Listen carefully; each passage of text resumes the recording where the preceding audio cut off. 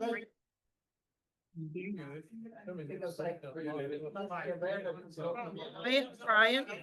hey, Brian, can you make sure that that microphone is turned up? Because we're gonna have people, yeah, because we're gonna have the presenters. Well, I didn't make it for you. And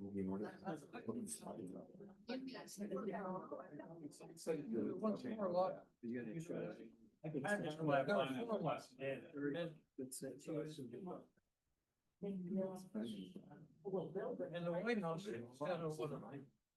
And then it's.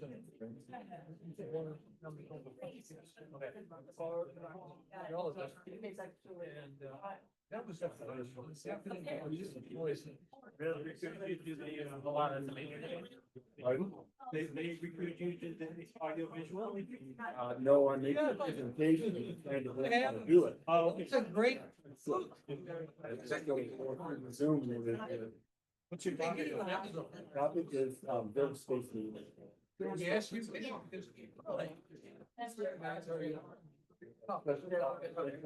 I'm on my knees. We're going in our atmosphere for this. Trees got cut down. Yeah. I have, I was the treasurer for 8 years. So I came, wow. It's followed that. It's been the one years. I swear to God. So. I came to all the board meetings, 8 years. I think I told you the one. Since it's been another 8 years. We're gonna be starting streaming, so if I can ask everyone to keep their voices down, the microphone does pick up the audience.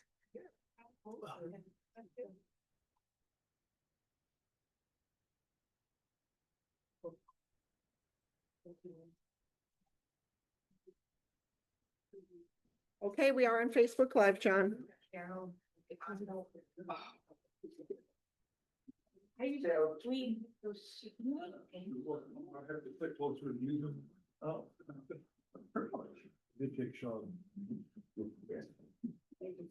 We are live. Welcome, everyone. This is a meeting of the Village of Strawberry Hill Board of Trustees. Tonight is Tuesday, May 20th, 2025, with a 7:01 p.m. Let's call the meeting to order. Julie, would you like to do the roll call? Yes. Oh, sorry. Letting people in the meeting here. President Imes, Present.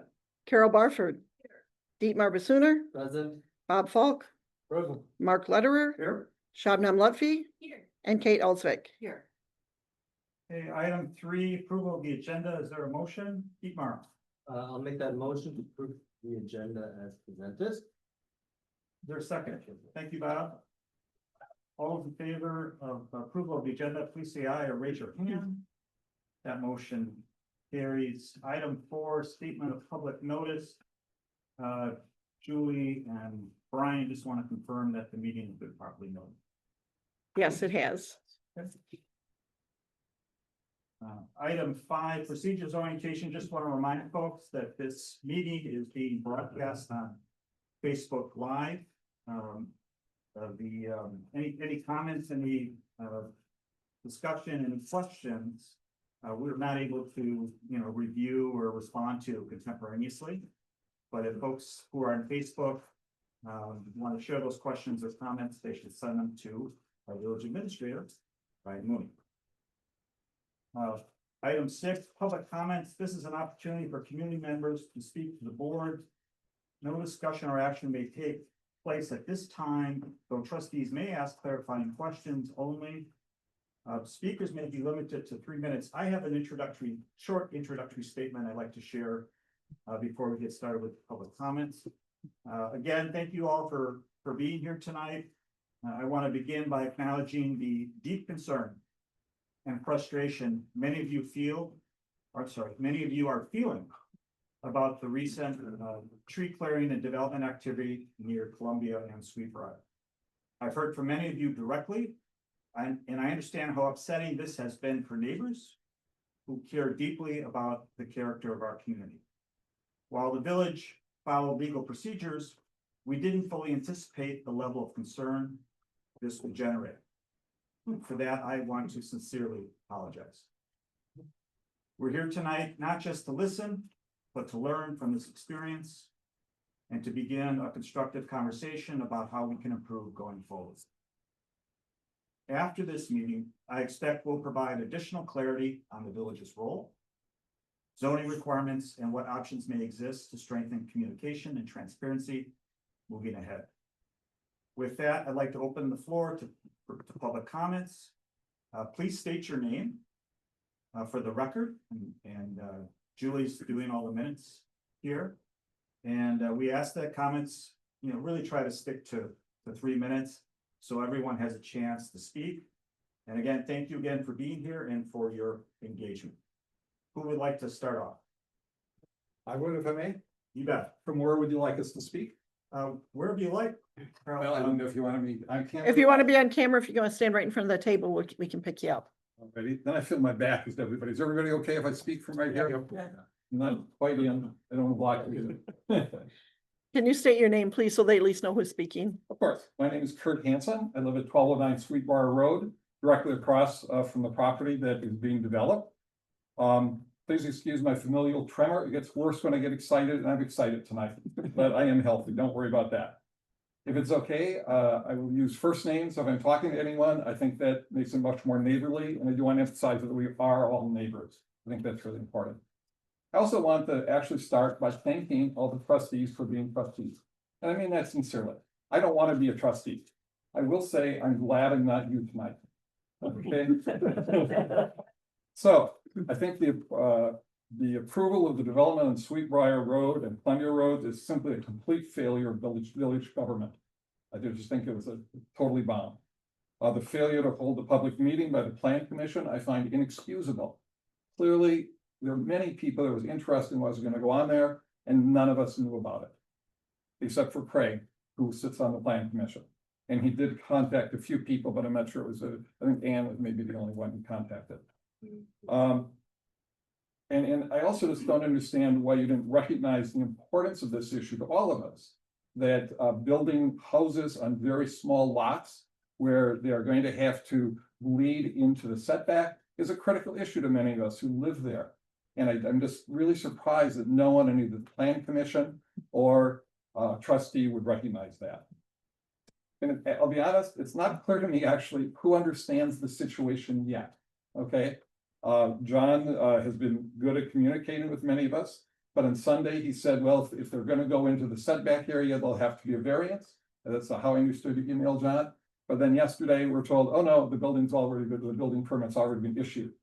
And to me, that's the key issue, is why can they build within a 25 foot setback from the street and not have to have any approval for it, other than this certified survey map, which none of us knew about, and seems to me just to be a back door for someone to violate our zoning principles here in our village. We live in a neighborhood of $1 million plus homes. The house next to me just sold for $1.5 million. All right, and it's got a nice yard and a big house, and we're going to cram these two houses into lots that I don't believe are big enough to build on, and certainly not big enough to build on if they have to meet the 25 foot setback requirement.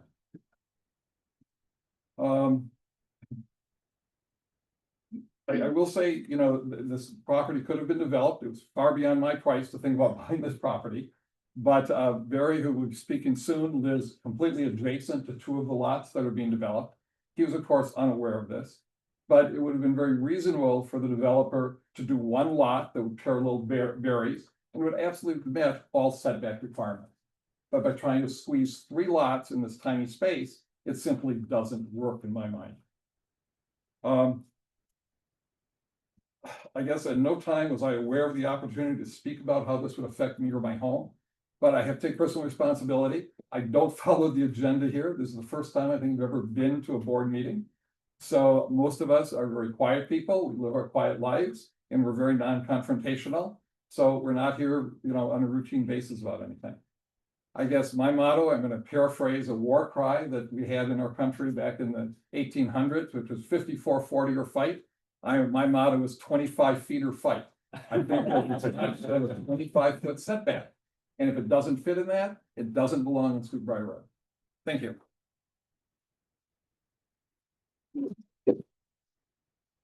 Thank you for, Barry, did you want to go next?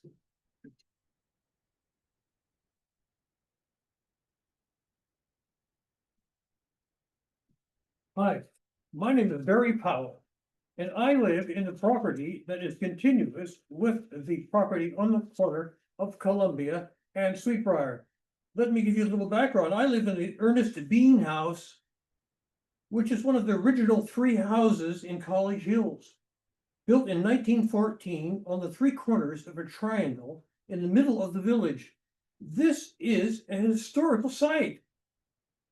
John McKenna lived in one of the 3 houses. But we're not working. Oh, yeah, but he lived in he built our house and lived in it.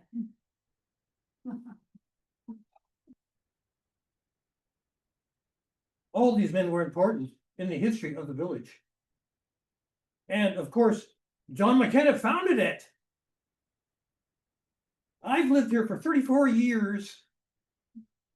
And always I've enjoyed the small copse of oaks that was part of the Hotchkiss property on next door to me, called the Beale Woods. Because Beale once lived there, woman. George Beale. George Beale, yeah, she was still there when I moved in. Yeah.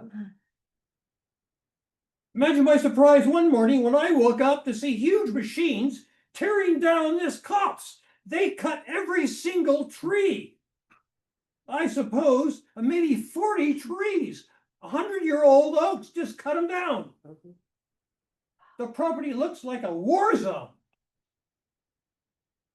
Now, these land speculators are applying for a building permit for 2 of these lots, as if the neighborhood has not suffered enough damage. I think the building permits should not be granted, which are not in any event within zoning requirements.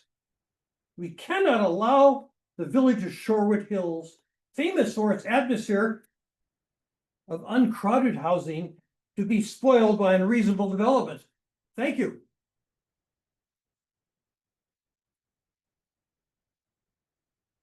Thank you, Barry. Who would like to speak next? Go ahead. I'll go next, because I'm the next house over. So I am Judith Kimball. I have been a professor in the Department of Biochemistry at UW-Madison for the last 40+ years. And I have been a resident of Village Hills for that same time, since 1983. We live in I thought it was the McKenna House at the corner of Columbia and Sweetbriar, right across from the Beale Woods, or what has been called Beale Woods and what used to be the Beale Woods. So we, my husband and myself, feel ourselves really privileged to be in Sherwood Hills, love the village, love the ethic of the village. I was looking up the ordinances and what the purpose of the governance is. And they are to promote the health, safety, aesthetics, and welfare of village residents. That's in the, right at the top. And as the owner of a corner lot, we were required to petition for a variance in 1998 because we wanted to build a addition that would go a few feet beyond the 25-foot variant setback. And we got it, but there was a lot of discussion and it was not unanimous that we should get that in 1998. But I thought the process was done really well. There was a public notice of the fact that we were asking for this. There was a public hearing. And I just thought that's the way things happen. You can tell that I'm not happy with the way things happen this time. So echoing what Barry said, imagine my surprise when my husband and I were out gardening and all of a sudden huge trucks come through, a lot of equipment, and they start cutting down the Beale Woods, which we had no inclination there was going to happen. This was just horrible. It was really horrible. The landscape was decimated by the next morning. It took them a day and a half to do this. We learned from our neighbors who came to view the devastation that the property had been divided into 2 lots and that 2 new homes were approved by the village board for construction. One on a corner lot that clearly could not come close to adhering to the setback that's specified in our village ordinance. What? Where was the public notice? Where was the public hearing? This is not the way we do things in our village. I mean, so I came this evening to say that I am truly dismayed by our loss of the Beal Woods. I am truly dismayed by the proposed construction of homes in the village that do not meet our standards. But most of all, I'm dismayed by the failure of our village administration to consult with its residents about a change of this magnitude. I mean, it's unconscionable to me.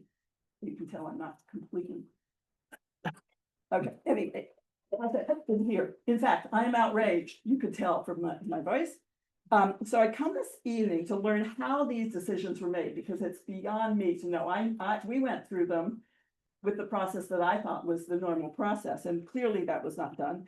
My understanding that the process was legal, but my strong conviction is that the process represents the antithesis of our village ethic of openness and consultation, and that the process, whatever it was, has to be changed. And I'm also here to offer my time and my effort. You know, I've been a professional for 40+ years. I would be glad to help work with whoever to make a change that would work with the village much better, because this didn't work. Thank you very much. Thank you, Judith. Other members of the public? Yeah, go ahead. Yeah, I'm Jim Quarters, and this is my wife Ann Pollock, and we live at 1218 Sweetbriar. We live in another McKenna house. McKenna was the original contractor for building all around that area. We live right next to Barry. We've been in that house since 1983. We've also gone through the same sort of construction issues where we had to obtain a variance for some relative to what's happened now, some relative small incursions into places where we shouldn't have done it. We went through the process. We got the variance. We did everything right. So I echo the feeling that this is it's really upsetting. It's upsetting to the sense of the history of the village, as everybody's all expressed. But it's also upsetting because even now, I don't know what happened. I don't know these building permissions. Are they issued to both of those lots now? One of them's for sale. We are they being treated differently? What are our rights to appeal at this point? Can any of these decisions be reversed? And if so, how do we do it? I have a feeling they can be reversed. And I think we're gonna ask for the board to help us do that, to take back some of the decisions to the extent that they can. All of you should go over to that corner tonight and take a look at that nuts. The soil is being washed out into the street. It looks like a war zone. It's very poor practices.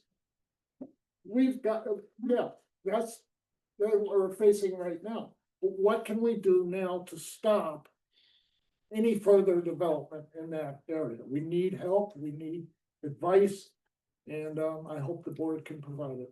And also, I agree with Kurt.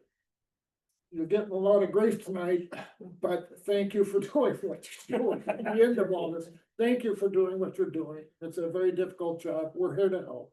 Jim, some of us will do anything in order to get people to the meeting, apparently. Well, But I just wanted to add just one little clarification. We can't speak in depth because the issue is not on the agenda, exactly. but I can tell you that an appeal is in process. It has been filed with the administrator. Who filed it? John did, John Clancy. John Clancy. But it was filed on the basis of lot 1202. There's two lots there. That appeal is based on one of them. So Yeah. that's confusing. Yeah, and I haven't read all the details on it, I just knew it come in late this afternoon. Yeah, and that's what we don't understand. We Yeah. just don't understand any of it. And from my standpoint, you know, I was, again, just clarifying, I was happy there was a process Yeah, for this appeal to continue to be ZA. okay, I just wanted to add that. okay. Scott has requested to speak, as a member of the public, we'll give you that opportunity, go ahead. So this is hard because I usually like to be like, the residents are right. And this is a little, and this one, I thought about it, but, and it's my job, so I'm walking in the line of fire. That's what I'm trying to say. I'm gonna walk in this line of fire. And the reason I'm doing that is because it's our jobs to tell the truth and to have difficult conversations. And so, and everybody's allowed to have their feelings. I will never tell somebody what they're allowed to feel or not. That is 100% justified. Obviously, you guys care about the trees, which is why you're here. But I think that the issue of the trees and the parcel being divided are separate. Because the previous homeowner could have cut the trees. It's on their property. Anybody right now, we don't have any ordinances on trees. So excuse me. Like, I think that there, as it stands, there's nothing that we could have done to prevent the cutting of the trees on private property. And if we are mad about this going into the future, what we could do is advocate for an ordinance on trees. That's one option. It's the setbacks. So now let's get to the setbacks. That's a separate issue. We have smaller lots, specifically in garden homes, which allow for development of smaller that have maybe different setbacks. So my understanding is the building permits were issued lawfully, and the setbacks for smaller properties are different than those that are larger. And if we all come out and rally for garden homes, and we can't have it that you can only have a small home on that side, and we can't have a smaller property on this side of the village. So the reason I think the plan commission and maybe the board approved this is because they were pro density. That people should be allowed to you should be allowed to live in Sherwood Hills and not be forced to buy a $2 million house. People should be allowed to have smaller properties with smaller. My concern at the moment was if I was a first-time homeowner and I was a first-time buyer, I might not know that I'm only limited to have a small house without a variance, and that it was clear they weren't going to get variance. So that was my concern. But we've talked a lot throughout the last few years about density of housing. We need more condos. We need different types of apartments. We need townhouses, and this is one of those. And let me see if I have anything else to say. So if we are angry about the lot sizes, we can change plans. We can do changes to the zoning ordinances moving forward. But the trees are we couldn't even move those trees, even if we wanted to. It's a mature tree that's 40 feet tall, unless somebody could tell It's me a how lack to of do that. transparency. Yeah. That we've been. Add more transparency. Tell anybody if they're gonna cut a tree on their. Yes. You should have told us that there was a certified survey map that was going to change the complete nature of our neighborhood. You did not. You did not. You did not, Mark, nor did you, John. You're on the plan commission. You should have seen what's happening tonight. You did not. You should have talked to the owners John? of the new house, and I did, Yeah. they're pissed. They So- moved in this weekend. They walk in the house, they don't see that part of the property, right?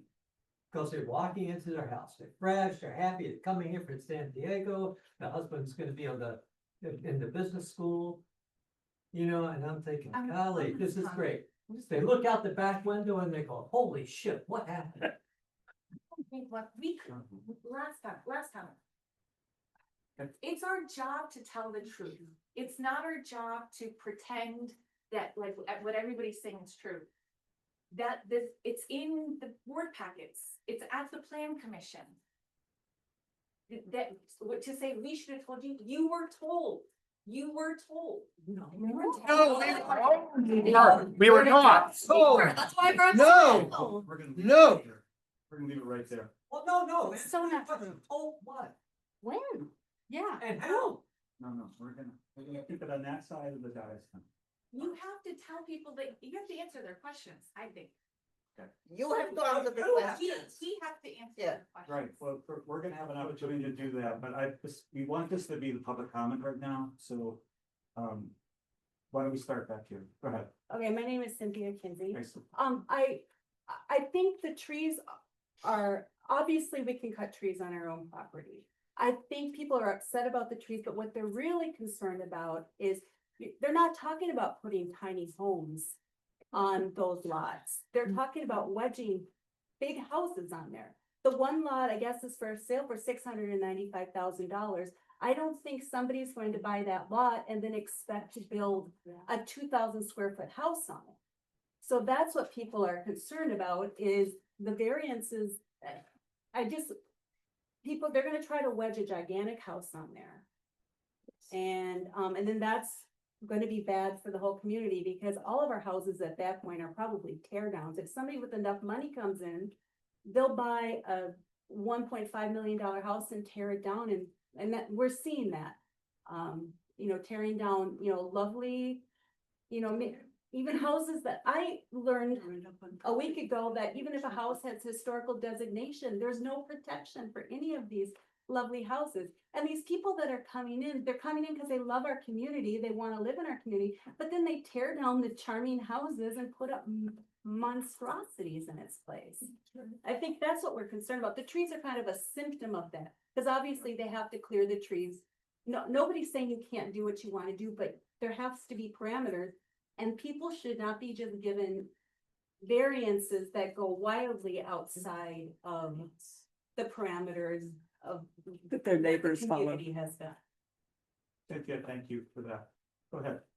First of all, I want to acknowledge that there is an exception in the village ordinance that allows for the Sorry, setback. could you identify yourself? Paul Lambert. Hi, Paul. Yeah. That allows for the setback of 25 feet to be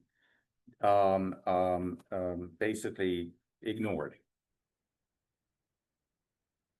That is the problem.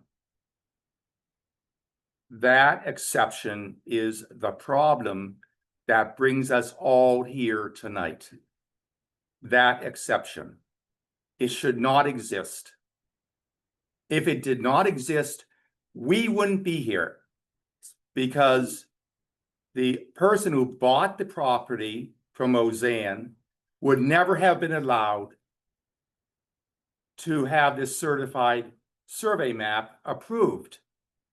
That is the major concern that I have with our ordinances. Now, there are other ones. But first, I'm going to tell you something about what is the current situation we should be dealing with. The individual who submitted the certified survey map that was approved by the village told the village that abutting property owners were given prior notice. I think, John, you said that in one of your emails. This did not happen. That's a complete lie. Barry, Yeah, do you agree? yeah. Thank you. Speak for the owner. Yeah, if I could just clarify, Paul, what I said was that at Plan Commission, I asked, and you can watch the Plan Commission meeting back in January. I asked, have the residents been notified on this? Had the neighbors been notified on this? And the next discussion went to our administrator, and he was in contact with the developer. And the developer had indicated that he was in contact. You should have documented it. It should have been documented. And the lesson for me is trust but verify. And I should have called Kristen Clancy or John, who I know a lot of you here, but he just said, hey, have you heard anything about this? I didn't do that. That was a failure. But I had asked that question during Plan Commission because, and I didn't know, and I've been in that village for 20 years. I didn't know Beal Woods. I apologize. It was a great stand of woods there. But, you know, we asked the question and I wasn't able to follow through. That's my clarification. I think Paul still has it. Go ahead. Yes. Yeah.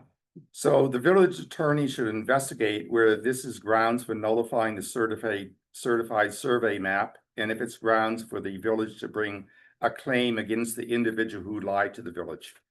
First point. Second, reevaluate the FAR for the current structure. The village engineer should do an independent assessment of the square footage of living space, including the finished basement and walk-up third floor. This according to Roseanne Clark, the original owner of the 2816 Columbia Road residence. If the current house on the newly created lot did not meet FAR requirements under village ordinances, then the CSM that was approved should be rescinded. Next point. At least what, I think we dealt with the building permits. I'm not going to go there. There's an appeal process. I agree that there should be appeal process for the other building permits if they have been issued. No. Second, we don't know right There's now. been one They're all building issue. okay. So secondly, what should we do moving forward? The Board of Trustees should A, eliminate the exception to the zoning laws that require a 25-foot setback on the front yard. Establish a requirement that newly created lots under a certified survey map meet the requirements for the existing front, side, and rear yard setbacks.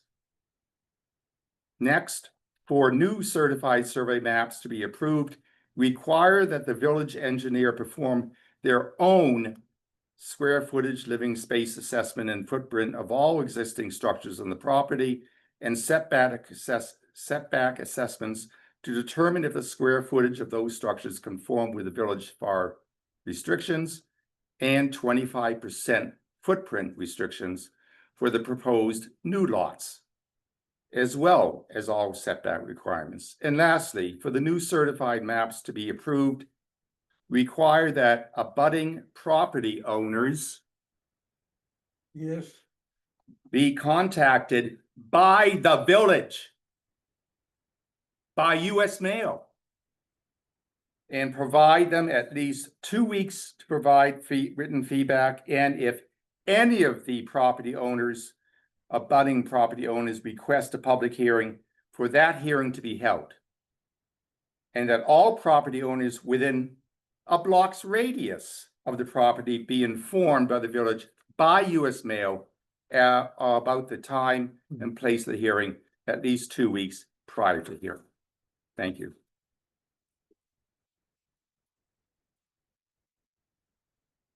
Can we email that to us? I was just gonna say, so, Paul, and in fact, if anyone has written comments or they wanna, there are a lot of detail here and this at the minutes. It would be good if, yeah, it would be great to have an electronic copy of whatever you shared tonight. He gave me this, I can scan it and send it to the board tomorrow. Okay, that would be great. And then, and if you have other questions, or other comments, even going forward, something you didn't think of, something you didn't know, or something that you learned, and you want to weigh in with the village, direct that information to Brian Mooney at the village. I'll just say something here. I think we should take the opportunity, given that all these residents came out tonight.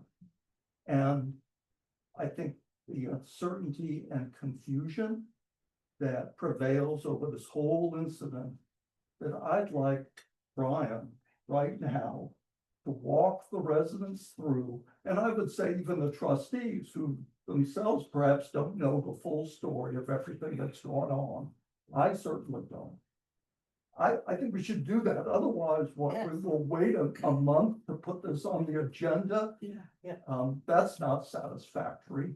Given the level of resident interest, I understand the board cannot take an action tonight because this wasn't noticed, but I see no reason why the information, the correct information, can't get out to the residents while they're here.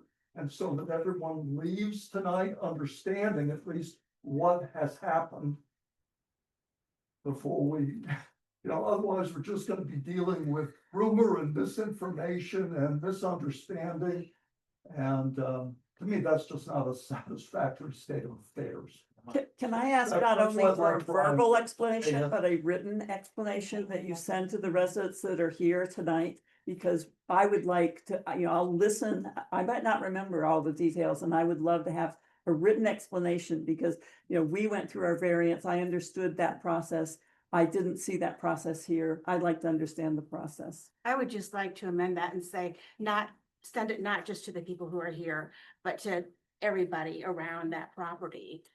Because the people might not have been able to make it tonight. I would also post it on the village website, because I think could be a problem in other parts of the village. Yeah. We have people who don't even live in this village, who want to come here and they want to buy property and they want to profit off of the village. They want to have outside developers from Wanakee build a house, make money, and then go on their merry way. And it could happen to a lot of these properties. I go for a walk now with my dog, and all I do is look at all the properties and see which one looks like it could be divided up.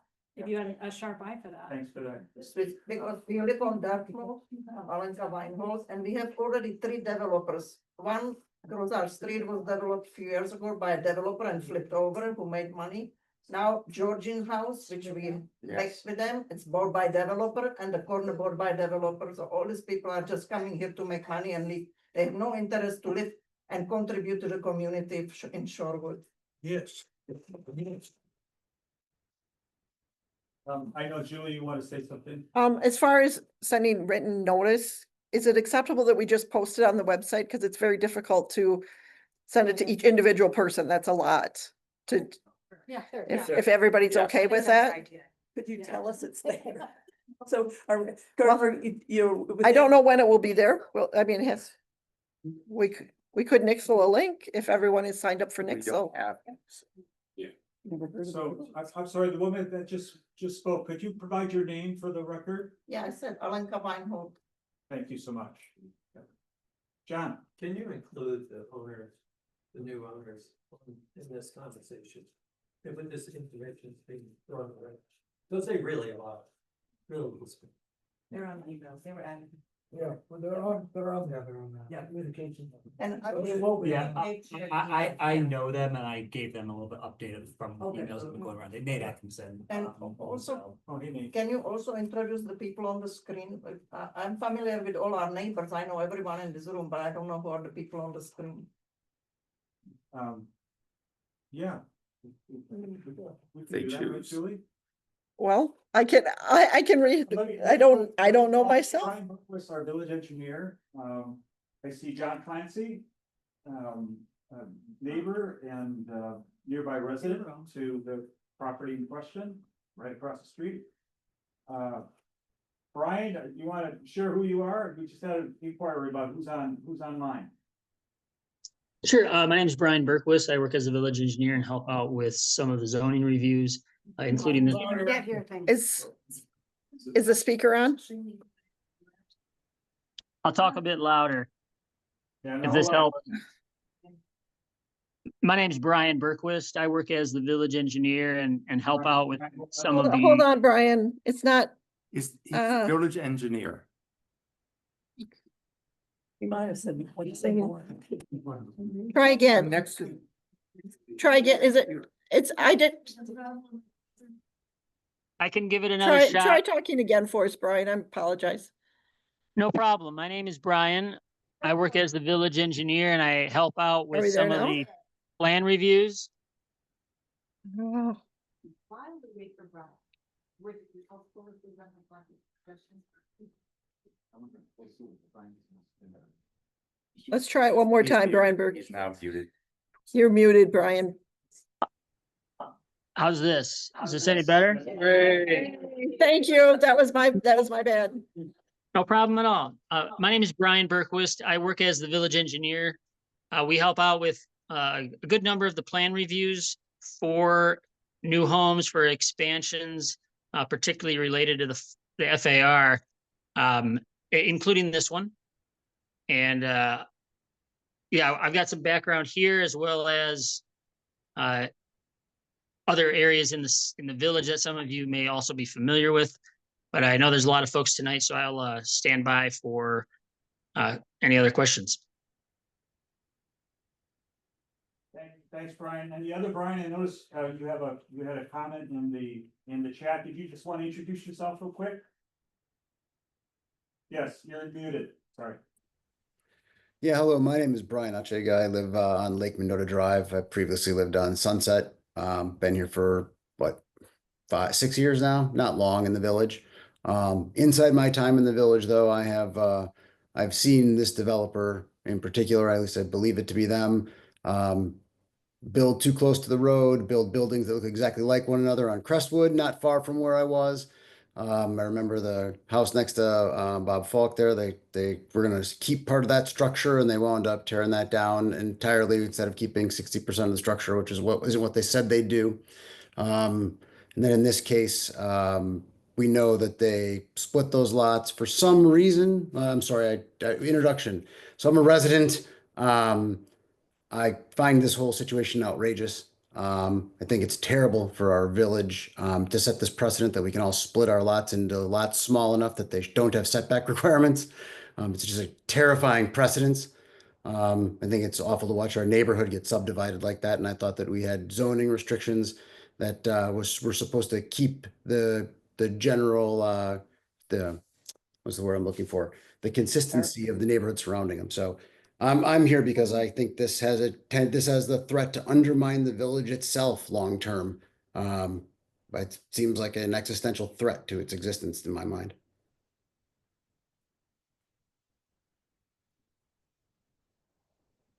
Thanks for that, Brian. Sure. I'm Brian Mooney, Village Administrator. Can you speak so louder, I'll- please? Speak louder? Can't Yeah, hear you. sure. Okay. Brian Mooney, Village Administrator. I will give you a really quick summary of how we got to the place where we are today. I will try to address a few of the questions. I can't speak to everything with perfect clarity, but I'll try to give you a quick synopsis. I received a certified survey map from the developer of the property at 2816 Columbia Drive. The individual did seek counsel from village staff inquiring whether or not a proposal to make different parcel properties from the existing property was permissible per the village ordinances. The zoning district that this property exists within is the village's R2 zoning district. And within the village R2 zoning district, the minimum parcel size that is required per the zoning code is a 5,000 square foot lot. This individual brought the village a certified survey map proposing three new parcels, leaving the existing home as its own fourth parcel. The three new existing parcels were, don't quote me on the exact number, but over 8,000 square feet, over 6,000 square feet, and marginally over 5,000 square feet. So per our village zoning code, everything that was presented to me from that standpoint was permissible.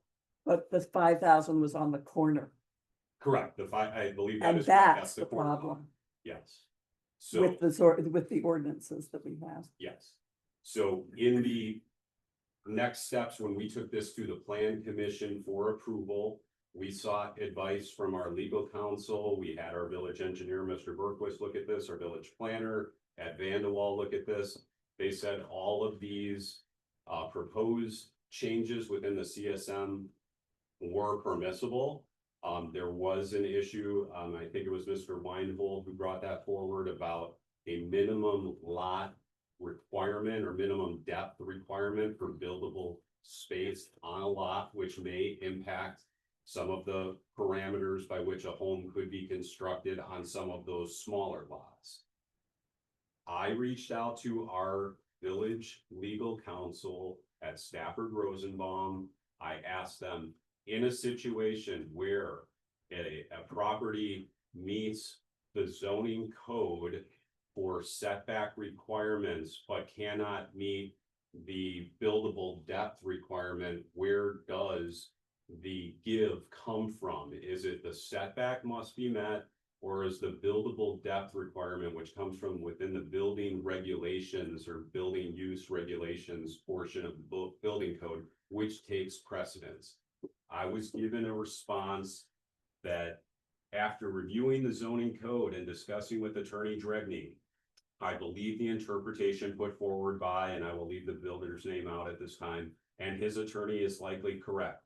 That is, the 25-foot front yard setback does not apply and or should be reduced to the extent necessary to provide the property owner with the buildable depth of up to 40 feet.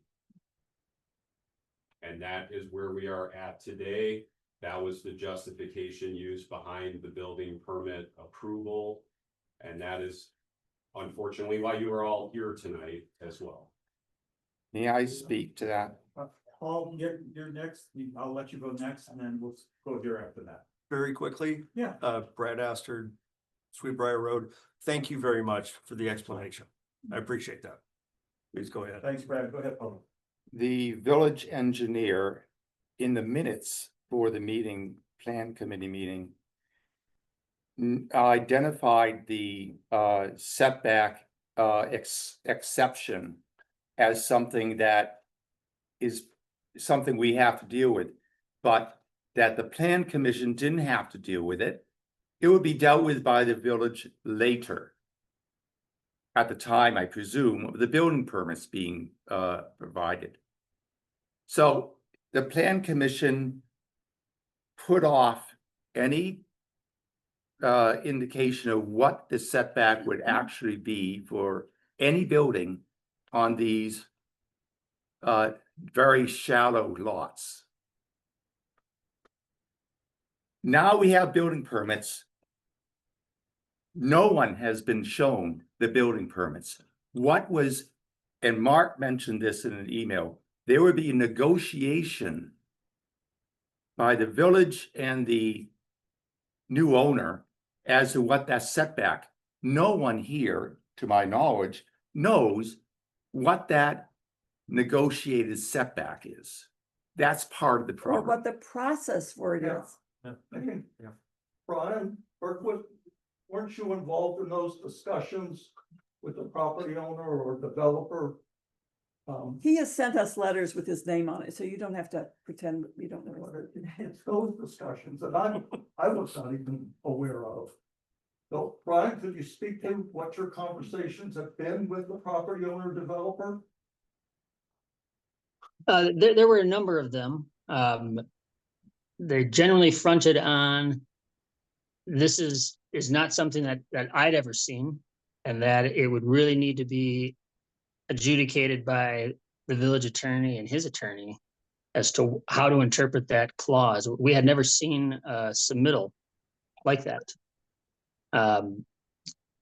As Brian Mooney indicated, the guidance from the legal team as to how to interpret that clause favored the building depth above front yard setback. So what was originally proposed was in fact a 0-foot setback off of the property line. Which is No. Right. So when we had to get our variance for ours being on the corner, they said the reason corners were different because of They the are. visibility down the corner, and therefore they were tougher on us. That is And correct. we think we got a 23, we got it squeezed by with 23, but not 0. Go ahead, Brian. If it'd be helpful, I could certainly provide a more comprehensive written response, but in broad strokes, there are corner vision triangles that are required. That is separate from the setbacks themselves. Those are just vision triangles at corners.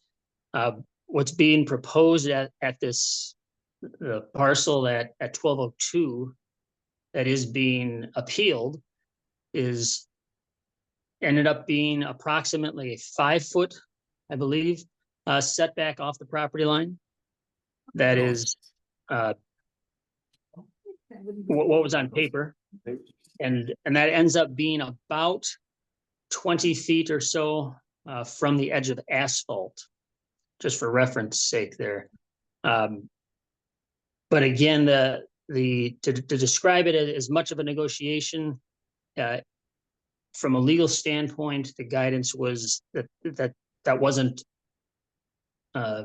required, nor grounds to deny a permit or deny a plan.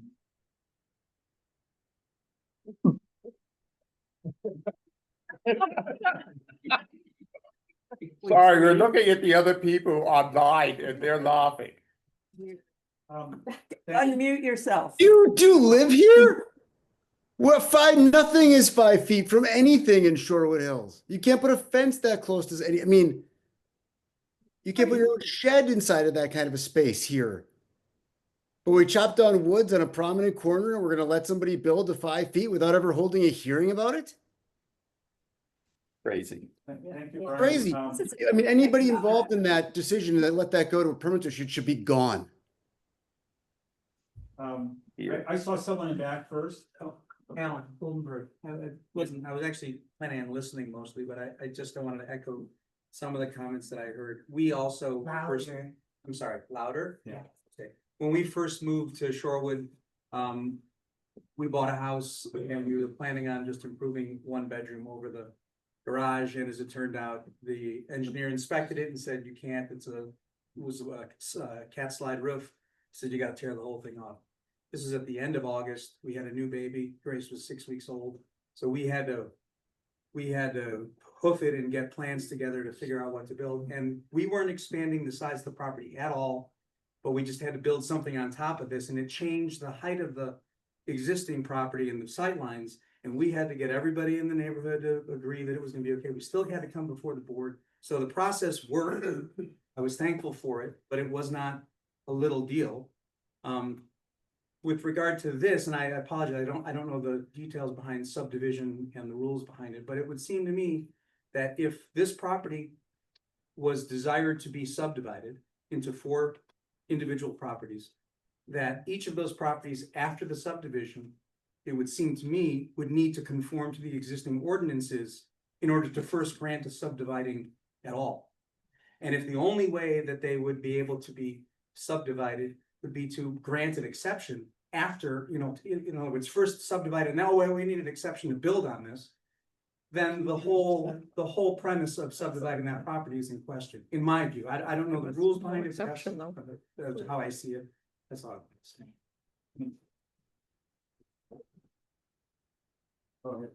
Well, we do have an attorney in this room, I think, sitting in the back, who could maybe provide some of his expertise. I don't need to put you on the spot. But the question is, if somebody wants to divide a parcel and it meets the requirements of the code, does the board have any way to reject it without reason? When we believe that if it meets the code, we have no choice but to approve, was that correct? That's right. We had no way to not approve the division. I guess I have one question then. So if you're saying if it meets if it meets the zoning code, but it doesn't meet the zoning code, it meets the zoning code with this exception after you subdivide. So that's my point, is leaning on the exception after it's been subdivided is different than meeting the ordinance, then subdividing it and then building. Are you talking about a variance? No, I'm saying the exception that's granting them the ability to build closer to the 25-foot setback to be waived. That seems to be an exception to the ordinance, not the ordinance itself. It's an exception within the ordinance. So the exception is part of the ordinance. Okay. It says. All right, that answers. It says you have to have 25 feet on the front and the back, 10 foot each side, except if the lot is so sized that you cannot you're not allowing for 40 feet of construction. I don't know when this exception was put in, but as Brian Berquist said, it's something that to anybody's knowledge has never been challenged or obviously none of us were really aware that this exception was in there. I suspect it might have been put in the past because the village did not want mobile homes or buildings of minimum width being built on lots. So the exception was put in that you have to have 40 feet of buildable depth. And so now, if you have 25 feet at the front of a lot, 25 feet at the back of a lot, plus 40 feet, you would need a 90-foot lot to comply. If you're less than 90 feet, which apparently this lot is, as Brian said, by law, we have to, and by legal advice, we have to give somewhere for the building. And the advice was to give in the front in the setback. Well, that's the part that I'm questioning. So if the owner of the property wants to subdivide the property, that's a personal decision. And I would argue, profit motive, but that's a personal decision. If the village were of the opinion that subdividing that property were not in the best interests of the village and its residents, would it have the standing to refuse that subdivision? No. Or could it refuse a building permit? You can subdivide it, but you can't Right, build on right. it. Yeah. You can build a We park. have to have grounds to refuse it. Yeah. I'm just trying to clarify. No, I Not an thank opinion you for either that. way. I appreciate Bob, I appreciate the. I just wanted to try to clarify. No, that was good. Appreciate that. I'm gonna go to Craig Weinhold next. Yeah, Craig Weinhold, I'm on the plan commission. When this was, and Brian Berquist, this is sort of for you, on the plan commission meetings. When the unease about this was brought up, Speak up, Greg. yeah, at the plan commission meeting, when this was brought up. It was sort of insinuated, since you'd never seen it, that any building permit would have to go through the zoning board of appeals. And that sort of gave confidence for people to vote for it. The next week, this was very rushed, the very next week at the main board meeting, the same message was sent, that that approving the CSM was not the end of the story. That was just gonna get this into the public sphere. And I believe at the main meeting, that was also the message that was sent. Now we find, though, that the zoning board of appeals was not involved at all. Is that something that the lawyers changed their mind about? Or I guess I don't understand what we were told on the plan commission and what the trustees were told is not what happened. And I think that's kind of the root of where things went sideways in this whole thing. I think if that had been part of this, if a construction plan had to go out, a public announcement about that, and if people would have had the chance to speak up about that before the trees started coming down, would have been a very different outcome.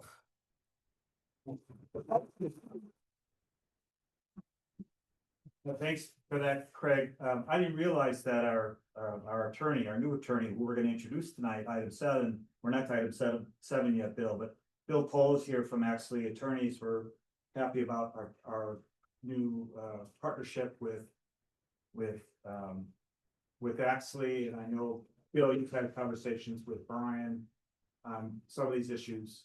Today, I'm not asking you to speak, but you should, if you feel like you need to, shoot up your arm, but I look forward, sorry to put you on the spot, but I look forward to introducing you later and giving you an opportunity to say a little bit about you and Axley, and also the process that we went through, the selection process. So didn't see you back there. Thanks so much for being here in person. Well, we're all here. Let's give them a hand. Yeah.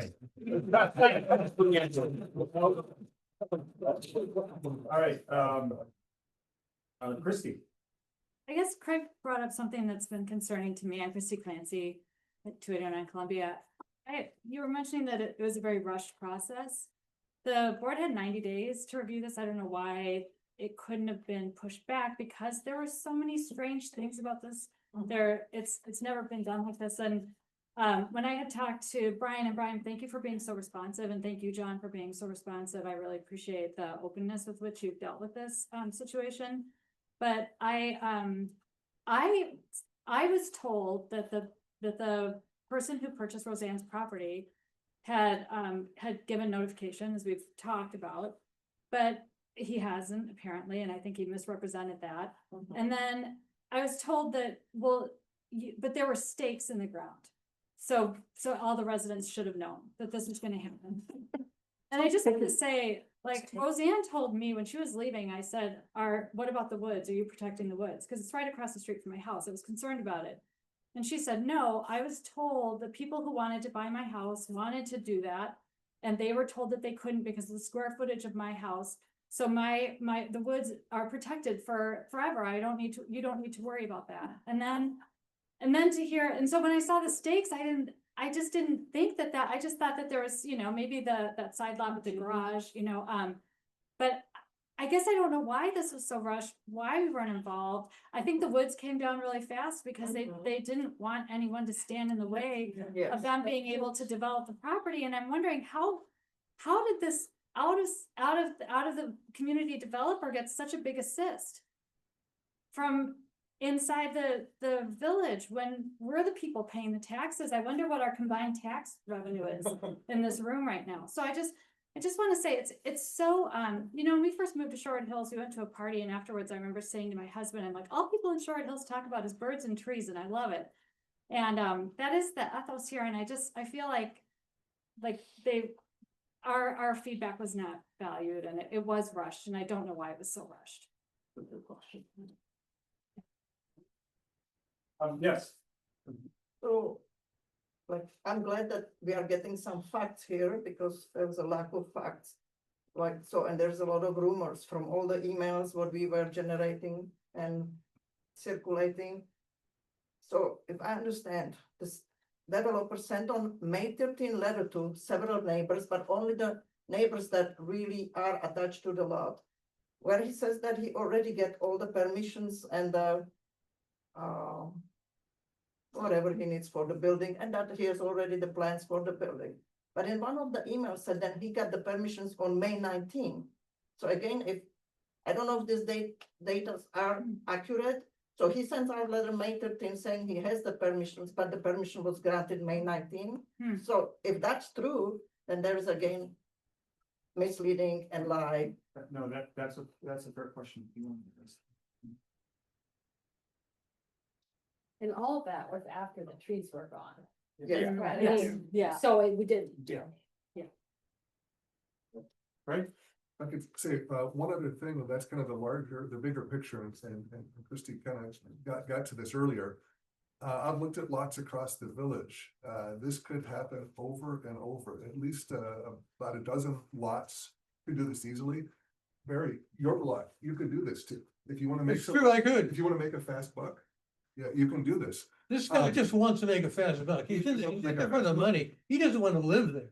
So I think it's not just the R2. R1 is also susceptible. To Shabnam's point though, we need to increase density. If this guy would have come into Roseanne's lot and said, let's have one more house. Let's subdivide it and have two nice lots. It would have still taken down trees. People would have been upset. But you could understand, it was a massive lot. It could have two Shorewood-sized houses very properly there. He went to every single corner to get it down. Those two of the lots that are going to be, they're in the top three smallest lots in R2, 400 houses. They're the two smallest ones. Every possible corner, this 5 foot setback, maybe 0 foot. That's kind of crazy. But if he would have come in and said, let's do some smart development, I think people would have probably come around. They would have been angry about losing trees, but they would have said, yes, we understand. But his approach has been, a wake-up call. And I think we need to think about how to be defensive with changes to our zoning code to anticipate this and to cut off the opportunities for these while still allowing people to build as in a responsible manner. And if I could just our house is on the market, and somebody emailed me and said, I want you to know that I was at the open house, and somebody asked if because your house is on the National Register, if it could be torn down because they wanted to tear down our house and the other house, and I don't know how to keep someone from doing that, and so what do we do, not sell? Because I don't want the trees to come down, I don't want our house to come down. Our house could be divided into 3 separate lots.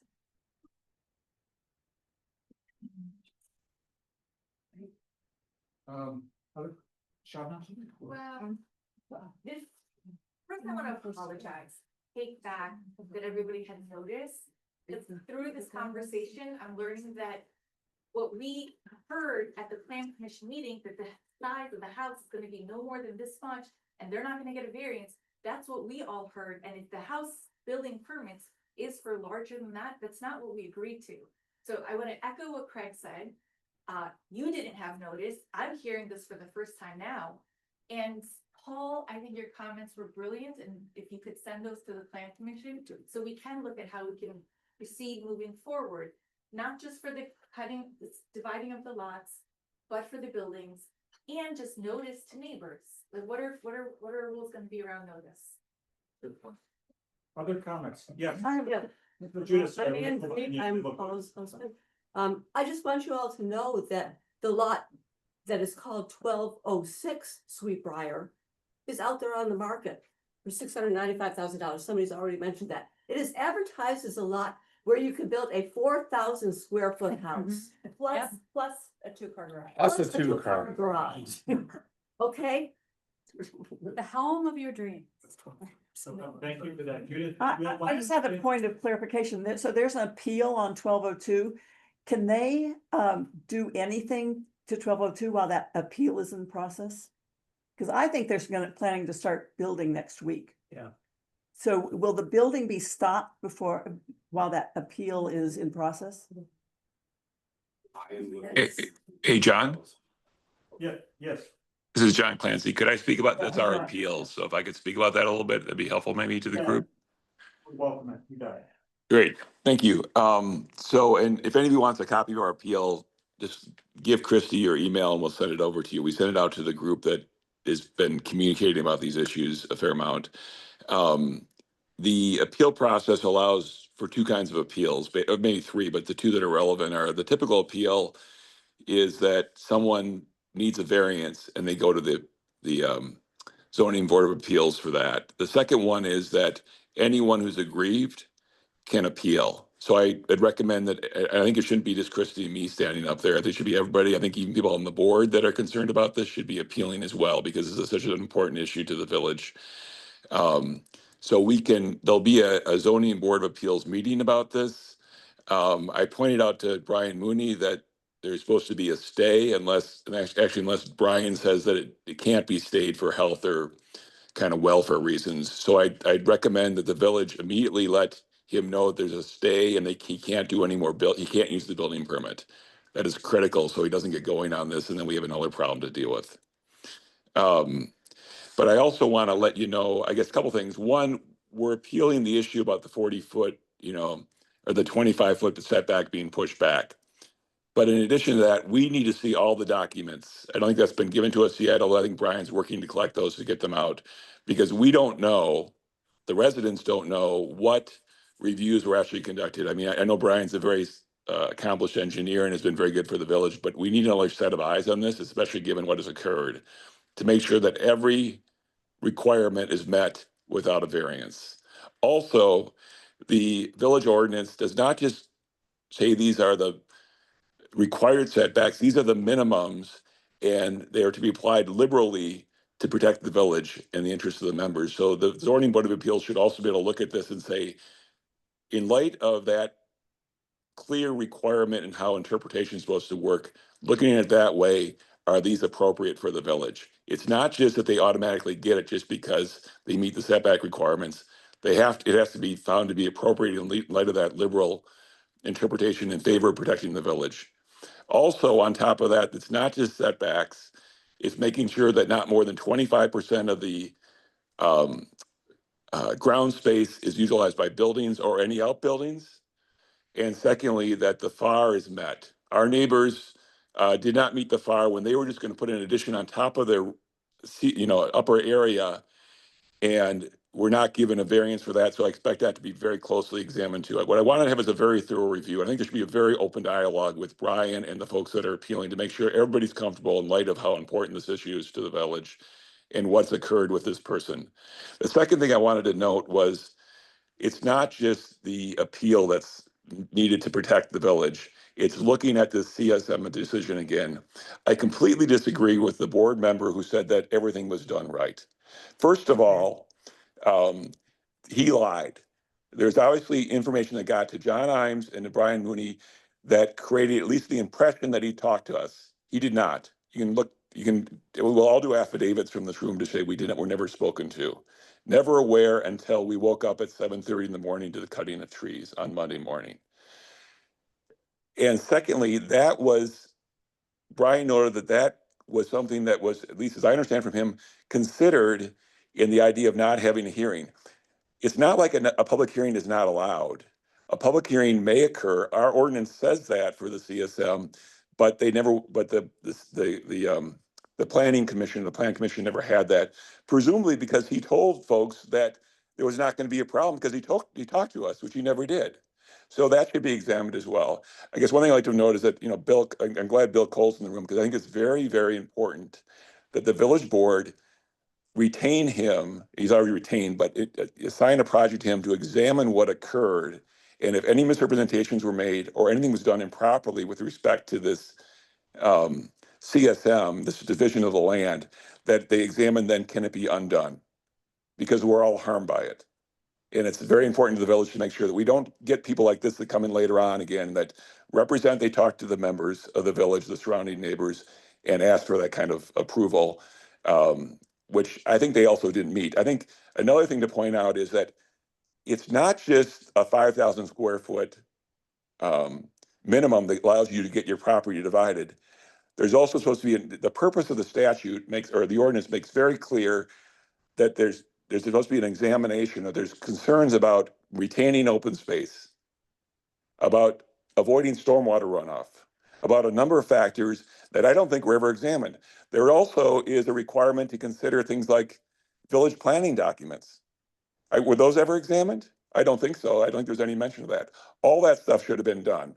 So there should be an examination of whether this should be overturned as well, especially given the fact that he either explicitly or implicitly misrepresented that he spoke with the members of the surrounding area, which are the most impacted folks, in which if I were on the board or on the planning commission, I would expect him to be honest about. If he's dishonest in any way, it should be overturned. Then on top of that, there needs to be an examination of whether the remaining property with a house on it actually met zoning codes. One question is, are all the setback requirements met? I don't think so. Looking at the side of the house and how close the trees are cut back to the house on that one side, on the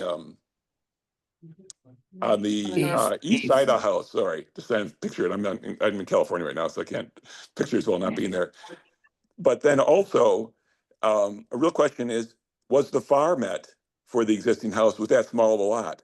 When you have probably the largest home in that area, not meeting the size of this now very small lot, especially when the neighbors across the street couldn't meet the FAR for a mild expansion of their property, I think there's a very good chance that house is perhaps 12,000 square feet in size when you count the basement and the third floor.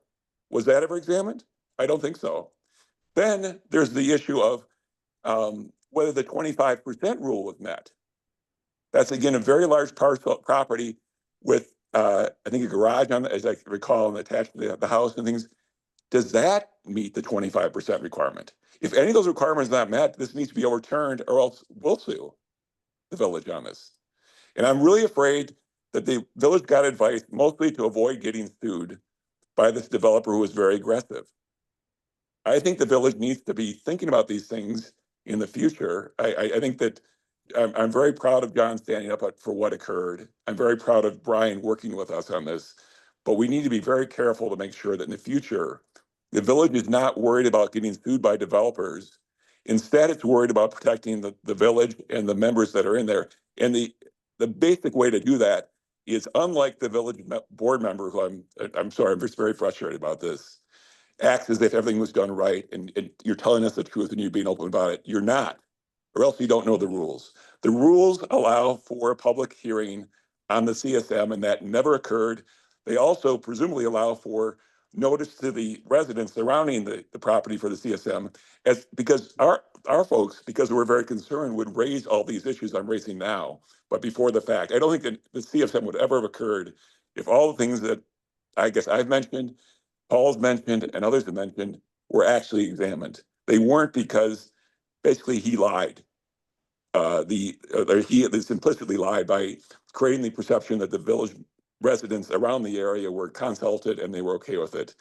Which, frankly, if you guys had known this was this sensitive property, you probably would never believe him anyways. But he definitely created the impression that you didn't need to worry about a public hearing because he reached out to all of us. So that's it for me. Thank you. I've also sent many emails to Brian and John. John and Brian, can you include those in the record, or do you want me to send them separately? But there's most of the stuff I've said before, but we've got to have a full examination of this. I think it's critical that the village board have the new attorney look at this, because I think everything was done improperly. John, if you're willing to provide it in writing, I think that'd be helpful, so that nothing, nothing slips through. Okay, great. Okay. So Do can I see I, Mary in the back too? Judith, can we? yeah, Go ahead. I'm Mary Wynn on Dartmouth Road. Yeah. I really appreciate all the comments that folks have made. I just want to come back to the trees, because I know there are a lot of things going on tonight. There's the setback, there's the variance, all that stuff. The reality is these incredible trees are gone, and they are gone forever. And it doesn't matter how much money anybody has, the village budget or the developer, you cannot buy those trees back. I really want to urge at some point, perhaps as the discussions around this ordinance change or statute change or whatever are happening, I really want to encourage the board and the citizens to seriously think about measures to put some limits on what people can do to trees on their own property. I know right now there are no limits. There are many communities around the country that do regulate what owners can do to trees of a certain size or whatever on their own property. And I think this village is a great place for us to consider something like that. Frankly, the houses are gorgeous.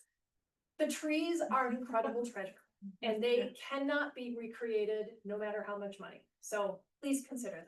Thank you. All right, we're gonna go to Kathy Brock, and then we'll go to Judith after that. Kathy? I'm Kathy Brock. I live on Dartmouth Road, sort of catty corner, plus a couple of houses away from the devastation.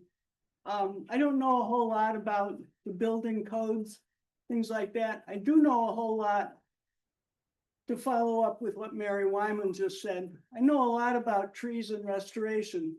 I happen to own a state natural area that we've been working on for 30 years. Can't believe it. Anyway, Shorewood has so little left of its original wonderful forest. There are areas that have old oak forests. Up Black Hawk, a lot of those trees are still there. This area that we're all worried about was a small pocket of original oaks. They're 3 feet in diameter. I haven't counted the rings, but they're more than 100 years old. They're maybe 150 years old. You know, Shorewood's only 100 years old. Those houses are close to that. So the trees were there. And it sounds silly, but my feeling is that we don't really own the trees that are on our lots. Those trees were there before we were there, before the houses were there. And to second Mary, we ought to have some sort of we've all been thinking that, oh, you don't have to worry about the trees. Nobody's going to cut down an oak that big. Well, look at Crestwood. Two large houses were put in, and big oaks were taken out in that lot. They didn't have to be. If you can fit a house in and among the trees, that's not my choice either, but we shouldn't be just wantonly mowing down.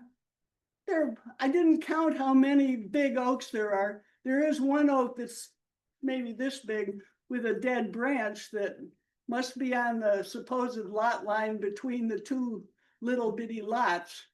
But I mean, that's a young'un. You know, but I just wanted to second the people who have strong aesthetic feelings about what makes Shorewood so great.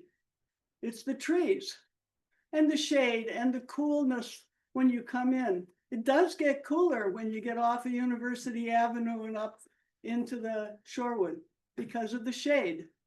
Yeah. And so that would make I mean, it sounds like we're trying to run people's lives if we don't let them do what they want in their yard. On the other hand, you don't replace those. Oh, well, you know, I know all about Oak Savanna restoration, for example. Yeah, we can replant. Oak tree this big is probably 10 years old. Well, in another 100 years, it'll be this big. So but we won't, you know, they're worth thinking about. And I like the idea that we don't own those trees. They own the village. They were here before any of us. And they should be allowed to stay. Thanks, Kathy. Oh, go ahead. Yeah. Hi, I'm Nancy Volt. I live at 1240 Sweetbriar in the house that my parents built in 1938. So I've been in the neighborhood for a while. I think a lot of other people have mentioned a lot of the concerns I had. But I think one of the concerns I have with some of the comments from the board is that we need more income from housing. But there's also the ethos of Shorewood, what makes it a separate, special community. And I think a lot of that is the woods and the cooperation among neighbors and just being open about things. I've been involved in one variance discussion some years ago, and I think in those previous years, people paid more attention. There was more public input because the village informed us of what was going on. So I feel that right now, we're not being informed enough about what's impacting our lives. And that we should also tighten up some of our regulations so that you can have, I mean, if you have 5,000 square whatever for a minimum property and you want a variance of 25 in the front and 25 in the back, you're never gonna get that in that size. So maybe we should extend those sizes. Because if one developer gets his foot in the door, all the rest will be around there looking to do the same, and we'll be chopping up our village. So I'm just, Thanks for that, Nancy. We are gonna be talking sooner or later about our new communications ad hoc committee later on. We've got some folks we're appointing for that. We've got two co-chairs with Kate and Shabnam, and they're gonna be tackling a lot of how we can do even a better job getting the news, getting the information out to residents, hitting you guys 3, 4, 5, 6 times to avoid that. Craig, give you another opportunity. Thank you. Just on the subject of the trees, in case we don't dislike this developer anymore, I was out there with my measuring tape before this meeting, and a good number of the trees that were removed would have been in the backyards of these proposed houses. They weren't being removed for their plants. They were in the 25-yard rear yard setback. It was just indiscriminate, wanton destruction without regard for anything. It was a race to cut these trees down because the guy knows this was gonna happen. And I just find that despicable. If I was a homeowner buying one of these lots, I would want a tree in the backyard if that was an option. So to have someone destroy it before I had that choice, that's yeah, beyond words. Thank you, Craig. Go ahead. And as Kathy said, you know, these were 150 years old oaks. Oaks are very slow growers. Yes, you can put a maple tree there that grows like this, and you will have a big tree in 10, 15 years, but it's not the same. And oaks provide the most food for birds and animals in this area. Correct, what was the number, do you remember, 5,000? That's thousands. Thousands, no, not maple, not other trees. So can I just ask one last thing? Good. On Thursday night, the developer is going to give us a presentation about what he plans to do. That meeting. It's been what? postponed with a- Thank you. That in the message I put on the website, to summarize what I spoke to tonight. That meeting has been postponed pending the appeal going through the ZBA. Thank you, thank you, thank you. I thought they were gonna start building next week, and I was just terrified. wouldn't come The ZBA meeting won't be till July. The soonest it can be, would either be late June to early July, but the scheduled date, I think, is July 19th. Okay, Yeah. thank you. So I'm, And I'm gonna go to Mary next, but we do have a big agenda. But we are definitely interested in what you have to say tonight. And if there's something you forgot, as you wanna email it, provide any written comments. Call me, call Brian, I'd be happy to chat with you and understand your concerns. I'm gonna go to Mary first, and then you, Craig, and then we'll see if there's anything more, and then we're gonna bring it back over here and get through a pretty significant agenda. Mary. Thank you all for spending so much time on this and hearing our concerns, and giving us the information. The final thing I wanted to say is somebody that I know saw the tree destruction and said, well, there it's done, so we might as well just build the houses. And I just want to implore everybody who is part of the process of deciding whether or not this is appealed or the building permit, please do not let the fact that the trees are already gone influence the decision around whether this person gets to build the houses or a house, okay? Because that creates a really, really perverse incentive to come in and do, I think, exactly what Craig said, a race to just knock the trees down and create this kind of tabula rasa. We don't want that in our village. Okay, that's all. Craig, did you have one more thing? I just wanted to, there's obviously a lot of emotion and a lot of things have been said and written. I understand social media is full of all sorts of things. I just want to say, John, I support you. I think you're level hand. You know, I think you hear everybody well, and you've done a good job of articulating this and communicating. I screwed up, Craig. You screwed up a little bit, but not too bad.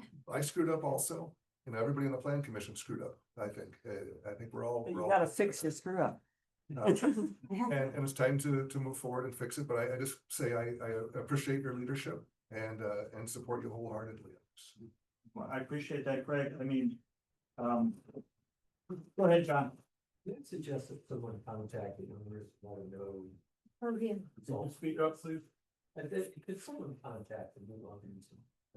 Are you talking about the owner of the house? or Yeah. The baker. No, It's the same. Oh.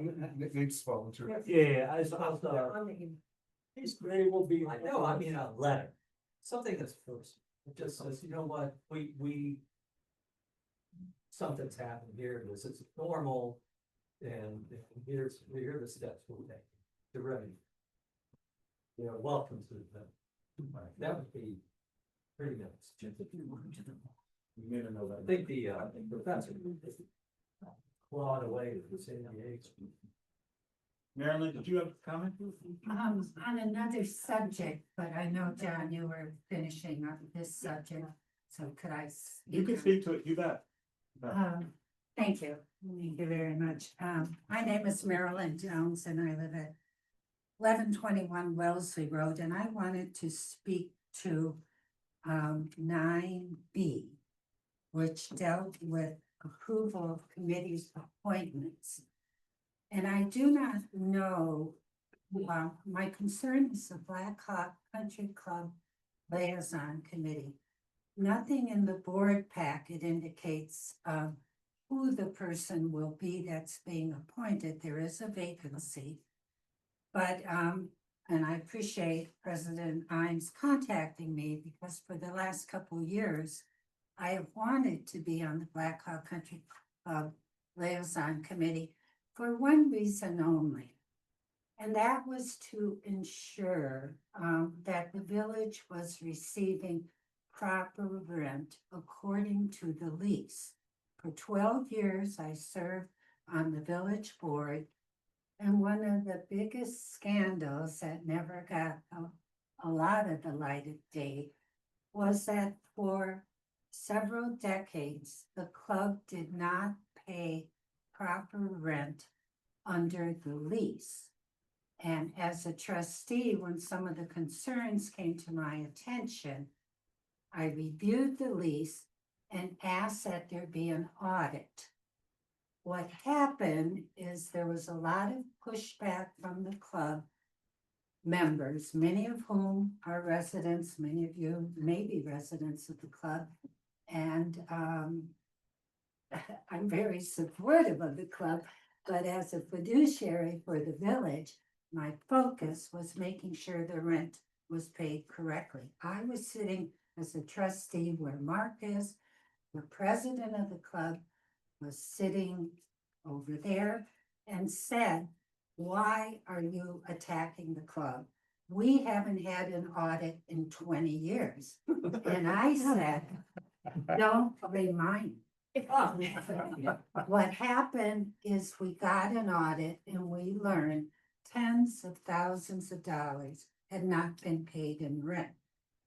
More than that, when part of the pressure I felt as a trustee was getting emails and getting a lot of people focusing on me and hollering at me here, saying you have a vendetta against the club. I said, no, as a lawyer, I'm just representing my client, making sure we get what's due under the lease.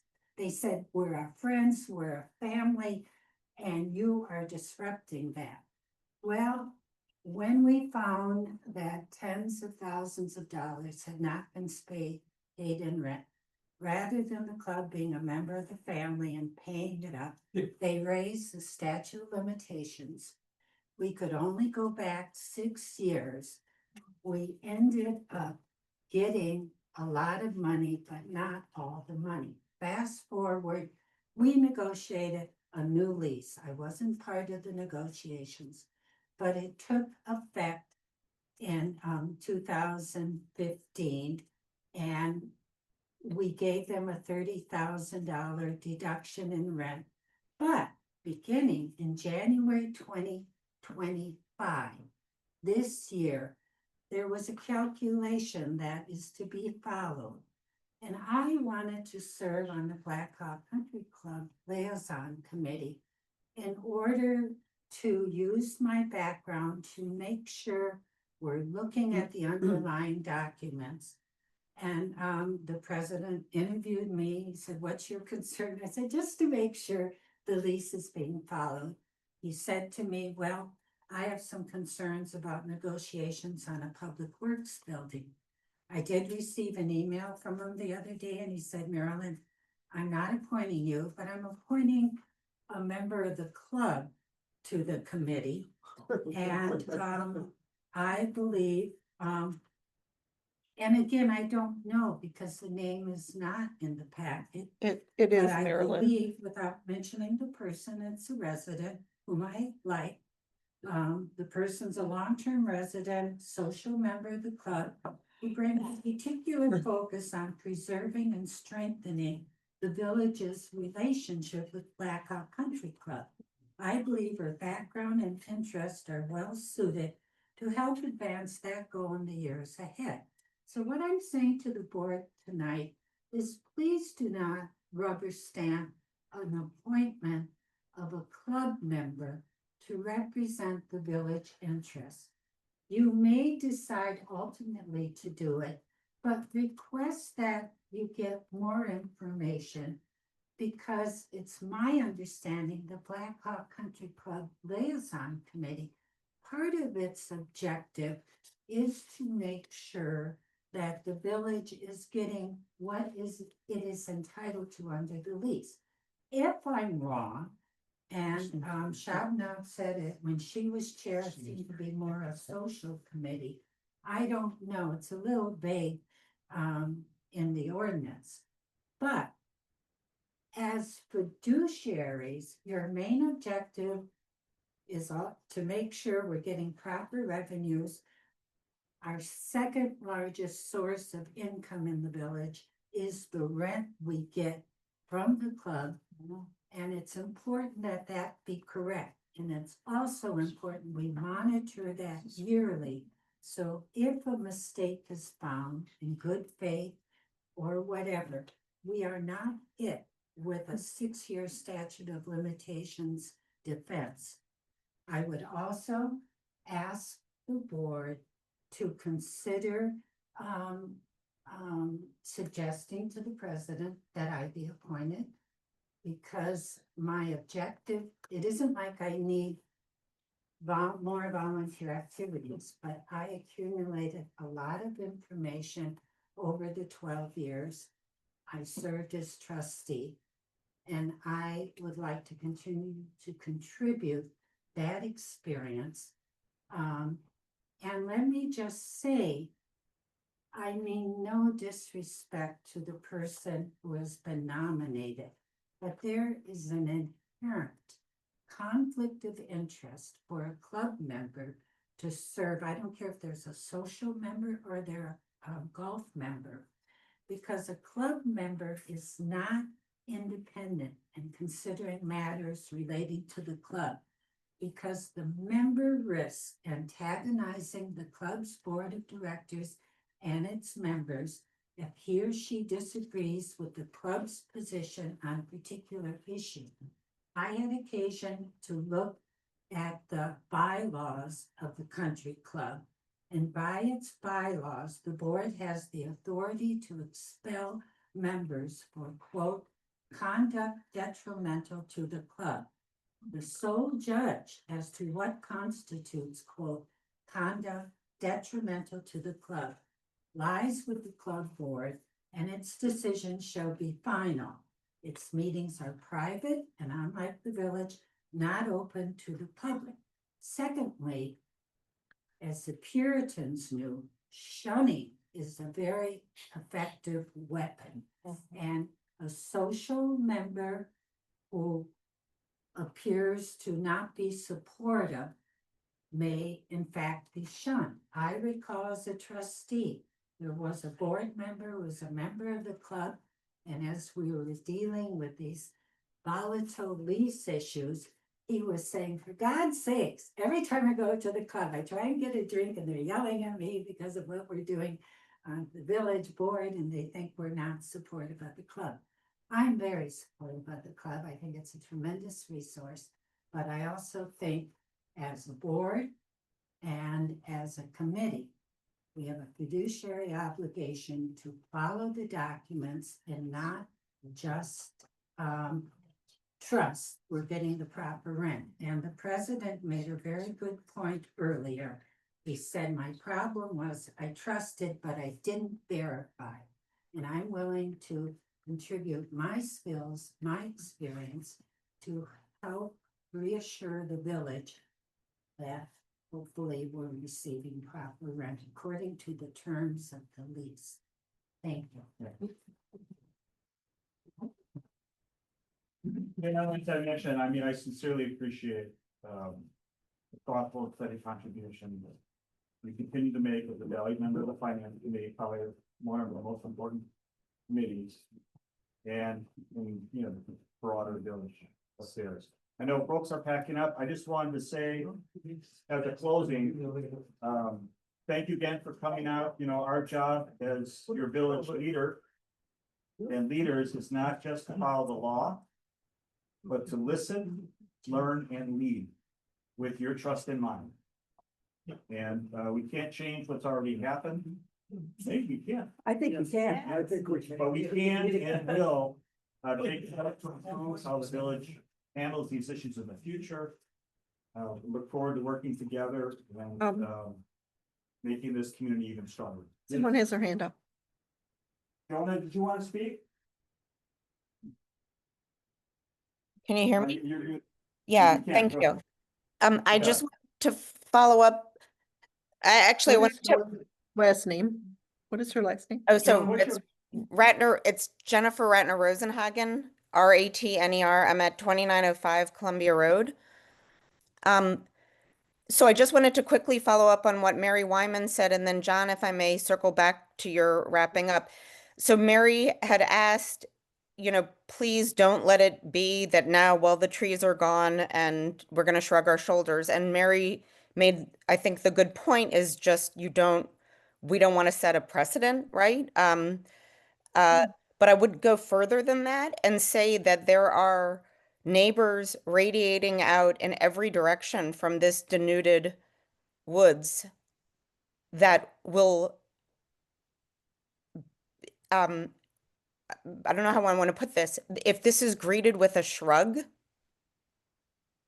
you know, we have a hearing tonight and then a shrug. That would be terrible for the well-being of the village.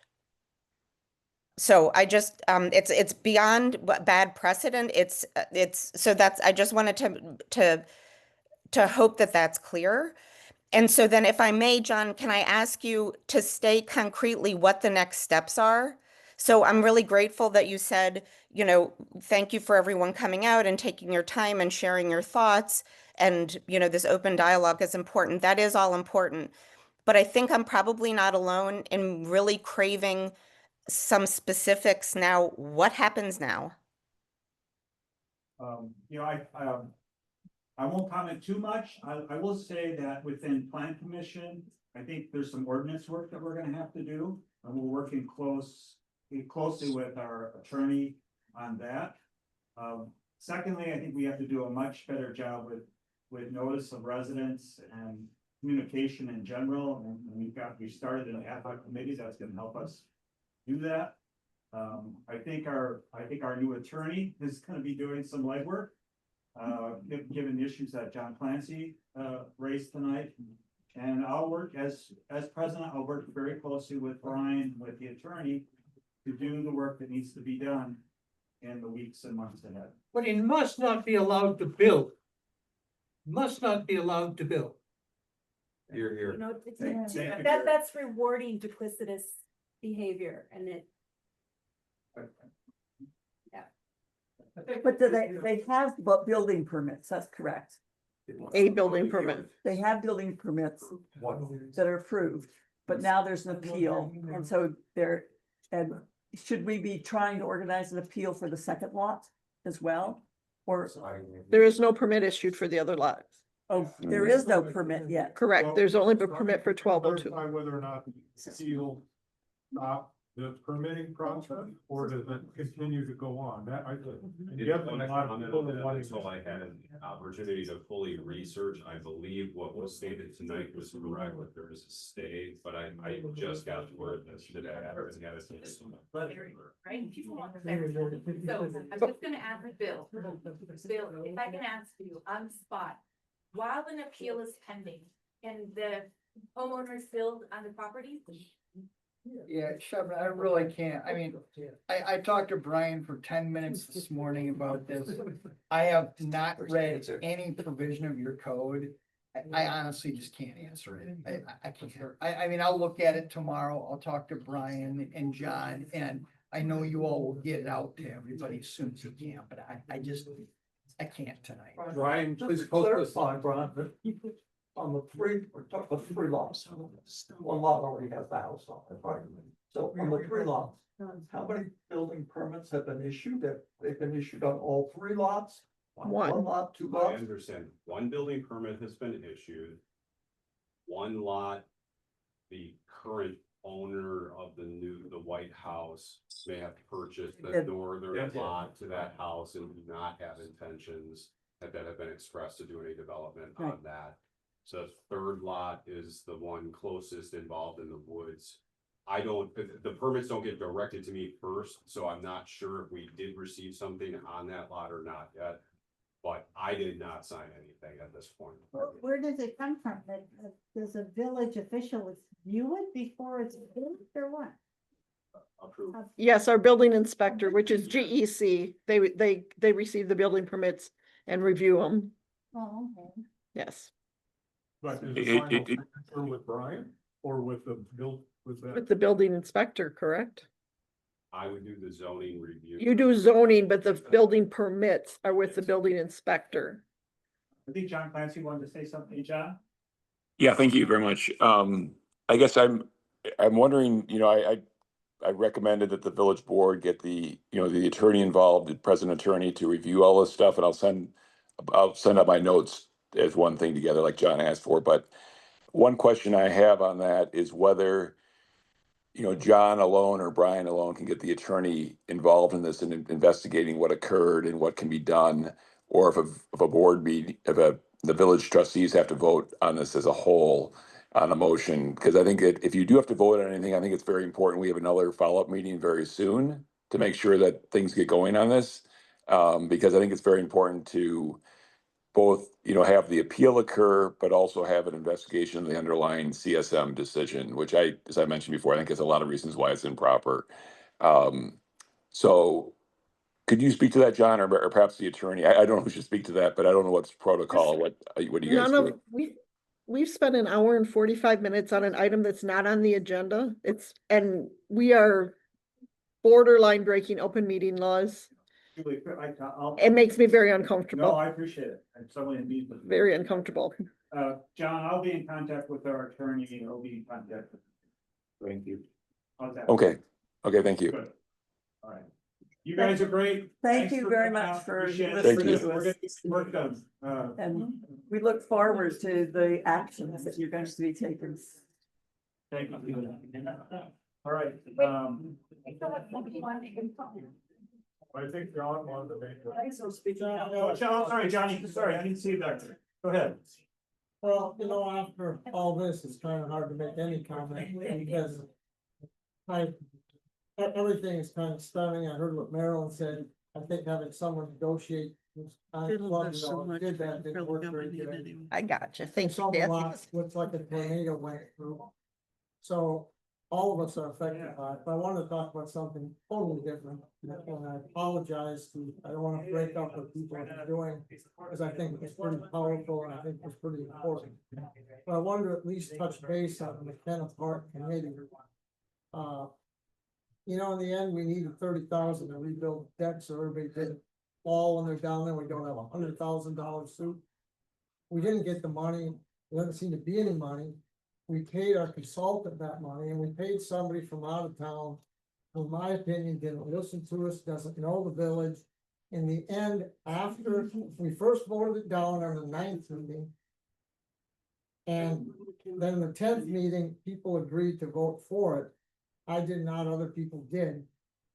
If they could write criticisms of the plan, some of the criticisms were really quite strong. I think all of you should read those. I did. I mean, this company was so uninvolved.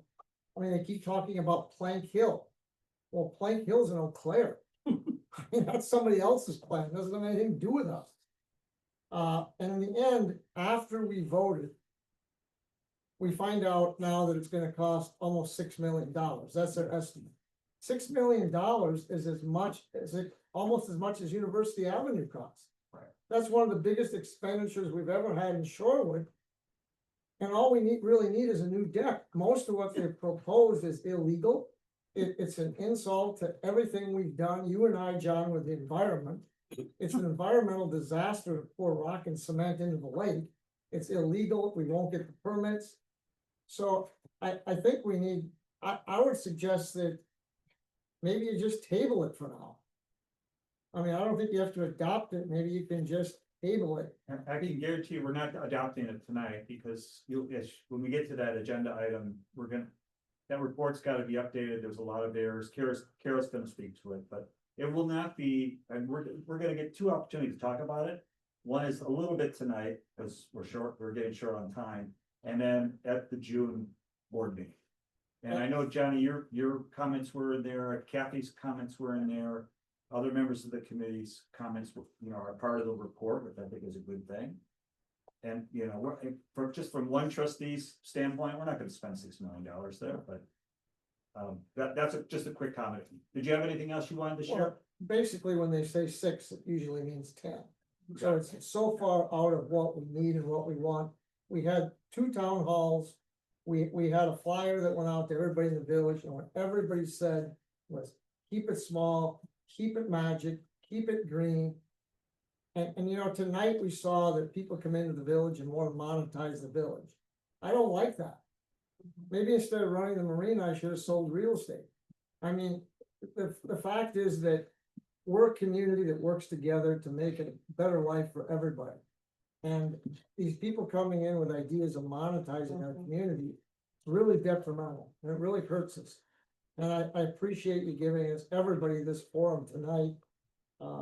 Mary talking about the trees, she's right, you can't grow a tree back. And so please think about what everybody said tonight. I think these were really important comments.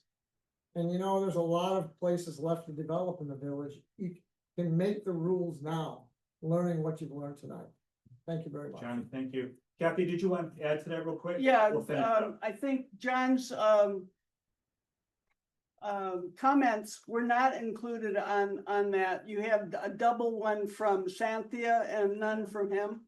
So you should check, All that's gonna be corrected. yeah, and Kathy, if I could interrupt you just for a hot second.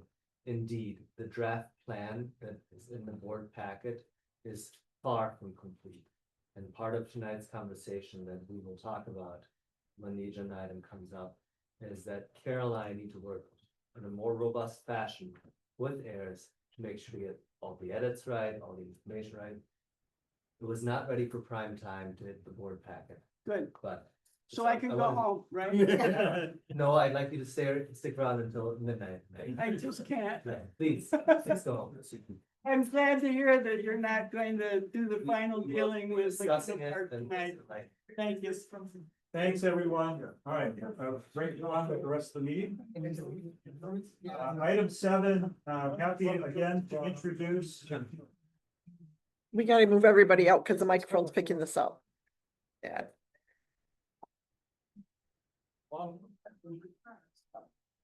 Brazil, you're up.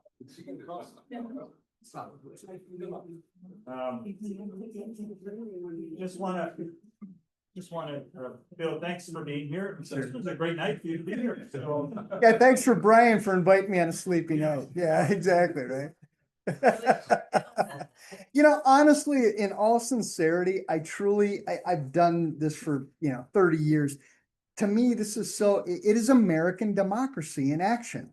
And I sincerely always say, if the federal government acted like this, the country would be such a better place. I mean, they were passionate, you heard them. It's what makes the country great, bud. We appreciate that. Well, actually, gave us a great presentation. We had a great discussion in this room. Shabnam was one of the reviewers, former village president, Dave Benferato, our judge, Felice Orsi Rudin, and I, and Brian. And I know we talked about, the firm background, we talked about your technical qualifications and experience.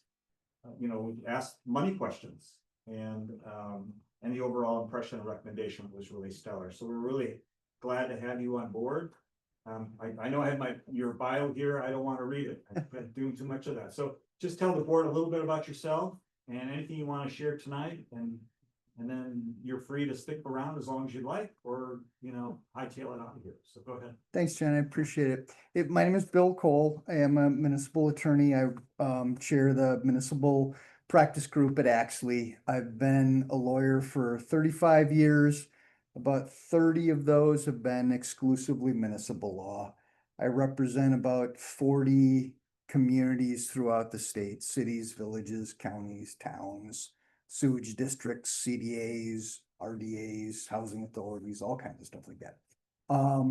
Principally in the Dane County area for the most part. So excited to work with y'all. Shorewood is obviously something that is, you all have very unique issues that we talked about at the interview. I mean, many of my communities are landlocked and with levy limits the way they are, you guys are as squeezed as anybody. I know it firsthand, and you as trustees have to make really hard decisions that way. And it's not fair that the legislature puts you in that situation, but I'm looking forward to working with y'all on those and many other issues like this that people are passionate about. I think it's a wonderful thing that we can be involved and help people that way. It rejuvenates me, you know. Quick questions go ahead, Mark. Yeah, I think one of the things we need to do as a board is thinking about prioritizing what we would like Bill to do for the village. I mean, we heard a lot of suggestions tonight already, but that's not the board, okay? So while I respect Brian as administrator is the one tasking Bill and the firm immediately, I think the board needs to figure out what its priorities are. For example, issues like revisions to chapters 1 and 2 with the ordinances. That's somehow the noise ordinance has come up as something that potentially needs to be reviewed. So I think we just want to perhaps next meeting thinking about what the priorities are and the transition from one law firm to another and kind of settle that out. So Thanks, Mark. but welcome aboard, Bill. Thank you. Shabna? Great to have you here, Bill. I had a coffee with Bill and was just so impressed by his knowledge and so glad to see that he's here. I was trying to figure out a full floor area ratio ordinance for a house with Brian, and then there was a time I was like, can I ask Bill about this? So I just wanted to talk a little bit about like, would it be okay for trustees to reach out to Bill to solve an issue, provided that they get approval through Brian and copy him on that email? I want like Bill to know that if he gets email from Dietmar saying, I'm trying to figure this out, that you can respond to Dietmar. Brian is aware of it and has given his okay. I'd just like to respond to that. I really feel that it is the board that is setting the priorities and tasking him. We don't want our legal bills to get out of hand. I think it's really the village administrator's responsibility to carry out the day-to-day tasking. And it's for the board to set the policy and the priorities. And we haven't done that yet. So I just think the issues you're raising, Shabna, are a good one, but I think I'd like to defer it to the following board meetings, so they're very clear about what the board's desires are in terms of priorities, and let Brian go ahead and carry those out. But Yeah, no, I mean, what you raise is a good one, but tonight is really more just an introduction. Yeah, sure. We'll talk Something about for the this. board to think about. And so don't mean projects, I mean a question. I don't mean a whole thing. We'll talk about it next time. Yeah. Talk about it. And so then to follow up to Mark, I totally agree. How do we get that on the agenda? Who it puts forward? What are the 5 priorities we would like to work with Bill on? How do we operationalize that for next meeting? I guess. Actually, we have a future agenda items at the end of the meeting that you can Right, I add know. stuff, yeah. Okay, well, I know Mark has the, chapters 1 and 2 of the village ordinance, so that'll be an expansion of that then. Now, For next meeting? yeah, I Okay. mean, Julie, you make a good point. It could be as an agenda item, that's part of our process. You can also reach out to Brian directly and have a conversation. Okay. And let those priorities be. We can get a little list together of some of the topics that people want to see discussed, and we'll figure out at the next meeting how that's what Okay. I'll provide that to everybody. Fair to say, you have a lawsuit going around. If this is a priority, what people are talking about, one way or another, whether you win your appeal, your homeowner's gonna sue, and if your homeowner doesn't get what they want, your village residents are suing. Dietmar? Bill, I'm Dietmar. Nice to meet you. Nice to meet I hope you. to have conversations with you at some point in time in the future, and if we don't, that's okay too. So. Thank you. Nice to meet you. All right, I think we're gonna move on. Mark, do you want to go to payment of bills? sure, I'll go ahead and make motion. Thanks for coming, Bill. Yes. Thank you all. Appreciate it. So I'll make a motion for the approval of payment of bills, in the amount of $215,247.12. What do I second that motion? Motion's been made. and Appreciate seconded. that. I just, yeah. wanted to- Do you right? I just- But, any further discussion on the motion? Carol? Only to say one thing that I noticed that some of the summary information for the month that's usually there was missing this time, you know, all of the. That was my village- bad. Okay. I love. I didn't realize, Uh, it's not, it's usually like just shows up magically in my folder when it's time to do the packets, and Friday afternoon, it was not magically there. And I deemed that it was more important to get the rest of the packet out than to find it and create it. So it was my fault, and I'll make sure it's in next time. It didn't magically appear this time, so I guess I should have checked sooner. So that was my fault for not including it, but Only to say that that is a very useful part of the month. it is, and I do apologize for not including it's the revenue to expense comparison is what Carol's referring to. Good catch, Carol. All right, ready to vote on the motion? All those in favor, please say aye, raise your hand. That motion is approved. Consent agenda, so we have Dietmar and then Mark. You may want to take something off. I do. Move, okay, so So- I just want to go ahead. Okay, so if we could take off the approval of the minutes, item B1, but I'll move the approval of the rest of the consent agenda. Okay, is there a second? Dietmar, thank you for that. Now we vote on the rest, and yep, so ready to vote on the remaining consent agenda items? All those in favor, please say aye, raise your hand. That motion carries. Mark? I'm sorry, I was typing the correction. I need the first and second. It was Mark, and then it was Dietmar. Thank you, sorry about that. No worries. Mark? Yes, so, I'd like to amend the minutes. It appears that the bottom of section 7 of the minutes, where there was a motion to set April 29th as the next village town hall date and to authorize cost to mail, postcard notifications. There's no indication of a motion thereafter. So I just want to insert the words after that. Oh, Our okay. recollection motion was carried. But Thank you, that's- Mark. That's that's my error as well. I'm batting 1,000, didn't I? You're doing awesome. Okay, so which one, I'm sorry, it's item number 7. I need to know. Last item in section 7 of the minutes, I don't know what the page, oh, it's page 20. No, it's page 20 of the packet. Okay, I'm with you now, so, So okay. it's in item 7. Motion second by Alsvik Falk to set the meeting. Oh, and it just doesn't say motion carried. I see. Thank you. Items, okay, 7. I will make a motion to approve the minutes with that modification. Okay, is there a second to Mark's motion? Dietmar, I think I saw you first, ready to vote? All those in favor, please say aye, raise your hand. Got that, Julie? Sure. Yes, I do. Okay, awesome. Blind Yes, squirrel sir. finds a nut.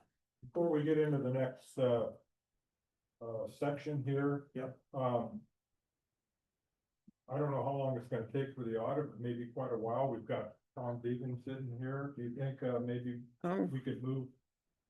Well, we're also paying the auditors to Have be to take online. away for our audit? You're paying for the audit, right? Yeah, he's been online since 8 o'clock. 7. We have somebody else. We have, our auditors have been waiting since 7 to present. Haven't seen my bill yet. This is true. I'm on the clock. Yeah. Tom, if you don't mind, if we can just stay on the agenda, is that what? Sure, that's fine. Good, all right. So item 8C1, discussion possible action, presentation of 2024 audit by Baker Tilly. We've got Brad Deegan. No, we have Justin. Oh, I thought I saw Brad's name up there. Brad is here for late. We also have Brad waiting, so. Okay, all right. So we have Andrew, you said? We have Justin and Olivia from Baker Tilly. Justin, Olivia, welcome. Yeah, thanks for having us. I'll try to make this as efficient as possible because I know you have a lot more to go through. But I'm Justin Hoagland, principal at Baker Tilly, and I oversee your financial audit. Also have Olivia with me. She's the in-charge audit for the audit. So we did issue your 2024 reports back on April 9th. So as you're familiar with, we like to come after those are issued, kind of briefly go over the reports and some of the financial highlights. So first, just want to thank, Brian and Julie, the audit did go very smoothly. They're always very responsive to our questions and everything. So thank you, again to Brian and Julie, for that. Makes our jobs a lot easier. So first, for the financial statements themselves, I just want to say we do issue, a unmodified or a clean opinion on your financial statements. That is the highest level of assurance we can offer, and it's similar to what you've received in the prior years. So that's all good. The other report, just briefly wanted to go over that we issue, it's called the Reporting and Insights from the 2024 Audit. I don't think it was part of the agenda packet from what I saw. So I'm not sure if the board got that yet, but you can certainly get it from Julie and Brian. Within that report, there's a lot of different information, communications that we need to give those charged with governance, the board. It has any internal control deficiencies that we noted, any recommendations. It has my and Olivia's contact information if you ever need to get a hold of us. So it really does have a lot of different information in there. Definitely encourage all the board members to read that. But next, I wanted to go over the kind of the financial highlights. I think it started on page 41 of your packet. Is it easier for me to share my screen, or I'm assuming everyone has it in front of them? Great. I can try to share. That would be great. So then the people at home can see it as well, Justin. Yeah, let me see if I have permission here.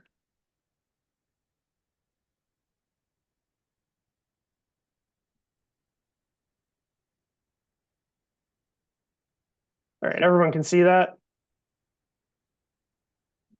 Yes. Okay, so this first page here, whenever I'm assessing the financial health of a municipality, I always like to look at the general fund, right? This is where, most of your day-to-day transactions run through.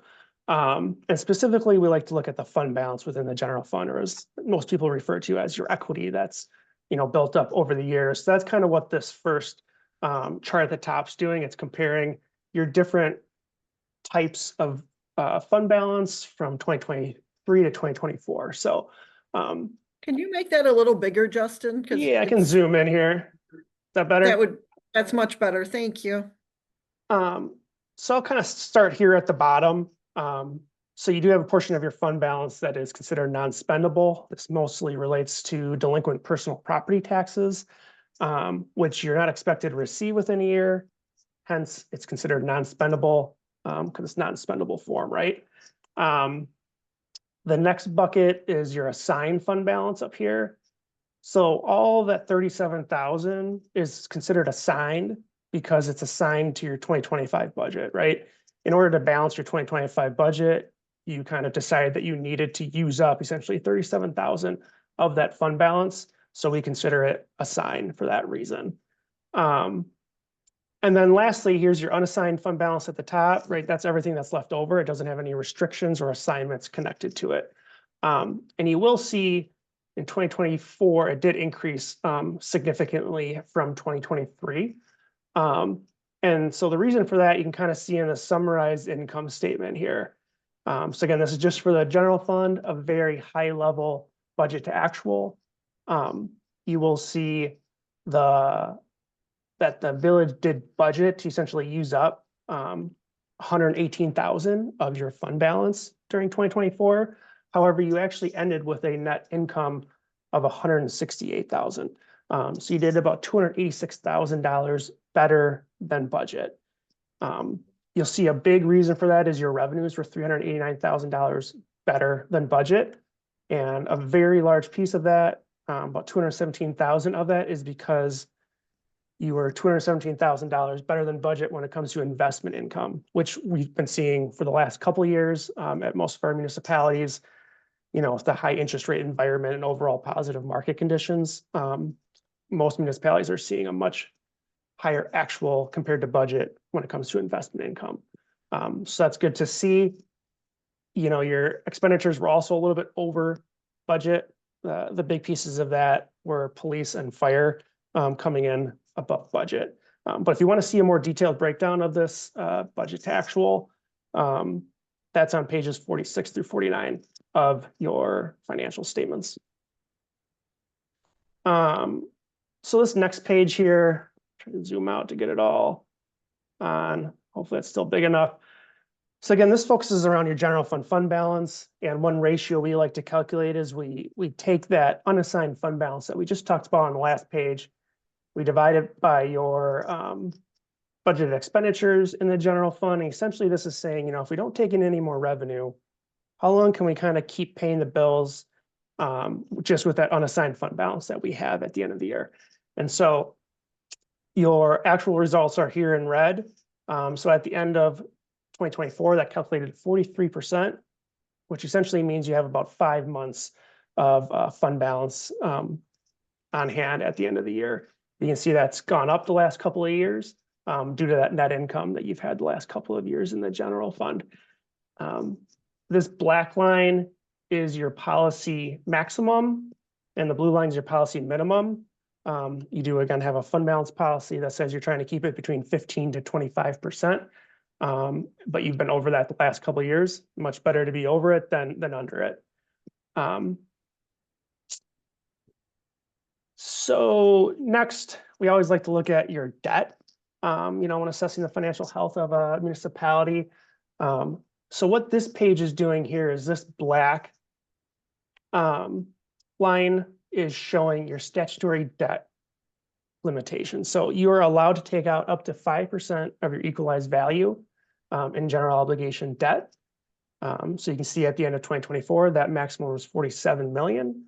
The red is your actual amount of GO debt outstanding each year. So you had about 12.7 million of actual GO debt outstanding. So essentially, this number up here is saying that you've used up about 27% of your debt capacity. So you certainly have room to borrow if needed. And I'd say that's kind of right around the average, if not a little bit below the average for other municipalities here in Wisconsin. So next, again, this graph focuses around your debt. We always like to see, you know, of your normal routine expenditures, how much do you have to devote to pay off your debt? Because right, if you have to use it to pay off debt service, you can't use it to buy, you know, a truck or something like that. So what this is essentially saying is at the end of 2024, or for 2024, you spent, again, 32.5% of your normal routine expenditures had to go to pay off debt service. The black dots are other municipalities your size in Wisconsin. So again, you're a little bit above kind of where other municipalities are in Wisconsin as far as how much of your expenditures are devoted to pay off debt. But again, certainly no concern with your debt limits. Question about. Yeah. Yeah, is this because of our tax increment districts, or is there another reason why we're more than double the median?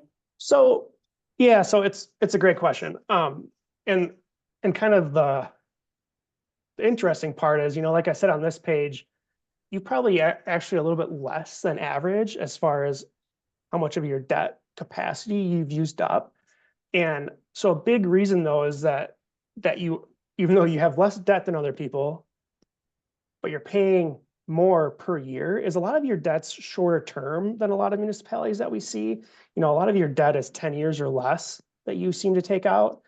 We have a lot of municipalities that take out 20-year, you know, debt issuances. So really they're paying less, but maybe over a longer period of time. So that's the main reason that you look like you're double that I can tell. I'd have to look to see if I'm assuming your TIF districts have debt, but I don't have that number on me. They have about $8 billion. Okay, so half of it? Three, so more than half of the debt is Yeah. in TIF. So there's relatively a small amount of debt for the village proper, but within the TIF districts, that's where a lot of the debt is. Gotcha, yep, and that'll all be paid by increment, so. Right, exactly, paid by the increment as opposed to the tax levy. Exactly, yep. And it's there because we didn't want the time we financed University Avenue, which was like $6 million was the cost, our share, to do reconstruction University Avenue. And we put all that debt in the TID. The TID was able to pay for University Avenue essentially. Oh, Is the increment counted as part of the debt service though? The increment is, go ahead, Justin. I was gonna say that that. it's included in this graph, but as was noted, it doesn't actually go on your levy, the debt service for your TIFs. It can only go on your levy if they're distressed or severely distressed. So this gets paid by the increment taken in within the TIF district, or it's supposed to.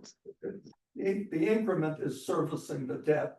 So remember that the TIF districts pay the same tax rate as the residents pay. We all pay the same tax rate, but their taxes are divided into two separate buckets, the base tax rate and then the increment. Right? And so the base comes to the village, we get what we always got, but the increment stays in the village to pay for the cost of reconstruction and to service the debt. I was just gonna ask, is there a reason that we've been taking on these shorter duration debt, rather than the longer duration as Justin alluded to? The only thing I can think of is that one of the objectives when we do the term structure of the debt is to smooth out the mill rate for the residents. Because remember, the residents have to pay, there's no levy limit with respect to paying for debt service. And so, but we don't want that number to be high in 1 year and then drop down, would cause a lot of confusion for residents. And get big tax bills and then smaller tax bills and then jump again, all because of the debt that the village is taking on. So we try to smooth that out over a number of years to keep that manageable. Well, that would seem to be smoother if we took on debt that was longer term than shorter term. Well, and we're gonna be talking about tonight about a 10-year issuance on $1 million plus that we're talking about issuing shortly if the board approves. So It also depends what the debt is for. How much you're allowed to, how long you can stretch it. Is it for infrastructure? Is it for capital equipment? That kind of thing affects how long you can take the debt out for. So does that imply then that we had more of that shorter term cost that we've gone? I can't speak to the historic stuff because I wasn't here for that. well, I had So too tough for me. Go ahead, Justin. Okay, no, well, good discussion. So for the last part, I'm just going to move into your utilities and how they did, your water, sewer, and storm utilities. So this first page kind of goes over the water utility results. So at the top here, we have your operating results. The kind of green color is your operating revenues, black is the operating expenses.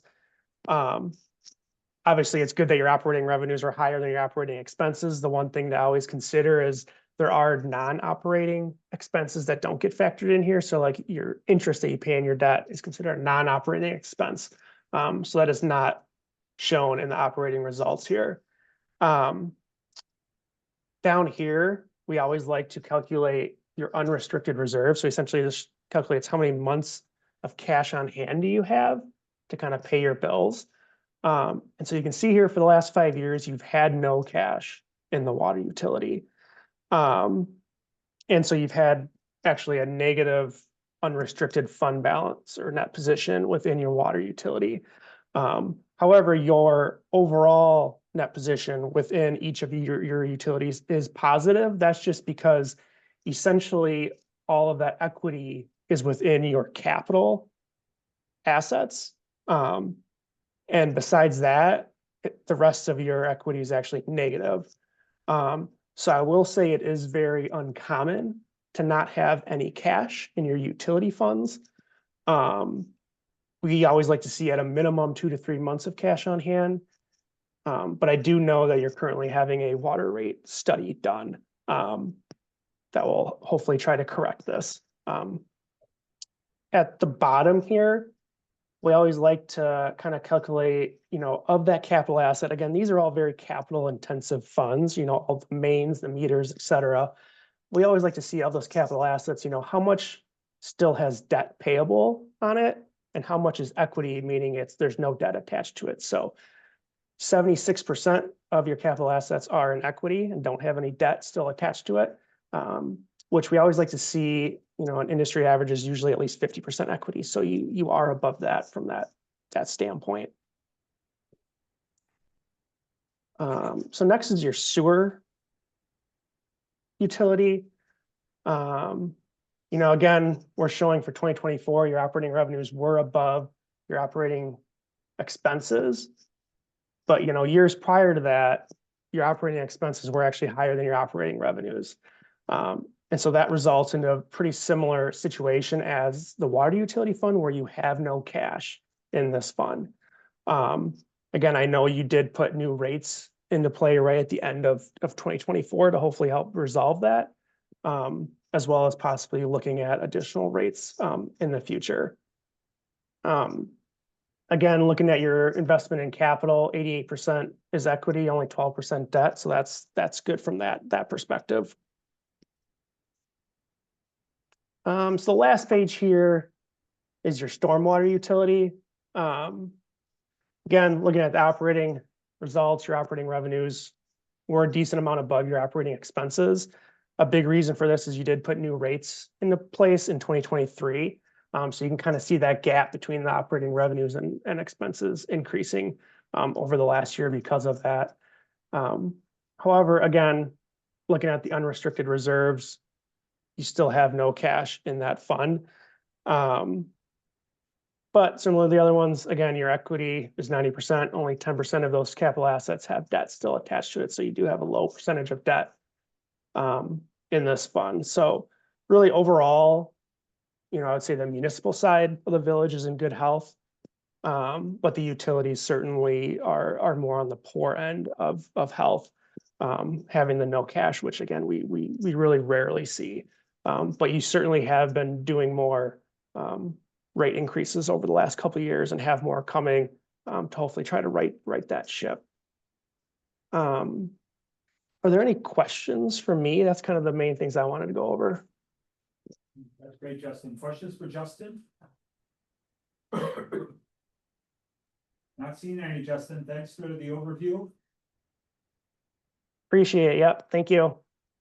So, what's next, Mark? Yes, as Justin mentioned in their document titled Insights. Yep. They mentioned a number of issues with the village, misstatements, inadequate segregation of duties and so on. So the finance committee will be going back and reviewing those issues and having a discussion with the staff as to what can be done. It's not surprising there would be issues, especially for a small village, because we have very small staff, so it's hard to have dual control over all the processes that go on in the accounting side. So this will need to be reviewed, discussed with staff, and some of them will be able probably to remedy, and others would probably just live with. But we need to figure out which one is which. So that will be a future finance agenda. Okay, and then, other than that, I'll go ahead and make the motion to accept the 2024 financial statements. is there a second? Thank you, Carol. Further discussion? All those in favor, please say aye or raise your hand. Opposed? One abstention. Motion passes. Motion passes. That's right. Thank you. Too late to ask this, but does finance go through this first before it comes to us? No, we do not. I mean, the staff works obviously with the auditors, works the issues, but we only see the end product. And so we'll be coming in on the back end, and not so much reviewing the statements themselves as the issues that were raised by Justin in this call, as well as the issues that are actually written in the insights report. And then, the next item is relative to the actual borrowing. So did you want to speak to that? Sure, I can, or I'll start. Or is Brad going to speak to I that? think Brad is gonna be joining us, but thank you, Justin. Thank you, Olivia, for coming in. Yeah. Yeah, we didn't give Olivia, I was gonna give Olivia one more opportunity, that was good. All right. Brad, you wanna, set the table for us on this? Sure, I'd be glad to. I'll share my screen and I can walk through the presentation packet that was included.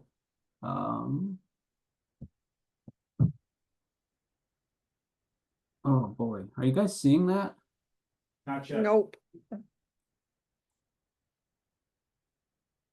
There we go. Now it's coming up. Now it's coming up. Okay. There it is. Great. Well, I'll walk through this presentation packet and sort of talk about some discussion that was held at the Finance Committee that led to this recommendation, and then I can certainly answer any questions.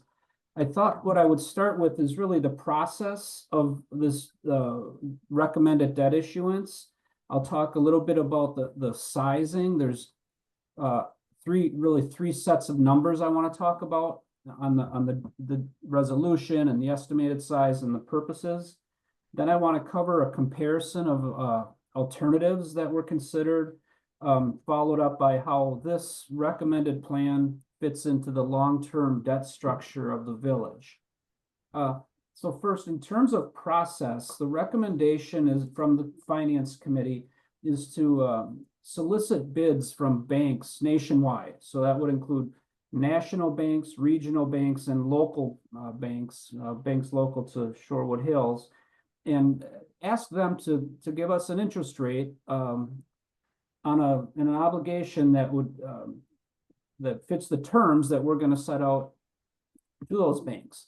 So those terms include the borrowing amounts that we've listed here, and these borrowing amounts total $1,135,000. So based on those borrowing amounts, I'm estimating that the size of the issuance would be $1,168,000. The difference there of $33,000 is the issuance expense for this obligation. That issuance expense there's really two components. There's a fee from Baird, and then there's a fee from Quarles and Brady, who are the bond attorneys that prepare the resolution and the closing documents. The third number that you'll see here, this $1,175,000, that's the not to exceed borrowing amount that's on your resolution tonight.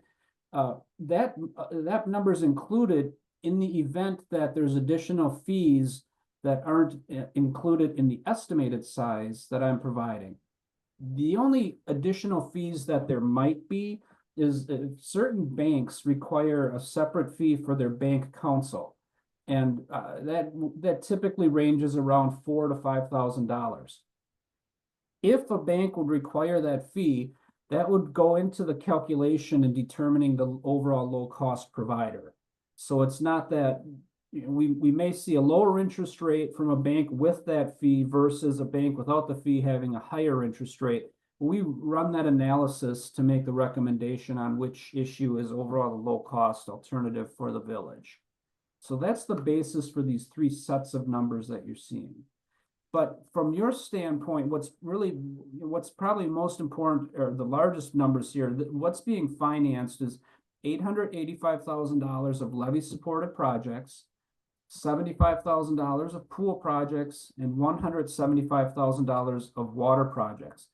All of these projects are in the capital improvement program that was adopted last fall.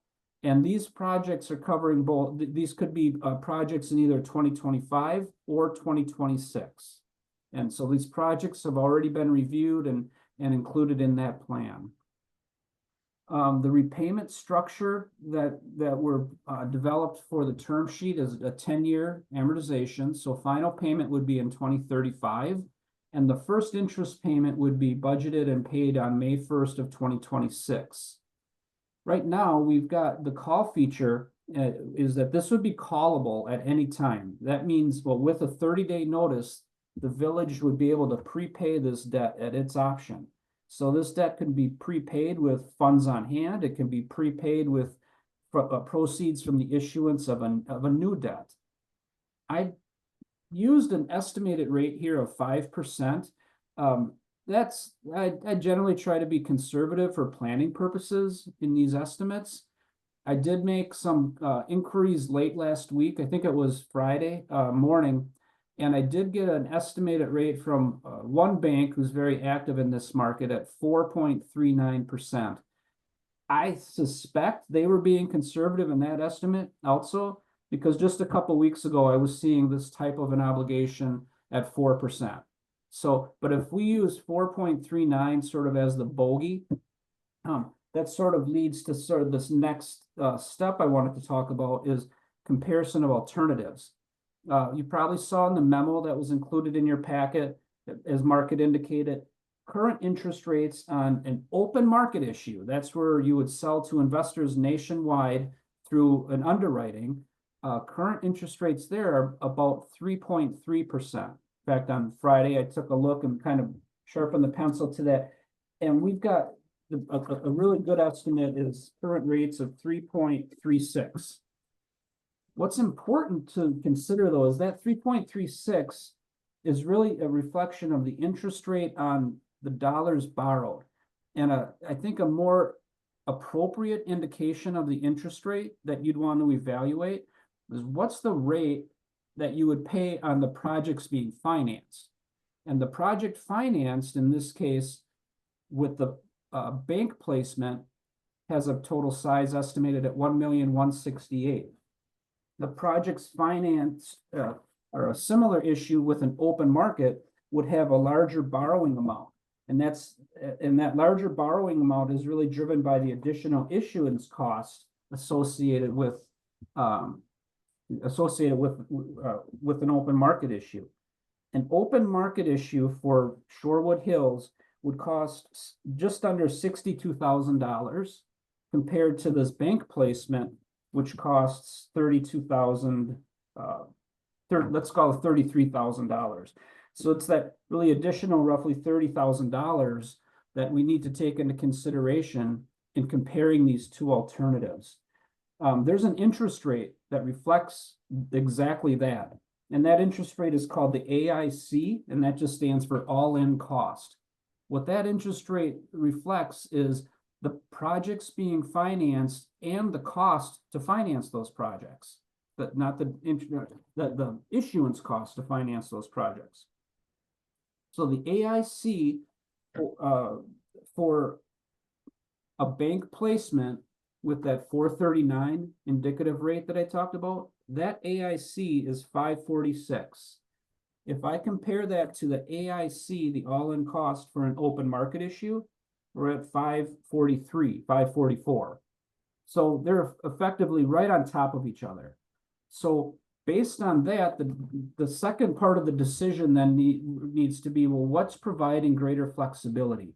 With a bank placement, the village has the call feature, which can be used at any time over the repayment period. With an open market issue, you give up the call feature for a number of years. And with this issue, it would be 8 years. So for 8 years, the issue is non-callable. And then in the final 2 years of principal payments, you would have the option to prepay the debt. So given that the interest rates are effectively the same and you have much greater call flexibility with the bank placement, that's the basis for the recommendation that the village lock into a private placement with a bank rather than going through the full open market debt issuance. If this were a larger borrowing amount, for example, we'll get it a little later, I'm going to go through the review of your long-term plan, and there's a $9+ million financing penciled in for next year. In that scenario, the open market issue is going to be less expensive. And it really comes down to what's the cost per dollar borrowed. The larger the borrowing, the lower the cost per dollar borrowed for an open market issue. That reduction does not, that same reduction doesn't take place with the bank placement. And it really has to do with how the banks are calculating their cost of funds, which is baked into the interest rate they provide. So the low cost option with the greatest flexibility, or the option with the greatest flexibility for tonight's financing plan is that private placement. I'll just take a minute then to talk about the timetable and then go through that, how this all fits together long term. So this, I think I've met 3 times within the last 9 months or so with Finance Committee. And first was last fall, and we went through financing plans as we were developing the capital improvement program. I met again late winter, and then just at the end of April, and it is the end of April that the committee made the recommendation for the board to consider. So that's on your agenda tonight. And what's on the agenda is what's called the parameters resolution. And this is the same approach that the village has used for the last several financings, at least going back to, I believe it's around 2019 or so.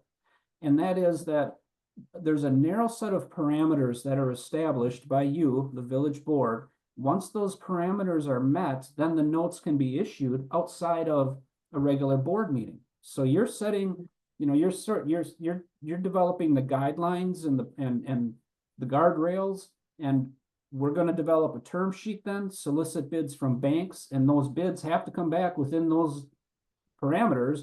If they don't, the debt can't be awarded. So I'll just step back here one page.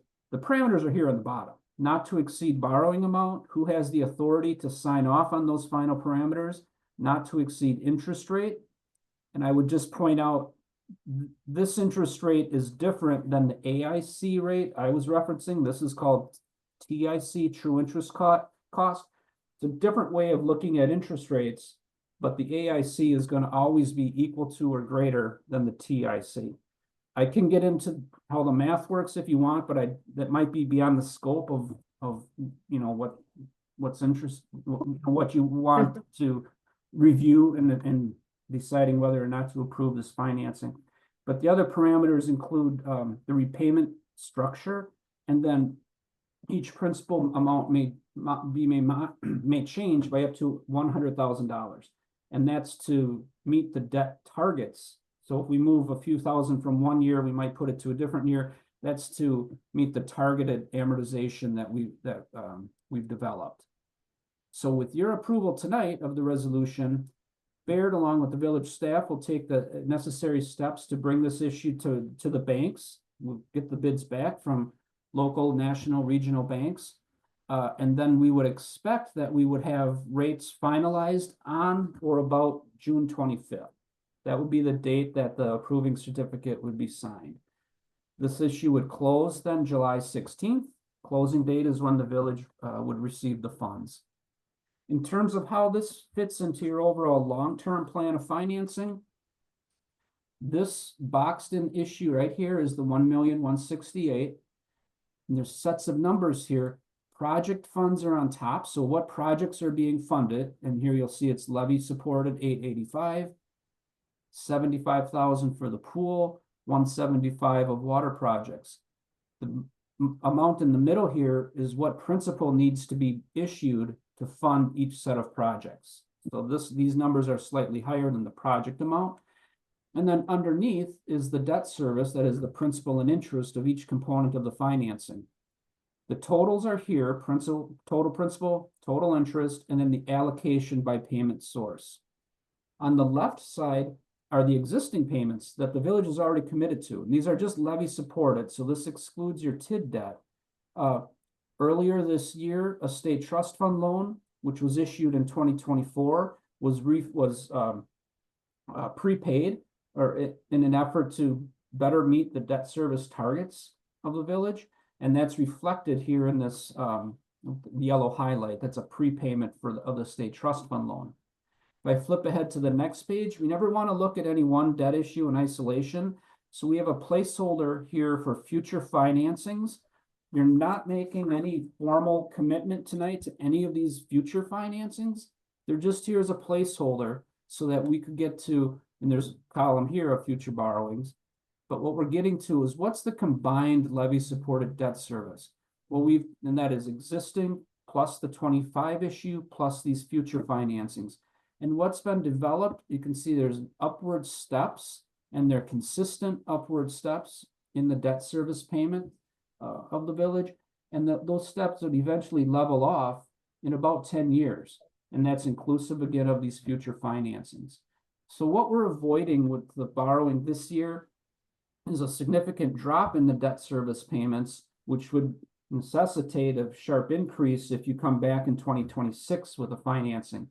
This $1 million, $1+ million is funding your capital program, while at the same time managing the future debt service payments for the village. And this is all represented graphically here on the bottom. Existing payments in this bar chart are blue. The hypothetical futures are in this rust color. And we've got a series of other graphs This first is the formal debt service or debt policy of the village. And that says that your levy supported payments won't exceed 25% of operating revenue. You can see where you'd be compliant with that for at least the next 2 years, or I'm sorry, for 2025 and right at the level in 2026. This assumes only 2% growth in your annual budget. And with that growth, we're right in the range of that 25%. If the growth in revenues is greater, of course, then it's very likely you'd be compliant with that 25%. The unwritten policy is that your outstanding principal of all debt will never exceed 75% of your statutory limit. And here you're well below that those limitations. This graph reflects debt service payments, or I'm sorry, your mill rate payments, levy supported mill rate payments. The green bar is existing debt. So if you just pay off what you have remaining and don't borrow anything additional, your debt would be retired fully by 2038. The blue bar is this existing, but adding on the 2024 issue from last year. And then the reddish bar is adding the 25 and the future issues. So you can see that we've got these upward increases, upward sloping increases that I talked about earlier. And then the debt payments in levy would start to taper off. All of these assumptions assume a 2% growth in the village's equalized valuation. So to the extent your value grows greater than 2%, we'd see a steeper decline in this line. If the village has no growth, this line, would be increasing a little more, a steeper slope than what I'm showing. And there's a few additional graphs. Levy supported debt service broken apart by the year of issuance of each obligation. And then finally, levy supported principal outstanding by year of issuance of each future obligation. So with that, I'll pause. I can answer any questions you like or go into more detail on anything that I've covered. Questions for Brad? Dietmar? Yeah, Brad, you have a way of talking about this that is fascinating. And it is certainly a gift that you have to go into this level of detail and have the layman like me understand it. I think it'd be important for the board, though, from my perspective, to understand what was talked about at the last finance meeting. And the series of discussions that we've had surrounding this fork in the road of either the built-in pause and not trying to borrow, but the effects that would have, versus maintaining the steady pace of borrowing and keeping the mill rate flat, and like I said, flat, but relatively even instead of having these spikes up and down as we move forward in time. I think it's an important thing to understand for the board. Do you want to speak to that? Yes, I can. The finance committee evaluated two scenarios, and the recommended scenario is what I covered here tonight. The second scenario that the finance committee evaluated was not issuing debt in this year, not issuing debt in 2025. That has the impact on this column. This is that combined debt service column. It would have the impact of reducing your 2026 payments right here. Instead of having about a $40,000 increase, those payments would drop to about $460,000. So you'd have a very sharp decrease. That in itself isn't a bad thing. Where it becomes much more challenging is now if we layer in, if we go back to financing for capital projects beginning in 2026, you would see a very sharp increase in the debt service payments for 2027. It would be roughly an $800,000 increase between 26 and 27. So that approach really moves away from all of the planning that both the board and the finance committee have been undertaking for really the last several budget cycles to maintain a consistent annual debt service levy. And it was largely for that reason that the committee gravitated towards the scenario that I covered this evening. Thank you. That was a really good explanation. Other comments, any questions? Sure, I'll Yeah, good call. Brad, what's the premium that we will be paying to issue this as a callable issue? There really is none for a bank loan. So the banks aren't gonna make a distinction, between callable and non-callable, not the same way that an open market issue would. The other thing I guess that really matters to me is that that this is placed in a competitive process, that we get a substantial number of bid offers, that the way this is structured, the board, if it approves this resolution, it delegates authority to authorized officers. Those authorized officers are the village administrator and the village president. And so, while this sets the size of the offering and the term structure of the offering, it doesn't set the rate. Okay, the rate is set as a cap, in this case, 5.75%, but it could be less than that. So it leaves the discretion to the authorized officers to accept or reject. And as I understand it, Brad, the officers have total discretion regardless of whether the bids meet the parameters. The officers can still decide not to accept any bid, is that right? Yeah, all bids can be rejected. From a practical standpoint, I would suggest if the bids are on market and they're consistent with what I've laid out here, what I expect to happen, I wouldn't expect the bids to be rejected, but you certainly have that right. Right, I think the issue is the competitiveness, the number of the bids that the authorized officer sees, just like if you go out and you're gonna put a mortgage on your home, you're not gonna go to one bank or two banks, you're gonna go online, you're gonna look and see what the mortgage rates are in the area. You're gonna see what the actual bids are. If you only get one or two bids, that's one thing versus getting 20 bids back. So there's a lot of judgment here that the authorized officers are gonna have to exercise to determine whether they feel these offers are competitive, that they are at market rates, and then they will have discretion either to accept the best bid or to walk away. But they won't, the bids would not be beyond these parameters, correct? If they would be on these parameters, it would be for this amount, for this term structure, the way it's set up. But would the officers see bids that were beyond that? Like what if there was a 6% interest rate bid that came in for something?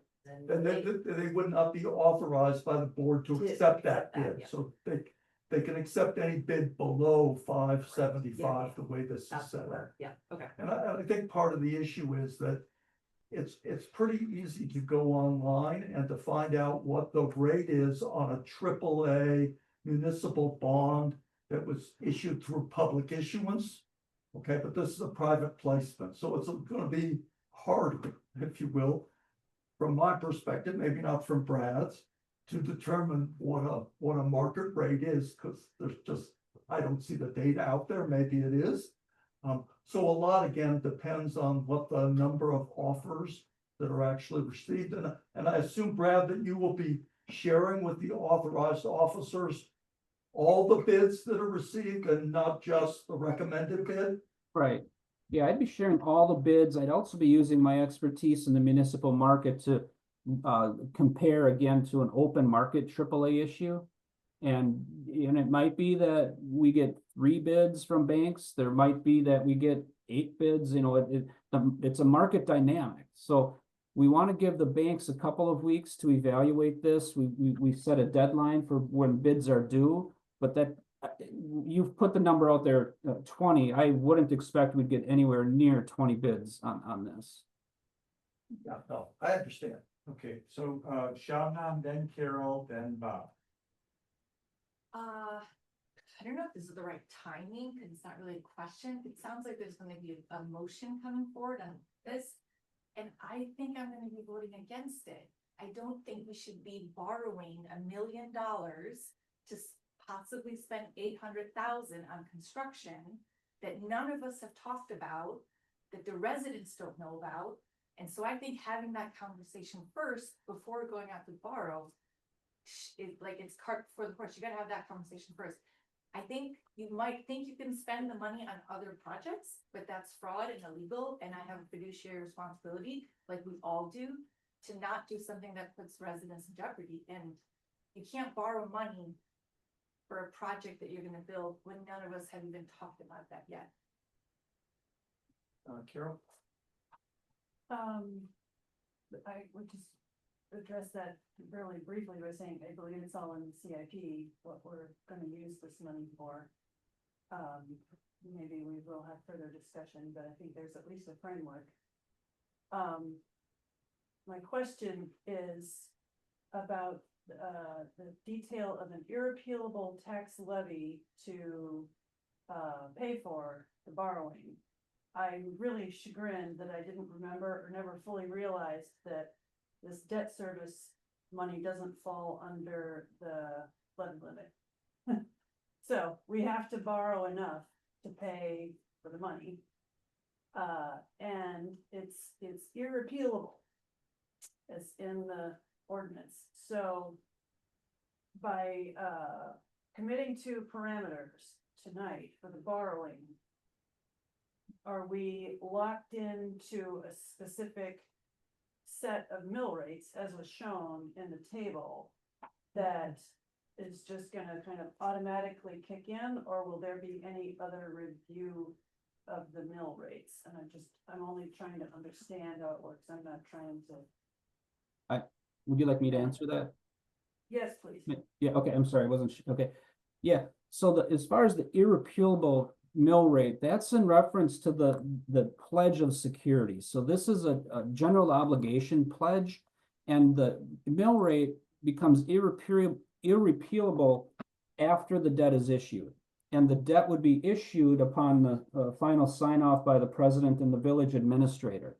So you're not setting anything tonight that's irrepealable, but once the debt is awarded, once it's issued, then that mill rate would be set. All that the mill rate is set, though, is whatever these final principal and interest payments are actually, where they are at final at the time of award. So in other words, you're not committing tonight to this column over here, because this includes future issues that have not been issued. So this column has already been committed to, that's already an irrepealable tax. This new issue would become irrepealable once issued. Thank you, Brad. Just to clarify my question though, it may become irrepealable before this board sees it again. Yes, that's really that's exactly the purpose of the parameters resolution, is that we're not limited to any one night per month to actually award the debt. It instead gives flexibility that we can go out to the market at a time when there's, say, fewer competing issues, or not waiting for the next board meeting. Thank you. Yeah, the alternative to that, Brad, I would assume, is that if the board didn't wish to delegate to the officers, you could still go out and solicit bids on this issue and bring them back to the full board. I mean, But yes, it's more difficult from a timing perspective. It makes things rather tight. But as a practical matter, that's a possibility, is it not? it is. In that case, what I would be looking for then is direction to proceed, at least, so I know that there's a consensus. And then if there's generally a consensus, then you would have what's called an award resolution in front of you at whether it's the next meeting or whatever meeting you wish.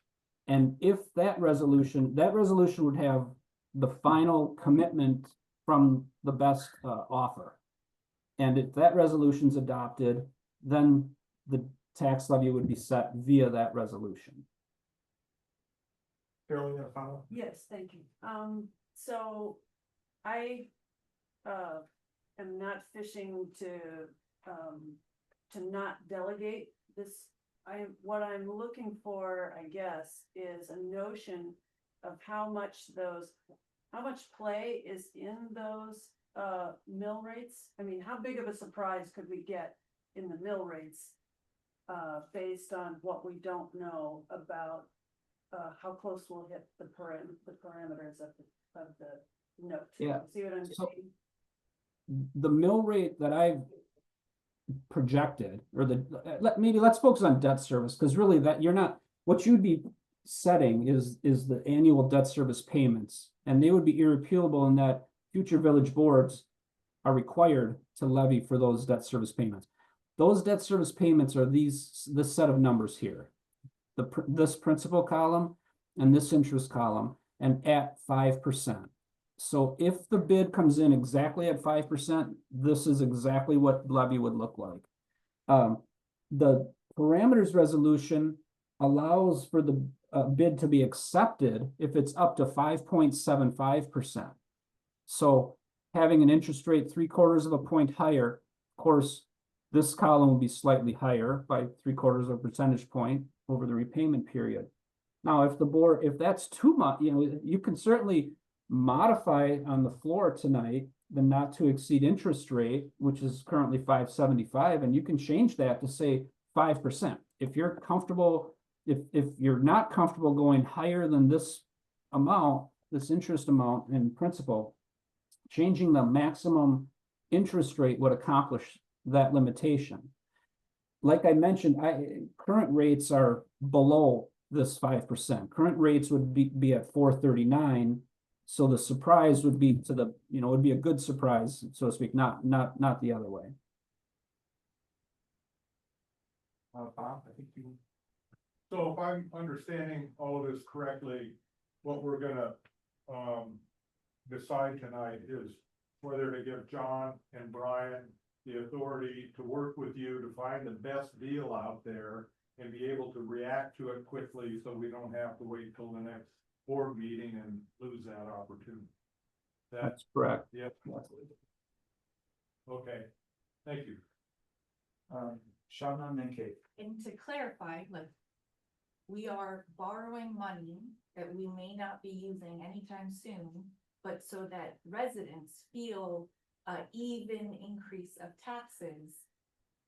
So it's for their feelings. That's what, we might not use this money, but we want them to not have we might not use the money in 2026 either. Do we have any assurance of that? Well, The resolution says we will be using the money in 25 and 26. Right, so in my memo on the first page, it lays out what the capital projects are for 25 and 26. So there's 1,342,000 of projects in 2025 that the board has already approved, scheduled, approved those in the CIP, and an additional 10,366,000 in them.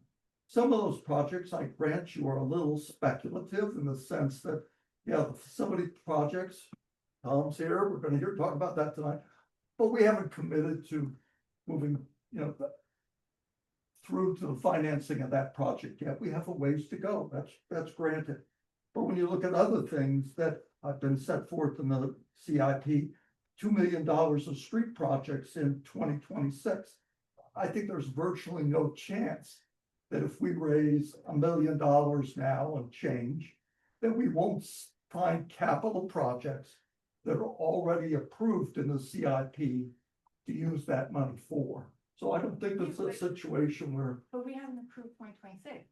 we have approved 2026. We have? We approved all 5 years. Right. They're all approved when we approved the CIP, we approved a schedule of projects for 25, 26, 27, 28, 29. So all those projects have been approved by the board. Now, that's not to say that the projects are necessarily going to go forward, right? There's still, you take the facility study, right? We don't know. The board could decide it's not going to do the facilities. That's within the board discretion, but it is approved in the CIP, which means that if the board borrows money using this borrowing resolution, any of the projects listed in the 2025 and years 2025 and 2026 of the CIP are approved in the sense that the debt can be used to pay for those projects. A question? Yeah. So I'm looking at page 52 of the PDF, which is the summary of financing. And there it lists the $1 million for 3 items. You know, the levy supported project, 800,000 for the construction, and then the pool and the water. It does list 3 specific projects here on page 52 of the PDF. But if you look at the resolution, first paragraph of the resolution says, whereas the village board hereby finds and determines that it's necessary, desirable, and in the best interest of the village of Sherwood Hills, Dade County, Wisconsin, to raise funds for public purposes, including paying the cost of 2025 and 2026 capital improvement projects and water projects. So that what's in that. Is it legal? It's legal for us to sign this, but then can you go and represent to a bank or a borrower that I need money for these purposes? Yeah, this is very common. Capital projects is it a legal purpose? Also, this is also part of our budget. This borrowing was put into the 25 budget as revenue. When we passed the 25 budget, we were showing this borrowing as part of our revenue coming in. So if we don't do this, we have to, I mean, our budget's jank for this year, not to mention next year.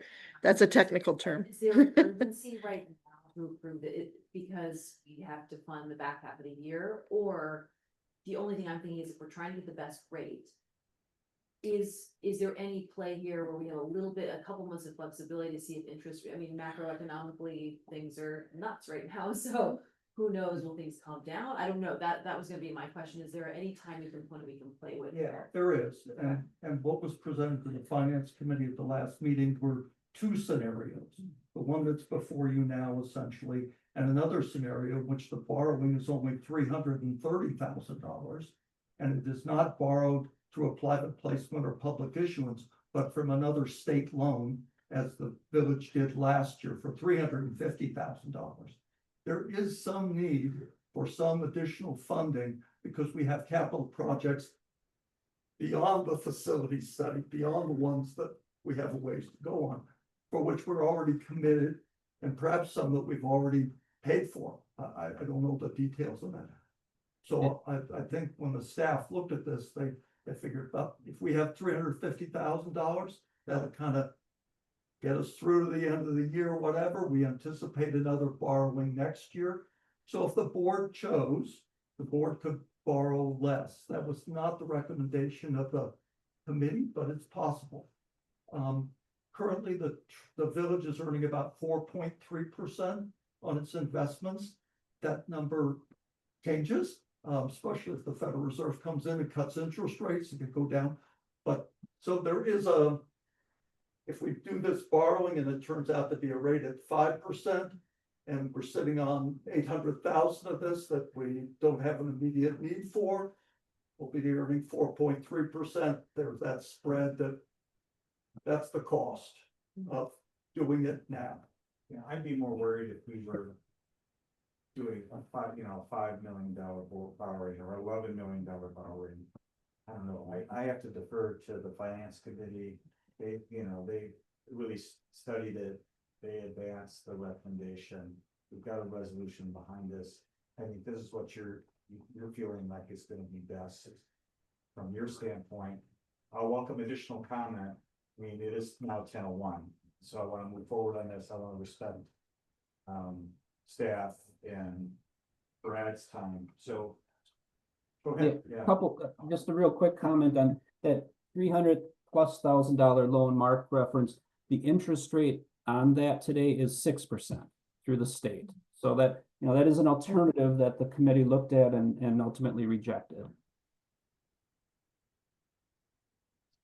Brad, I was just gonna ask, do municipalities ever talk and or look into whether or not that not to exceed interest rate should be changed, or is there some discussions in municipalities that you work with where decisions have been made to ever change that not to exceed interest rate? Is that a common occurrence? Yeah, I wouldn't say it's common, but I have seen it. Now, a couple things, these parameters are really based on numbers we started running last fall. And we were in a different interest rate environment at that time. When we set or recommend the parameters, it's typically a 1% above current market rates. So when we started working with the committee on this, current market rates for this type of issue were around 475, and that's where the 575 came from. So today, current rates are closer to 440 or less. So if we were to have that 1 point difference, the not to exceed could be 540. So yeah, I've had communities that were more comfortable having a lower not to exceed interest rate. I think what we want to be careful there is if it becomes, if for example, the rate is set at current market and there's any movement in the market, you've really lost any of the delegation that a parameters resolution would provide. So but certainly if there's a wish to reduce that maximum rate to a lower number, that's not unheard of at all. Yeah, and I guess in that event that was reduced, that would just mean that after you receive the bids, if the bids were above that rate, you'd just be coming back to the full board. Right. Is that? That's correct, Mark. Or Yeah. you just have fewer bids to choose from, but you're gonna Right. take the lowest bid anyway. I agree. Well, we need a moment. There's a recommended motion in the notes of the agenda. Mark, do you want to make that or? What are we the motion on? Thanks, Neil. I'll make the motion if I could. I'll make a motion to approve resolution R 2025-08, authorizing the issuance and establishing parameters for the sale of not to exceed 1,175,000 in general obligation promissory notes. Is there a second to that motion, Bob? Can we have a roll call vote? Sure. Let me just do a quick copy and paste here to get everybody on. And Brad, is it important, or I guess I'm gonna ask you again because you drove the point home so much that you're counting on this to be a bank placement? Does that need to be stated in the resolution? No, the resolution is fine as it stands. Okay, Ready, Julie? I'm ready for a roll call. Is everyone ready? Yes. All right. Carol Barford, Yes. Dietmar Basooner, Yes. Bob Falk, Yeah. Mark Lederer, Yes. Shabnam Lutfi, No. Kate Elsvik, Yes. and President Imes. Yes. Motion carries 6-1. Brad, thank you. Appreciate Thanks, Brad. an effort. Give my regards to Justin and Olivia as well for hanging out. Oh, he's not with Baker Tilly. Wait. Oh, that's right. He's taking it. Sorry. I thought you guys were aligned. My apologies. That's right. It was audit versus, all right. Great, Brad, nice to see you. Okay, thank you. All right. Thank you, All Brad. right, be well, Brad. Okay, here we go, lines. Still like that? So, Tom Deegan, thanks for hanging out with us. All right. First I have to address my audience here. Presentation of village space needs reassessment. There's a exhibits with numbers on. So I have a handout, just the exhibits with numbers on, but it wasn't your packet, but if it would be helpful, we can pass it again. Everybody have it? Yeah, I've got mine. Everybody have it? Because otherwise I'm afraid. No, actually, I don't have the breakdown with me. I've got it. I'll take another one. All on the screen. Yeah. I want to do it. It's awesome. Anything more? Coffee. Thank you. Johnson? Everybody good? Okay. There it is. So, may I haven't done it this way before, but can I sit here? Of course. Sure. And I'm connected theoretically with, the Zoom call. Hopefully this will work.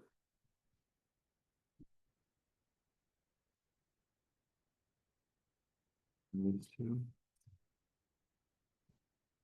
Okay, so can I share my screen? Yes.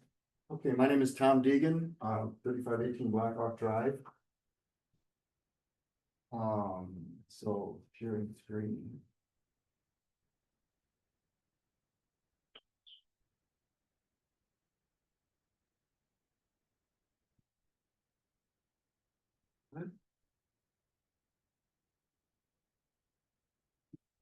It wasn't Are you in the Zoom call? Zoom call. You have the screen up? Yeah. So then, yes, you just need to select that, Select this, okay. select your screen then, Okay. and say share, Oh, and okay, then you're gonna have to shrink this user media, okay, and it will show us whatever's on your screen. what, okay, So you'll need to. okay, there we go. And then it should be up full. Oh, okay, so, why I'm here tonight is that, I saw this, village report that was done by GMA.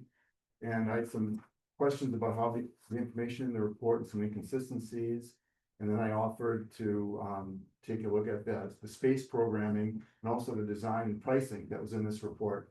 And that's what I am here to talk about. So I'm going to give the summary and then the detail and go quickly through the detail. This is the summary. So, in the FGMA report, they came up with these, space totals for the different departments: village hall, police, public works, 6,000, 10,000, 24,000, and that they had listed all the detail, all the rooms and the size, the allocation for each room and the circulation space. That was understandable. And then they had a column next to it, 2024 adjustments, where they changed these numbers, and that had very little details, almost in the case of public works, no detail. So 24,000 went to 8,000. So the only way I can rationalize it is that they assume that 16,000 feet of public workspace was happening someplace else. They didn't want to address it in the report. They didn't deal with it. They just rolled on and designed a building with 29,000 square feet of space on the former fire station location. And you all saw that in the report, and that had a big number associated with constructing that building.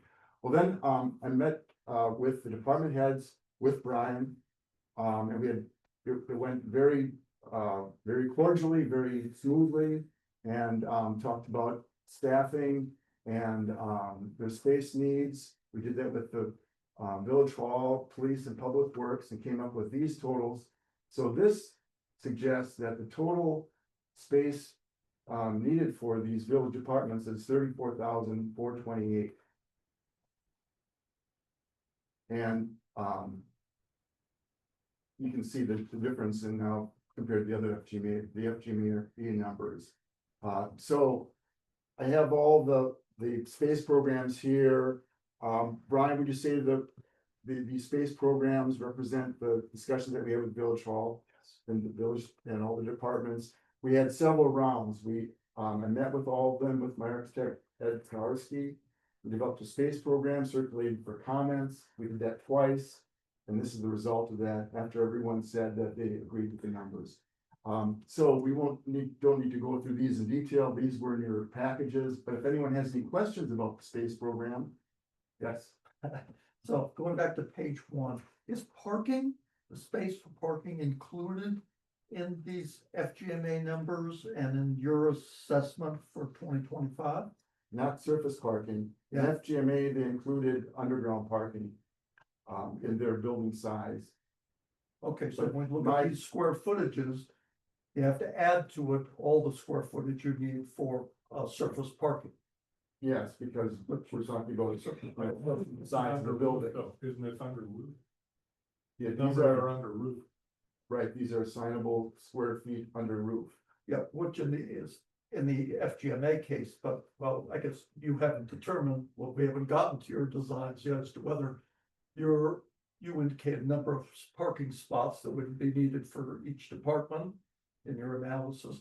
But were you assuming some of that would be underground and some of it all be surface? All be surface. So that's what I'm saying, that surface parking number would have, whatever that square footage is, would if you have to add it to this 34,000 in terms of looking at these various sites?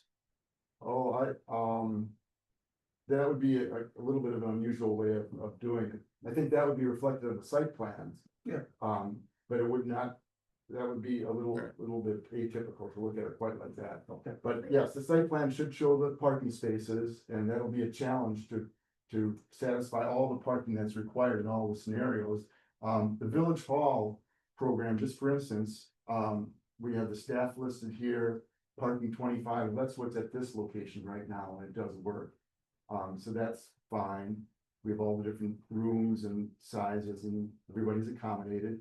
And then we have the police department space program, with all the rooms and spaces up at 1 and 2. So here they had 15 parking spaces. So now there's a little bit, right now in this location, there's a little bit of double use with the spaces that are in this location right now. Tom, I had just a quick question on the existing space. For Village Hall, it shows the existing here at 8277. And was that from FGMA or was that just the upstairs? Because I think the. Where are you? On the existing space, assignable square footage? Oh, we're not even there quite Okay, yet. sorry. Okay, that's all right. I thought we were there. No, we're not there yet. We're looking, just at the moment, we're just looking at the space programs. Did anyone else have any other questions on the space programs specifically? There's one on the Public Works program. You may have noticed it's for the indoor parking and equipment bays, it's 10,200 square feet, which is a big number. So we look, I'm sorry, we're not looking at this right now, we're looking at what's in the packet. Yes. well, I was hoping we were looking at what's on the screen. But that is also in your package, but it's in a different, probably a different order. So right now, I'm just wanting to talk briefly about this indoor parking equipment bay storage, 10,200 square feet, which is a big number. But what we did is got a list of all the equipment and all the equipment sizes and spaced everything out with about 5 feet between them and all the rack space, and saw that that would cover 10,200 square feet of space. So that's how that was arrived at. And this is not what the space will look like, but that's how to determine that much space was needed for all that equipment. And then Fire Association has 1,500 square feet of needed space, but that's also, it's assuming that they would share a multi-purpose room with one other department for their monthly meetings. Oh, okay. Because Fire Association will always be proximate to some other activity in any scenario I can think of, either the Village Hall functions or the Public Works Department. So there'd be an opportunity for sharing there. We have Fireworks Association here. They do meet. Okay. Yeah, Fire Association, and Yeah, fire. they meet and they have storage for the 4th of July activities, and they have their antique fire truck that needs to reside somewhere. They use 2,559 square feet. Right. And that wasn't addressed at all in the FGMA report. Okay, so now we're at the space, the exhibit that John was mentioning. So it's the top of it is the existing space, assignable square feet. This is looking at the Village Hall, the former fire station building, and what I'm calling the West Storage Building. Some people call it the Cold Storage Building. It's located on the west side of the. Blow that up just a little bit, Tom. What was it? Can, on the bottom right-hand corner, can you just, increase the size? So, So, there we go. I can see it better. Oh, okay. Yeah, I'm hoping I can see it on their computer. So those are the locations: Village Hall, former fire station, the West Storage Building, and the Salt Building. Because some equipment is still there and also start salt storage. So it's a total of 29,000 square feet now that's assignable in all those village buildings. And we just saw with the space programs that we need 34,000. So that difference is 5,300 square feet of space. So there's some unassigned square feet, about 3,000 in the former fire station building. That's a lot of it's vacant. There's some rooms that have some things in it that I don't really know who they belong to, but anyway, it's, I would say, quite a bit unassignable. So if we utilize all the space that we have, theoretically, we'd only need to build 5,000 more square feet to accommodate all the program space. But the trick is that all the square feet aren't all in the exact locations where they need to be. But we can work through that. Excuse me. Quick question, just to make sure we get our nomenclature correct here. You keep saying assignable square feet in the existing space study. How do you view that? What's your metric in that? I mean, I guess I want to draw the distinction between assignable or versus gross or net usable. Just so we have a common term of understanding. That's what. Right, it's analogous to net. That's your net. Yeah. square foot. And it's not gross square feet, so it's assignable in the sense that it's not the common area circulation Yep. space. It's not the thickness of the walls, it's what is assigned for an office. Yep, And so so you're forth. matching your program needs, in the program study to your assignable square feet and the existing. Right, so we're having the net Yep. drive it, and then we gross it up for the size of the building, so. If anyone has any more questions about that, you can look at any program in specific here, you can see exactly where those totals came from. And that each department has some circulation space, so people can walk between the rooms of the workstations. And that then totals down to the total assignable space. I have just something to add about the unidentified things, in the fire station. One of them is the historian and all the archives. And he had noted that never showed up in FGMA, and so we wanna make sure. It isn't here, it's in this Okay. one, yeah, Okay. that was not an FGME, but you see my exhibits, I did capture that. So yes, that's what we're talking about, the net square feet. Sorry, yes, so for like, um, let's just take the police for a second. So is what's in here what they ideally are telling you they think that they need?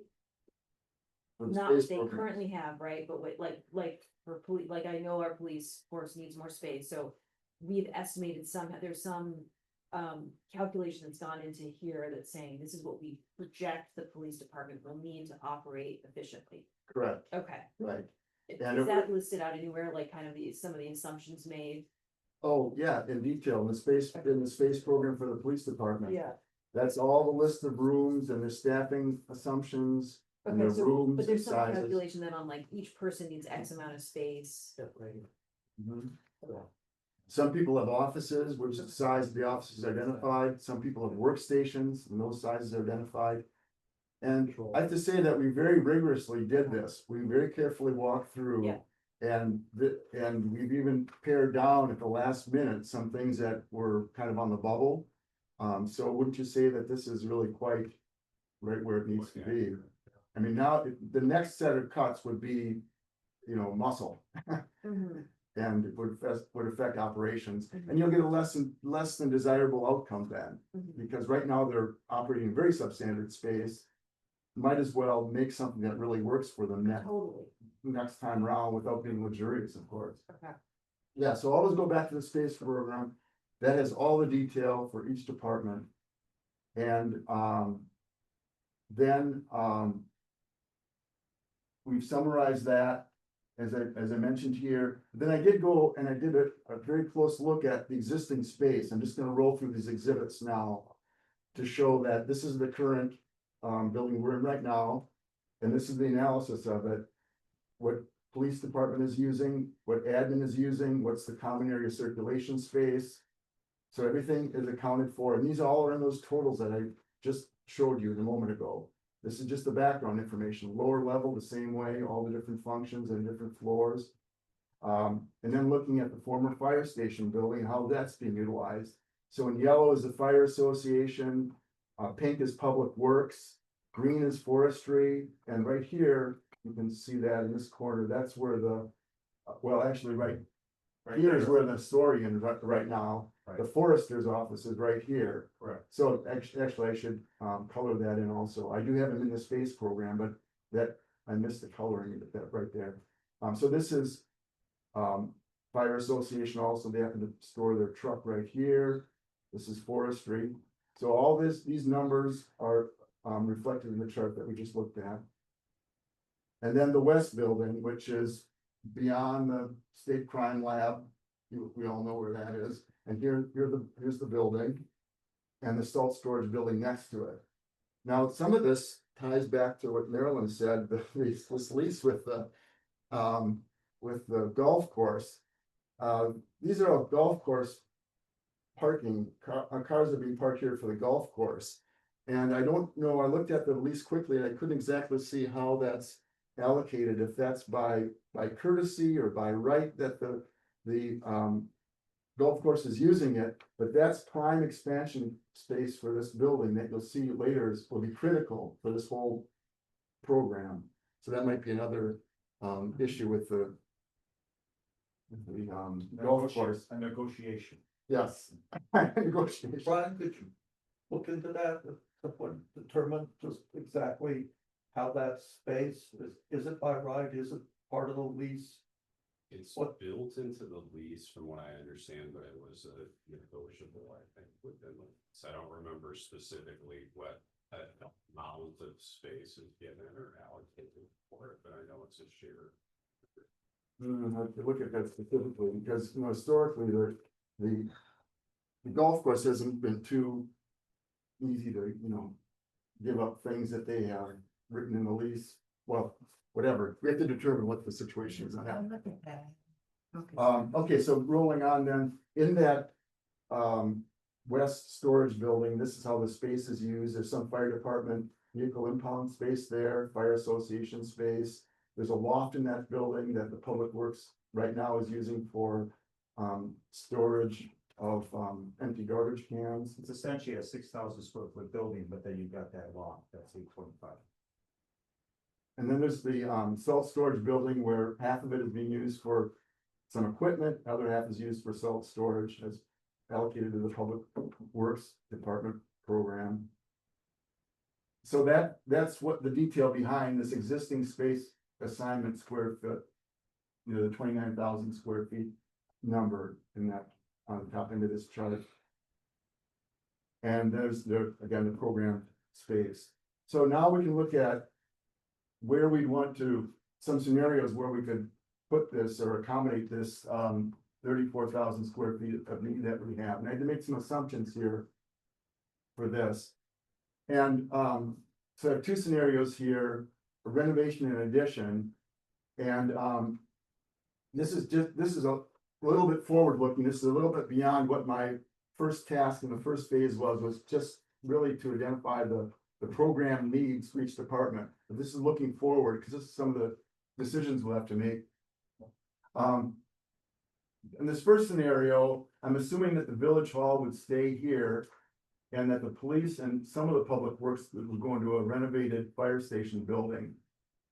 And I assume that the village hall would stay here as opposed to the police department staying here because you always want to think into the future. And if we leave the village hall here, at some point in the future, we could find a different temporary home for the village hall, reconstruct this property, and then drop the village hall back into some space. And that's the way, if you were to sell this property, I don't recommend it, but if you were to, I would put that right into the sales agreement that the village hall has to be accommodated back into this space, whatever happens here.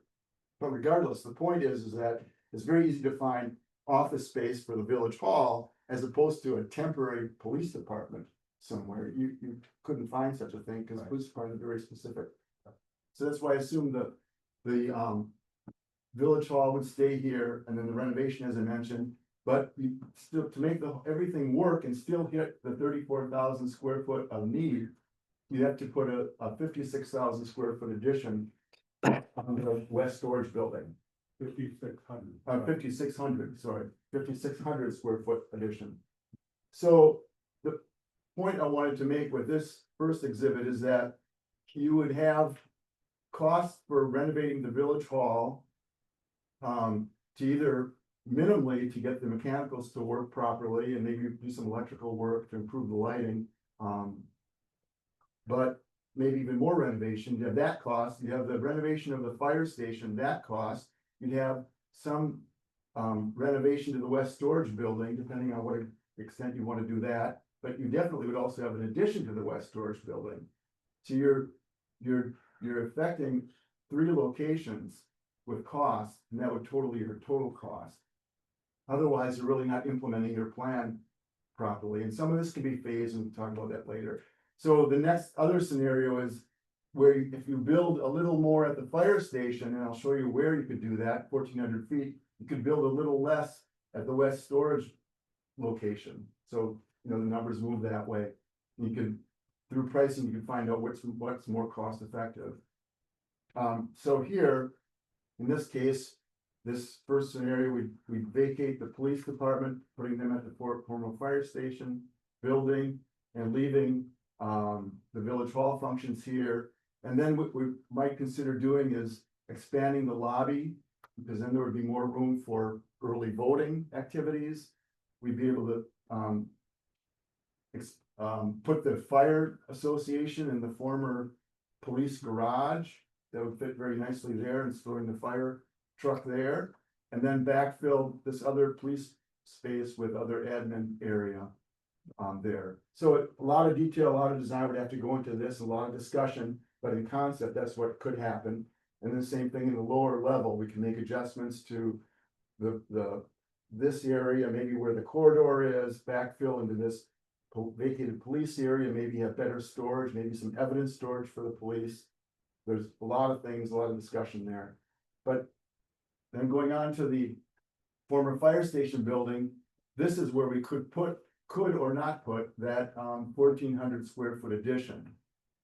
Right there in the back corner of the building. This is, of course, Shorewood Boulevard. And the 14,000 square foot fire station building would be renovated. Tom, would we have to move the generator? I'm trying to remember where the generator is. Yeah, we would for that addition. That'd be expensive, wouldn't it? Well, it depends on if you want to replicate it. You're not required to have a generator. I was talking to Charlie Field, and I think there's a history of this building and the fire station building. He talks about in terms of maybe have been an area of final or last refuge or something like that. If there's a village catastrophe, that people could go there and know that there's a generator and a safe place to be and so forth. So I think that generator is maybe driven by that concept. Because a police department doesn't necessarily need a generator, and but Yeah. so if we're just eliminating, it's not as expensive to. I just remember it was pretty expensive to put in, and it wasn't that long ago, and so. Okay, well, that's beyond what I know about.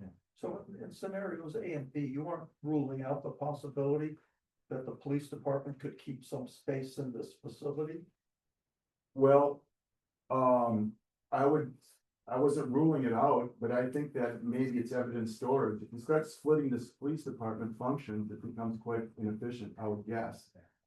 But like, for instance, the drive-through bay, would that, I mean, Oh, would that stay? well, I don't know, this is the discussion and the design that have to happen on this building, but I would say what's enclosed as the police garage now, that size and configuration will work very well for the fire association's needs. And then in that case, they would share a multi-purpose room within the village hall functions for their meetings, but they would have all their fireworks storage, their truck would be stored there, their workbench, all those things which are pseudo garage functions. Right. And then, You don't wanna put the police function here that, as Tom said, is hard to move, something like the evidence, I would think. yeah, that's. If it that's pushed true. any stuff, you could move it. You're not trying to move the whole department from the function of the department. Evidence is a very interesting thing. I learned more about it talking with Chief Jamie about this. Is it has to be kept forever.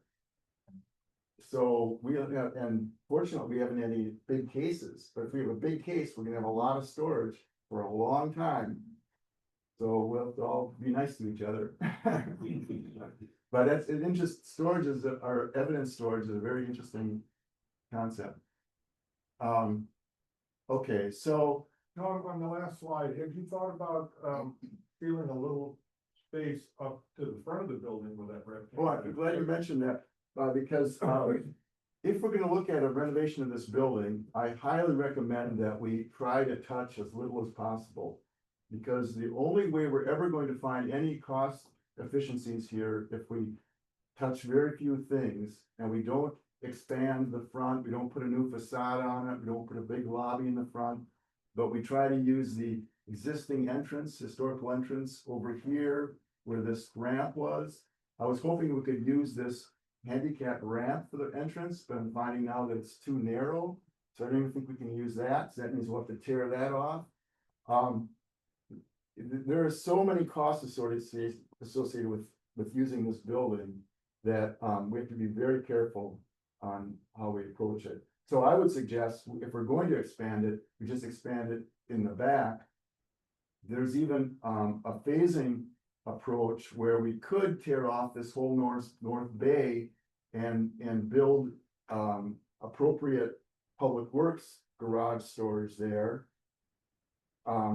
If we're phasing the use of this building, but there's some advantages and disadvantages to that also. So there's a lot of scenarios, even more, definitely more than 4, and a lot of permutations that we have to talk about and think about how to price it. Tom, I was gonna add too, there was talk about at least one bay being a higher bay as well, so they can do their tilt ups and Right. everything that they can't do right now, but go ahead.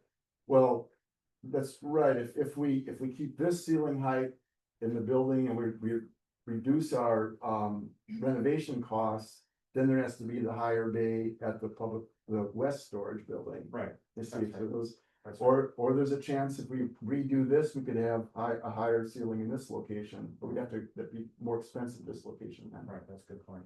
But, so then looking at the west storage building, if we really push it on this end of the building where that parking lot is now for the golf course cars, we could put 6,200 square feet of space there. But you can see we'd have to reconfigure the road a little bit to accommodate 6,200 feet. So some of the scenarios I mentioned before, earlier, the renovation scenarios were in the 5,600 square foot range or a little bit less. So then we would be pushing this addition as far. Now we could also get up to about an 8,000 square foot addition if we added on both sides of this building, but then we're relocating or replicating the space for the salt storage building. So that'd be expensive. So if we look at new construction scenarios, and again, there are more than 2, but I did limit the analysis right now. The first one is we leave the village hall functions in this building with a renovation scenario, and we build for the fires, for the police and the public works, some of the public works functions at the fire station site. And that's probably a 2-story building at about 1,400 square feet assignable. And then we would still 14,000, I'm sorry. But 2 stories all the way across or just partial 2 stories? Well, 2 stories and then there's the garage function. Okay. So. I see what you're saying. Okay. And then, we still have to expand 3,600 feet of the west storage building to accommodate all the needs. So you can see everything always foots to 34,428 square feet, because that's what we determined by program that we need. So it has to exist somewhere. Then alternatively, if we really pressure the former fire station site, we could build a 3-story building, 20,100 square feet of assignable, and accommodate village hall, police, public works, fire association in that building, and vacate the village hall site, this current site. But then we'd have to build 6,300 square feet of new space at the west storage building. And so we saw by that earlier exhibit that we can get 6,200 feet, so we're quite close. We just have to trim 100 square feet off of There's a elevation program. issues there as well. That pad is only so big, so you'd be going beyond that. This is going beyond the pad where the cars are being parked. Right. So it becomes a little more difficult as we go beyond about 4,500 square feet addition on this building. But it's still less expensive than building all this space in the village. Yeah. So this is all going beyond what I was going to do for phase 1, but I think it helps round out the discussion and points out how these costs are going to escalate very quickly because we're building or renovating across 3 different locations in every scenario, except if you build a very large building in this location. And I'm not advocating for any of these, but I'm just trying to set the scene for how we might be able to look at this. So now as we think of different scenarios, at least we have a framework for what space can reasonably be accommodated where, and we generate more exhibits and more options. Shana? I thought this was a fabulous presentation. Yeah. I think Got a little it's bit longer than I outstanding. was hoping to. Well, we It's kept you outstanding. waiting. So. This is, you put in a lot of time into this. And this is exactly what the board needed. Oh, I hope so. It did take a lot of time, but I wanted to do it in a comprehensive way from looking at the space. And this doesn't have any design, doesn't have any pricing at the moment. But I think this is important for setting the scene of what the issues that we're facing are. Now that, in my view, the information is organized now. You could take this right now to an architecture firm and say, okay, now, you know, this is what we feel we need. You can verify it with your people if you want. And these are locations where we think we want to have that space. Give us scenarios of how you can accommodate that. Now the information is organized, and you get a much better result with any firm, obviously, if you organize it first and then give them the information rather than say, well, we have a problem, you know, come and study everything for us. Which I'm not saying that you have been doing that, but this, I feel as though the information is somewhat organized now. What are the issues as you go through this because of ADA requirements as we go in to work through the fire station? We would need an elevator there? So were you thinking that's something that's gonna be tacked on to the outside of the building? If it's inside the building, then that's also taking up space. Is that space accounted for? It is, if you all collectively really decide you want to pursue a renovation, there will be a spot maybe in this corner near the entrance, or there's another potential spot here would knock out some closets for an elevator, and it's only going basically a half story. It's a small elevator, but it would be necessary because we don't have room in the building to ramp everything. So that space is, I'm thinking of that space. There are a lot of ADA requirements and a lot of challenges in doing that renovation in that building. That are really going to drive, boy, actually, this is a better exhibit to look at. So I think, one potential location is here for an elevator. But regardless, we have a lot of ADA challenges. We have a sprinkler challenge. We'd have to work very carefully and touch very few areas if we were going to avoid having to sprinkle the entire building, and that'll be a very big number. 2 out of the 5 air handlers on the roof, or maybe even 3, have to be replaced. So some of that can be salvaged. Now, this is just some preliminary information I have from the contractors that went through briefly. There's window issues, seals on the windows that are lost. There's obviously a lot of lighting issues. If we're going to pursue renovating this, I'd strongly suggest we don't touch the main common corridors. We try to respect those and use the spaces that are with the demising walls now. So I think this is the deliverable for phase 1. And I would love for Tom to do phase 2. Because we can't make a decision without phase 2. Phase 2 is where you give us numbers. And then we'll decide based on financials, which of the options to go with. To proceed and move forward. Is that a motion? Let me comment on that for a moment. The way the agreement was written is I was looking at only the fire station building. And I can do that, but it won't be a complete number then, because we have basic deferred maintenance in this building or renovation in this building to make the program work. And that's additional piece of work.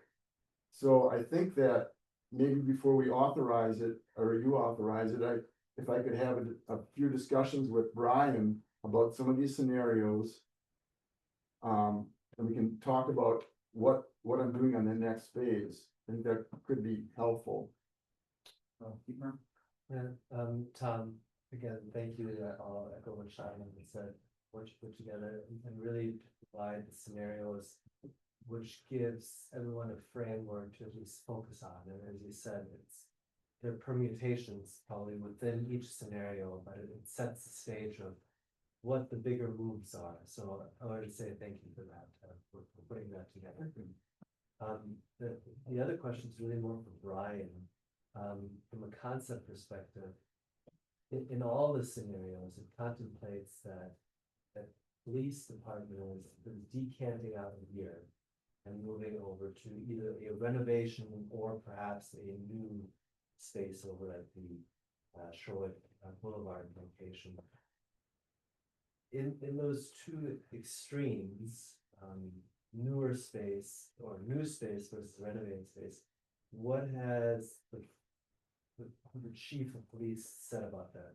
They're receptive to this? Does it work operationally? Does it mean police cruisers can go in there? Just those concepts, operational concepts. Have you guys had any conversations about that? What I can say from the commentary that Jamie provided during this process, I think the overwhelming feeling is that more space for their department is needed to address the deficiencies at the current site.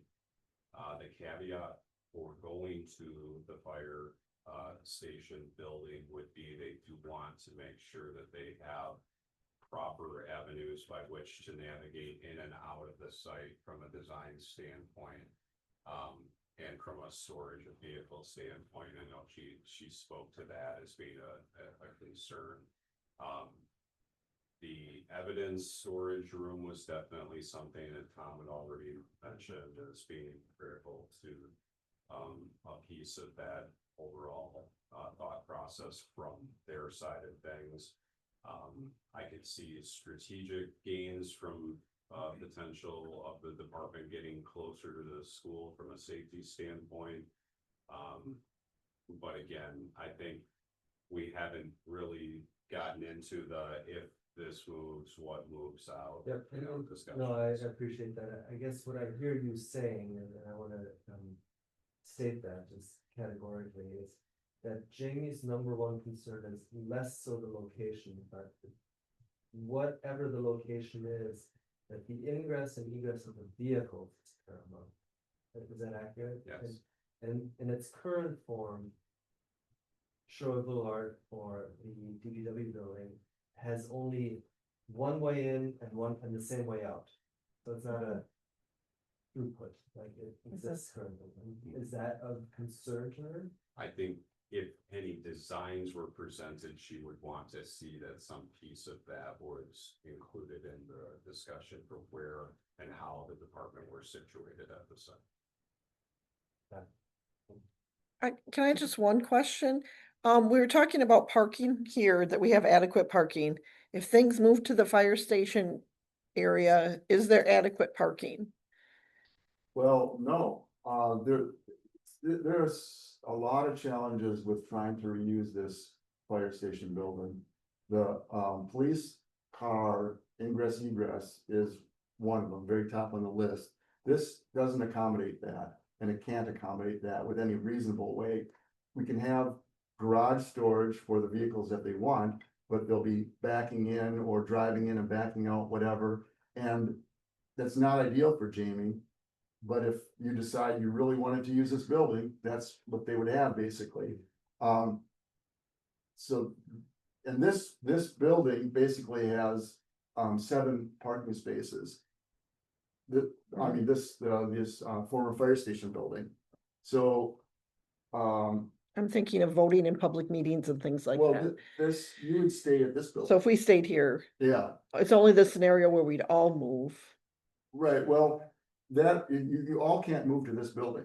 Okay. This fire station building, that all the functions do not fit in a renovated fire station building. So it can only be 2 functions. So it'd be police and some of public works, or it would be village hall and some of public works, and that I don't recommend either, for what I said before, reason as I said before. So along with all the costs of regaining this building is that you'd have the police department there in a less than ideal vehicle situation, which may be very important to Jamie and the police department, understandably so. Wasn't your scenario D, assuming all functions are at the fire station? Fire station site in new construction. So scenario C and D involve new construction. Oh, I thought you just said that it won't all fit over there, but you have a scenario. It will not all fit in the existing Oh, yeah. building as a renovation scenario. But it will fit. In new construction, we have many more options. We can place the building thoughtfully, utilizing more of the site, and we end up getting 25 parking stalls. Also, so things start to work then, but at a much higher cost. But then again, the renovation costs are going to keep going up. The more we try to accommodate the program, that spread between renovation and the new construction is going to diminish. But that's part of the analysis. I just want to confirm, no additional like community center area was included in any of this, right? This is just like current department heads. So like the community space above the pool, for example, if we wanted to move that and centralize it, that would be additional square footage. Correct. Okay. And this is talking to these departments. Right. And it's really pushing the limits of this site. Yeah. To get all three departments there and even in new construction, because it just isn't all that, it isn't that large. In any of these 4 scenarios, does it allow for the mulch and the Halloween party and the community activities that are currently going on there?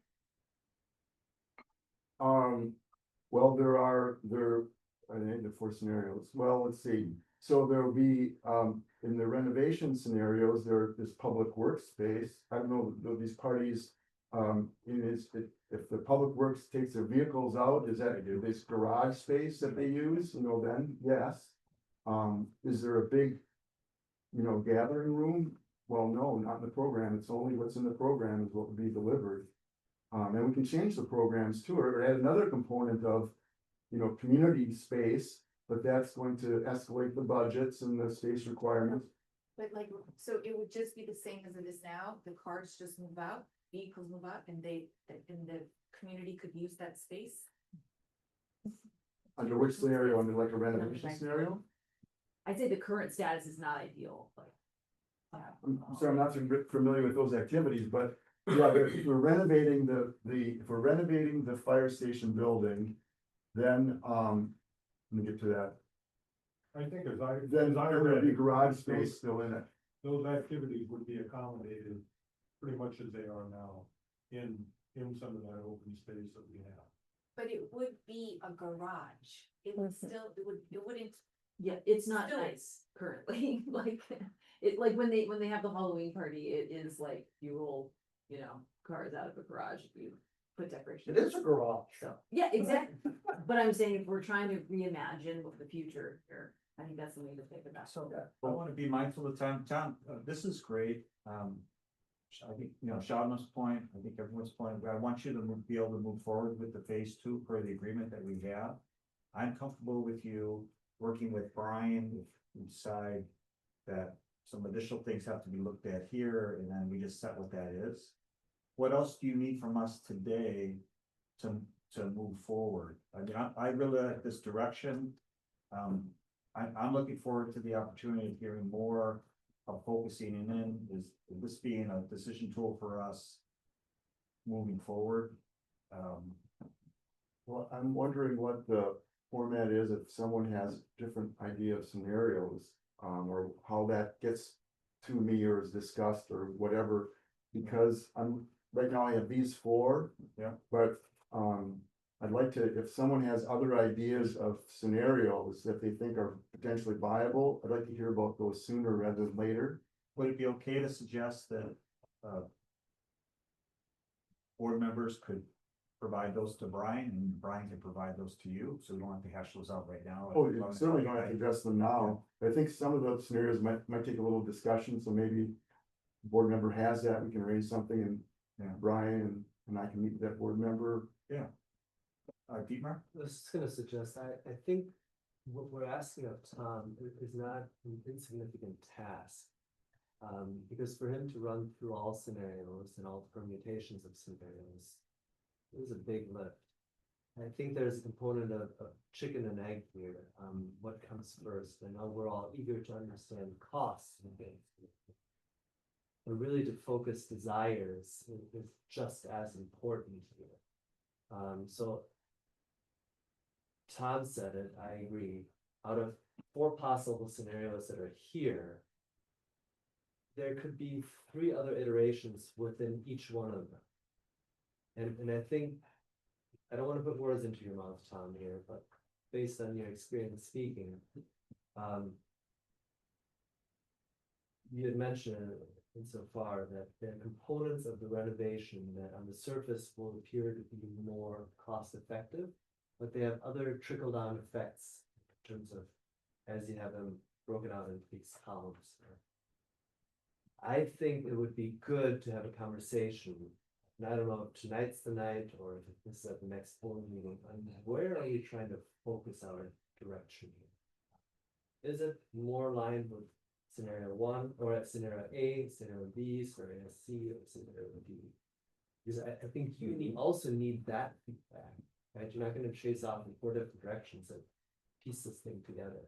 Exactly. Maybe I'm wrong, but. No, I you're wanted to have exactly this right, conversation. because with Brian, we had to determine the spacing, okay, that was pretty straightforward. But then I started looking at, well, how did I want to illustrate some of the scenarios? Well, I can think of many more scenarios, but I focused on these because it was presentable and kind of gave you a framework and hopefully sparked some ideas. But then there's a lot of value judgments on which direction you go in. And then it'll be the value judgment additionally on, well, okay, we think we're gonna go in that direction, but really, how much money and commitment will we willing to spend for that direction? And there's a lot of discussion. Excuse me. First I wanna say, Tom, this is awesome. Having battled with FGMA for the last year, it's wonderful seeing something numbers that I feel like I can trust and make sense, so. Thank you for that. I guess what I was gonna say was, if we're looking at scenarios, I'm not sure if A, B, C, and D sort of progress as more complicated, potentially more expensive. I would say that the scenario, C and D, maybe we don't jump into those first because we know that they're the most expensive. Maybe start at the lower end, and that may be all we can afford. You see what I'm saying? I don't know if you have a sense for that and in your mind, which of these scenarios are maybe the most cost effective. But it seems to me that even probably at the lowest end, the cheapest option may be a lot more expensive than we think it's gonna be, so. Well, there's a lot of value judgments on when you go into the renovations. Because you can imagine you renovate one area and then the rest doesn't look so good, you have to renovate that. And also there are things that are code driven.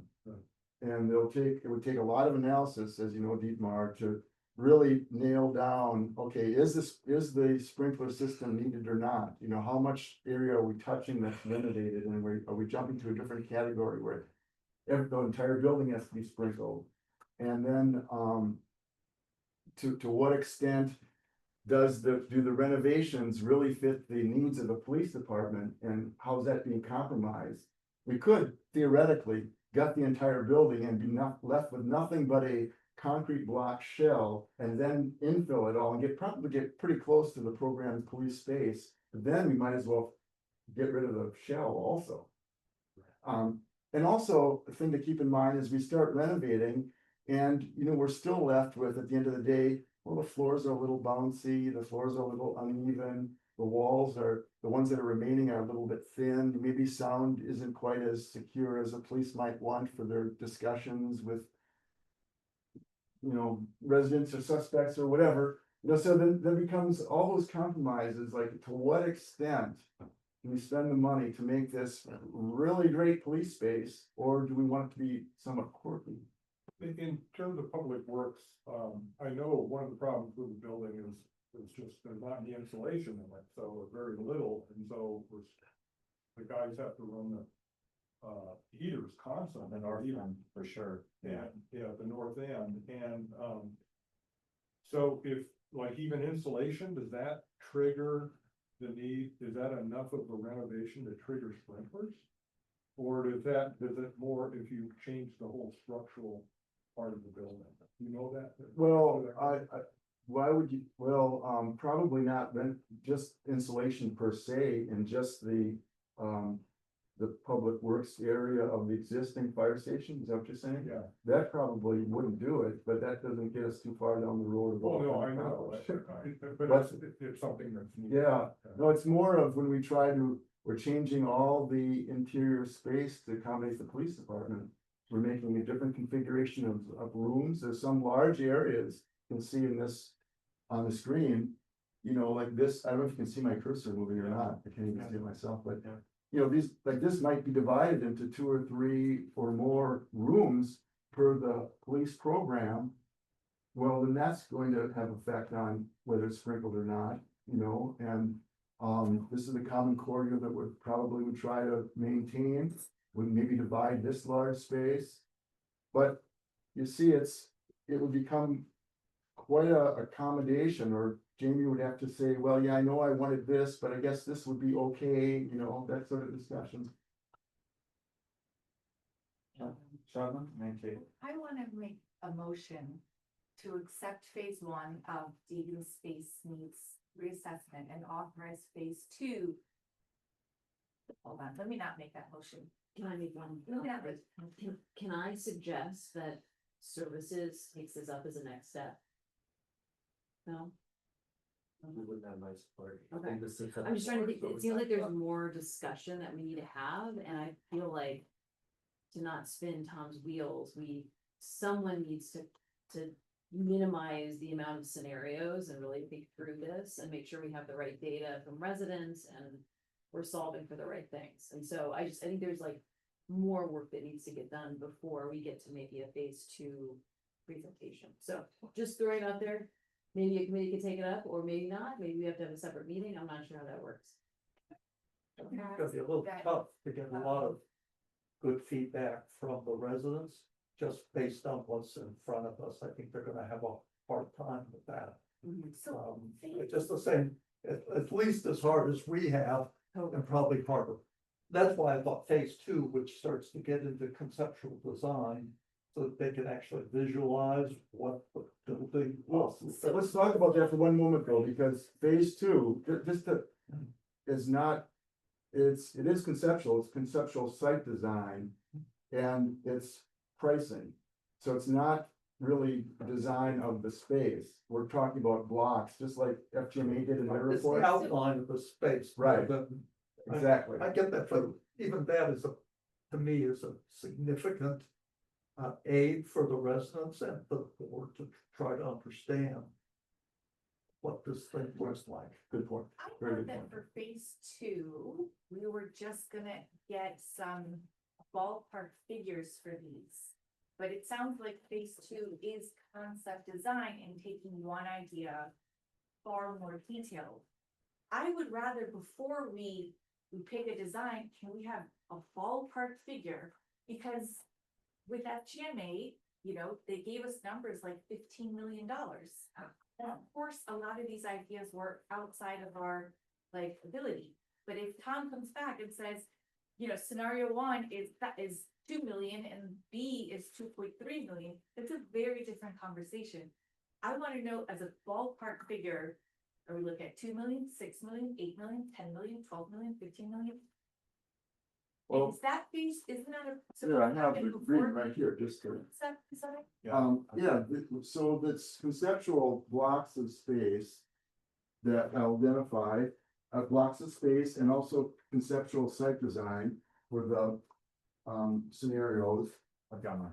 And again, price estimates for the construction costs. Oops. Who wants that?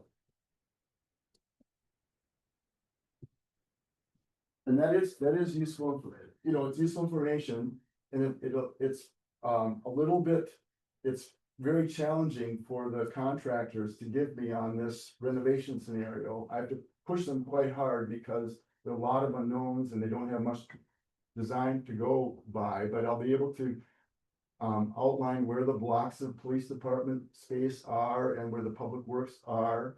And then they can do some analysis and give me some range of prices. To get a general idea of the cost and what the bigger challenges are. So I think that's useful. you know, I think it's. To take it to the public and have these elevations or models of what this is all gonna look like is pretty. Premature, I know, but I'm using that as an example, it's. I think what Tom is giving us is something that for us to digest and be able to make a decision, well.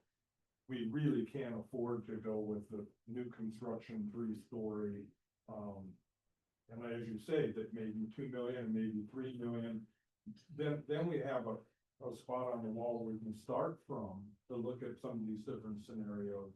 I mean, this is how I see it, and then maybe we can build from that, knowing that we're in the ballpark for what we can afford. Do you have to do the concept plan to get a ballpark estimate? Can we just get ballpark estimates for these? And then decide on the plan we want for the concept design? Well, to a certain extent, the contractors need to look at something. So I will have, for the 2 and the 3-story buildings, I can have a site concept.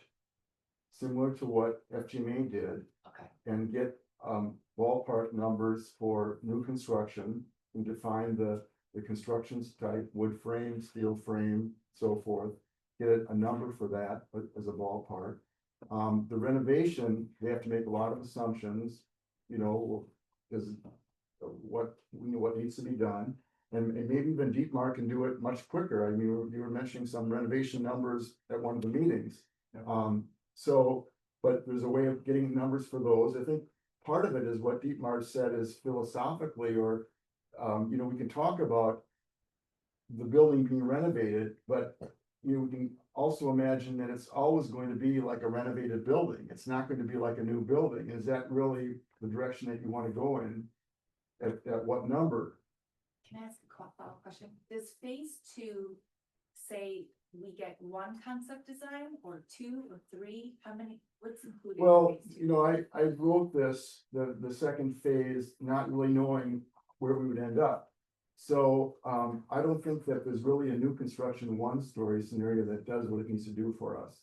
So I think it's 2 or 3 as far as new construction. And for the renovation option is, it's right here. I would not even pursue adding a 2nd floor to this building, or the fire station building. That would not be cost effective in any way. So that's not worthy of studying, I feel. So it'd be a renovation number for renovating the fire station building, and then a number for new construction 2 and 3-story.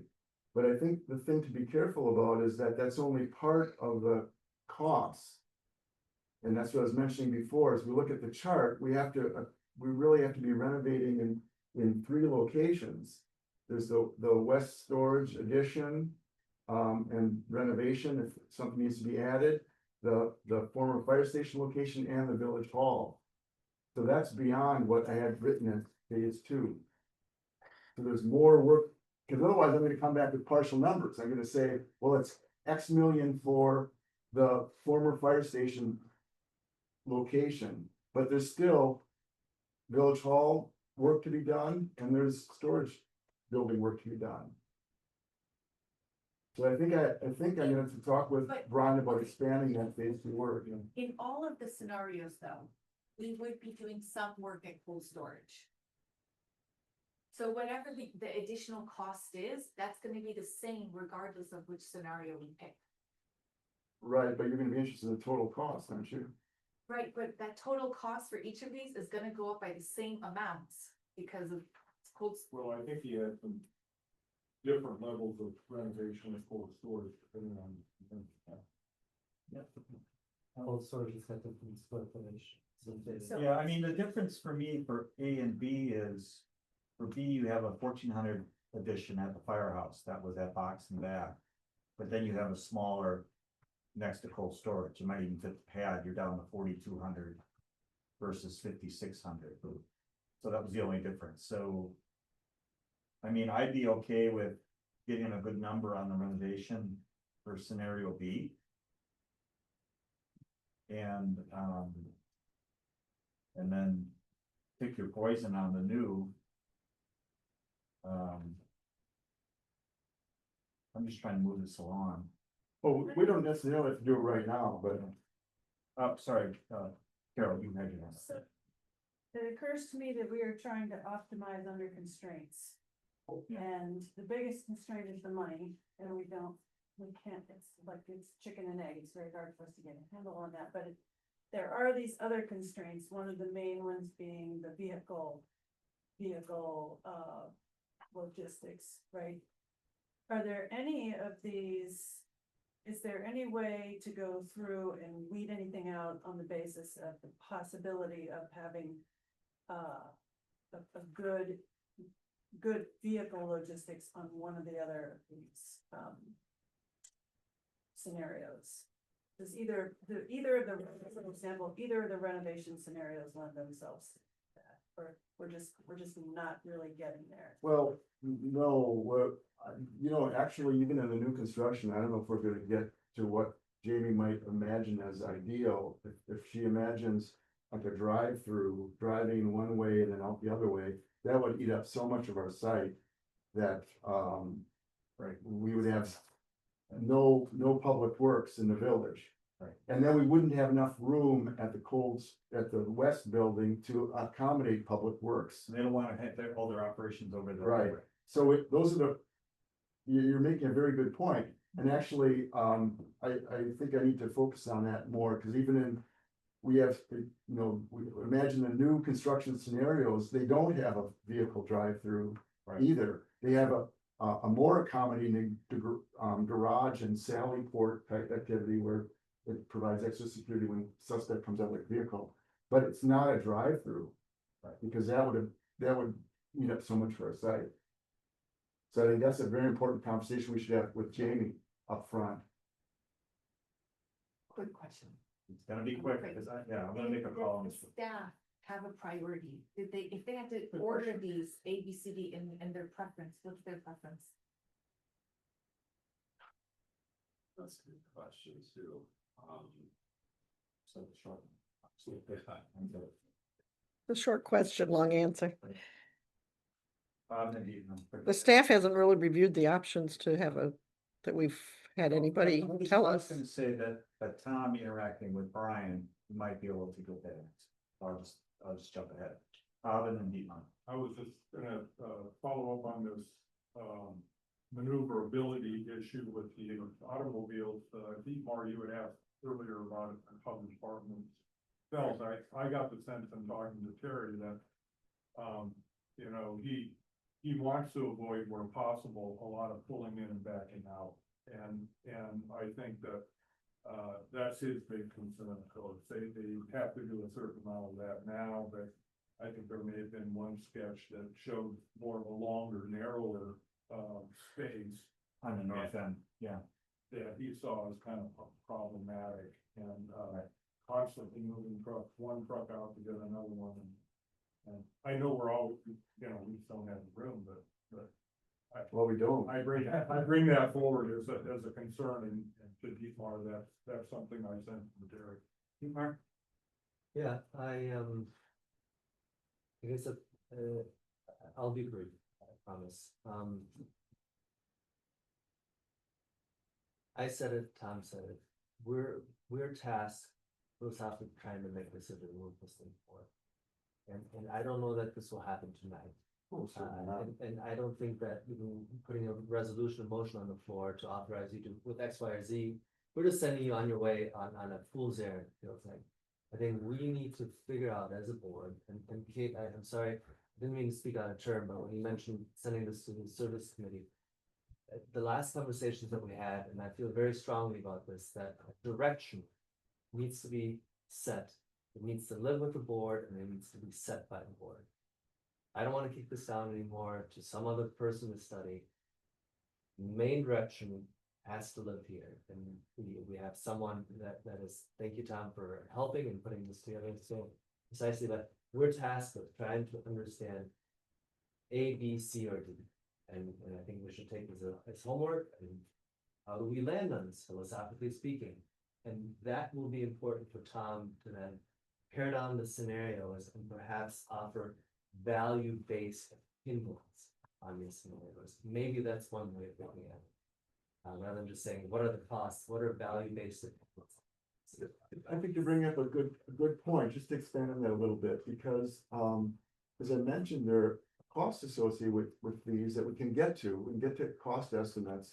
But then the value base comes right in as, okay, when you wanna spend those X $1 million on renovating the building, and it's still going to be very quirky for the police department, it's not really going to fit their needs exactly, and they're going to be, uneven floors or whatever. And, if we got to that point, is that where we wanna be as a village? Doing this to Sheldon. Go ahead, Sheldon. Go ahead, Sheldon. And then Bob, and then I have a comment. Can we Get a lens plan. put this on the next board agenda? I agree with Dietmar, we gotta simmer on this. Come back and decide at the next meeting. If you wanna take it to services to get feedback and input, that would be great. We could have. Are we making a decision tonight? No. We're not, so we could just decide next time. Well, I mean, I was, Bob, we'll get back to you in a second. I mean, I was gonna jump ahead and say, there's a motion here, we're accepting phase one. Of what Tom has done and authorizing phase two. And I'm just, this is just from one trustee standpoint, I'm comfortable with Tom coordinating with Brian. And Brian reaching out to us on how those things are going, and you guys sharing information with Brian. I think someone's gotta, hope I'm not piling on here, but I think I wanna keep this thing moving. I think we could be here another 3 hours and not figure it out. But this has been really good, I think, for us to focus in on what the opportunities are. It's gonna help me advise Brian and advise Tom. We've got a decent agreement. I wanna honor that agreement. And if it turns out, there's some things beyond that scope, then you guys have to negotiate. Brian can communicate to us on what that is. We can say, hell no, or yeah, or yes, let's meet and we can have a special meeting. I think there's a way to manage it. But I wanna move off the schneid on this right now if we can, with that motion. Yes, Bob, yep. I just want to think that to Tom's point and to Kate's point, I think we need to think about this as, do we want to make an investment in the village? Do we want those uneven floors? Do we want, kind of a half-done deal? I've done enough remodeling and there's something I've learned over all the remodeling is do it right. You have to be mindful of your budget, but to pinch pennies, on something like this, I think we have young people here who see the village as a long-term place to live in, and to make that investment, I think is something we should do. I'd like to make one comment that, if you're satisfied with the space programming, I appreciate it if you would accept phase one of the work. Yeah. But I would also, suggest that you don't authorize me to phase two until Brian and I talk and we look at the options, you guys simmer on it. We think of what the direction is, and maybe define That works for me. that phase two a little bit better. Yeah. Because it does say in here, it's only, you have 30 days after we authorize phase two, Right. so I don't wanna put a clock on that yet, cause I like these 4 options, there may be a fifth, I'm just. gonna throw that out there. Maybe a 6 or a 7, and I think we need this is an important enough decision that I think we need to take our time. And I think we can all be happy that we got to the point where we are agreeing on the amount of space that's needed. And the departments agree. Brian agrees. I feel that it was very conscientious, very pleasant experience, very typical from all the times all the space programming I've done. It's been a marvelous process. Julie gave great input also, and great. Dietmar, do it for us. Dietmar. I didn't mean to cut you. Oh, that's right. That was it. I'm gonna make a motion to accept phase one of the Deegan Space Needs Reassessment Study. Okay. Any further discussion? All those in favor, please say aye, raise your hand. Thanks, Tom. That was awesome. All right, Tom, I need you to stop sharing your screen because you're still up there. Uh-oh. If you can hit that. Facilities, people, you're gonna run tennis. Thank you. You do that? Oh, nope, you're still. Oh, boy, I don't know that I'm actually in a position to do that. There we Brian, go. I have to- Thank you. Or are you, Brian, to run tennis? I'll be right back. Brian will divulge all the secrets of. So I'll give a quick summary background. I did put an RFP together for, the resurfacing and restriping of the 5 village tennis courts, 3 being over at the pool, 2 being at the school. We received 2 responses to those, or to that RFP. Those, have been included within your packet for your review. One of the scopes of the request for proposal addressed the core components of what was requested, which was a resurfacing and restriping of all 5 courts for dual purposes of pickleball tennis use. The other gave a couple of scenarios, it addressed it, but not specifically to each one, having everything that we needed as part of the RFP. So the recommendation in the packet and memo was, if everyone agrees with the slightly above budget that Midwest Seal Code provided, that a motion be made for us to engage them on this and begin the process of scheduling that, which I would assume at this point would coincide after summers. I thought he was. No problem. I don't think No, I was just. I don't think Brian- Oh, yeah. No, it's all good. Yeah, everyone's tired. Yeah. Well, I have- So first question is, how was this budgeted? Because I think it was in the, when I look back, it's in the 2024 CIP. But then it looks like when we did the 2025 edition of the CIP last fall, I couldn't find it. Yeah, so it was carried over within the, into the 2025 CIP funding from 2024. So it's earmarked, it's kind of reserved for this project to be completed. That was budgeted for 51,000. So is it in the capital, is it budgeted for the capital fund for 2025? No. Oh, not- When we did the CIP and the budget, we were still anticipating completing this project during 24. We thought it was going to be able to be done in October. So by then the CIP was already approved. So we thought it was a done deal. So it did not carry over. However, we also didn't spend that money. So that's why a little extra carried over in the capital fund balance to cover that. Well, kind of, because it's being funded through the tennis program and they will be paying this back over several years, depending on the amount of profits they make each year. So we're using up their fund balance for the tennis program, and then whatever their profits are each year after they have what they take in versus their expenses, they're not a separate fund, but that we are accounting for them. Each recreation program is a separate entity, basically. So whatever they have extra every year will be put into the capital fund to repay this cost. So we have the cash because we budgeted for this in 24, didn't do it and carried it over. But we didn't actually put it in the 2025 budget. as a Correct. Capital project. Correct, because we were assuming it would happen in 24, which it didn't. Okay, so that, I just wanted to clear that up and then. That's correct. Okay, and then the timing of this work would be in the Okay, fall just do it in the sometime, fall something like after that. Okay, and then I guess. Or sooner. Who knows? Depending on the schedule, I just don't know where the tennis program needs and so on. So this would be paid out of cash as opposed to an allocation of this, the debt that we're just authorized to be issued?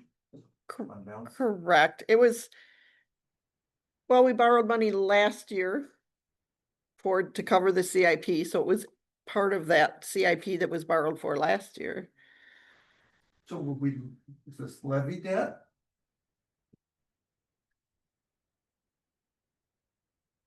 Some?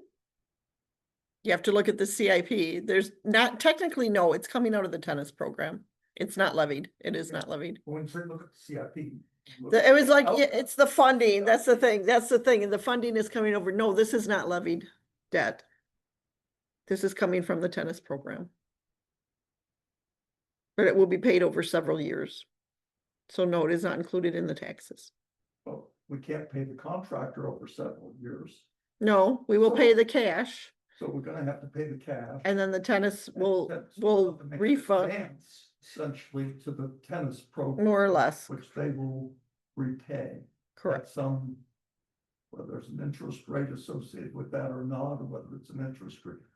Yeah, it's The devil's in the interest free. details. There's not, it's not an official loan. Because it is all general fund, it's general fund and capital fund, it's not, it's just a repayment plan to make the fund whole. It's not an official signed agreement because there's no two parties to agree. It's, I should think everybody's talking about. Carol, you can make a motion. The, Yeah, I'd like to move to accept the bid of $64,000 for Midwest Seal Coat for resurfacing and restriping of 5 tennis/pickleball courts. Is there a second to that motion? Thank you, Bob. Further discussion, all those in favor, please say aye, raise your hand. That motion carries. Oh, sorry. I have a question. Okay. So are we approving though these mock-ups? Like in the packet then? those mock-ups are not Midwest. Oh, That's why they didn't get the bid. okay. Good. Okay, but once you guys figure out how the accounting works on this one. I'd like to know that. I don't know if the rest of the board is interested, but. If you look at the just what the CIP, Transaction is. if you look at the current CIP, you'll see a thing called fund balance transfers. And I believe when it was first set up, they were anticipating the tennis fund paying like 8,000 a year over 5 years. Talk about- It's already in there. It's already in there, but I think those numbers are slightly lower in what they're making for profit. So I lowered it to estimating around 6,000. So the motion, we didn't vote for it, right? Yep. We did vote, yeah, so we accommodated Kate after the fact. Okay, that's good. All right, McKenna Park Master Plan. I don't want to spend a lot of time on this. We know it's gonna be on the agenda for June. Carol and Dietmar, do you want to just speak to it real quick? I mean, obviously I went through the plan. I was at your last meeting, or at least watched it, and, yeah, there's a lot of good stuff there. So anything you guys want to share with the board right now would be great. Carol, you wanna go first? Sure, I'll say that, in broad strokes, we have a plan that is responsive to what, the whole process brought forward. The, report still needs some work. It's not final, so if I were all of you, I wouldn't even read it yet until we get, until we get the final version from AIRS. And I know Dietmar have a few things to say as well, but I just wanted to report that I did finally have a discussion with one of the tribal historic preservation officers, and it was really interesting. And his very preliminary reaction was that he's interested in having no chemicals used at the site and interested in anytime there's gonna be digging. So he's gonna be talking to his folks some more before he gives a official reaction, but that was what he indicated. Yeah. Dietmar? Yeah, 11:26, I could go on here, I won't, I'll refrain. The report indeed is premature, it's like premature me going into high school. Attend this. But the process that we have undergone has been very robust and rigorous. Now, there are members on the committee that may or may not agree with that statement, but I wholeheartedly believe that the ad hoc committee as a whole, along with the advisors and associates, have gone through a far outreach program to the community in different forms and different formats. Whether that was a town hall, 2 town hall meetings, we had a total of 10 committee meetings, There was a survey that was open for 5 or 6 weeks in total. Looking at you just to help me out here for my collective memory. Robust conversations of what this space wants to look like. And then also reminders to the committee members that this isn't, their assignment isn't necessarily to function as what their preferences are, but to represent those that are behind them, whether it's other committees, whether people within their social network, et cetera. So that will all be more evident as you see the final version of the McKenna Park master plan.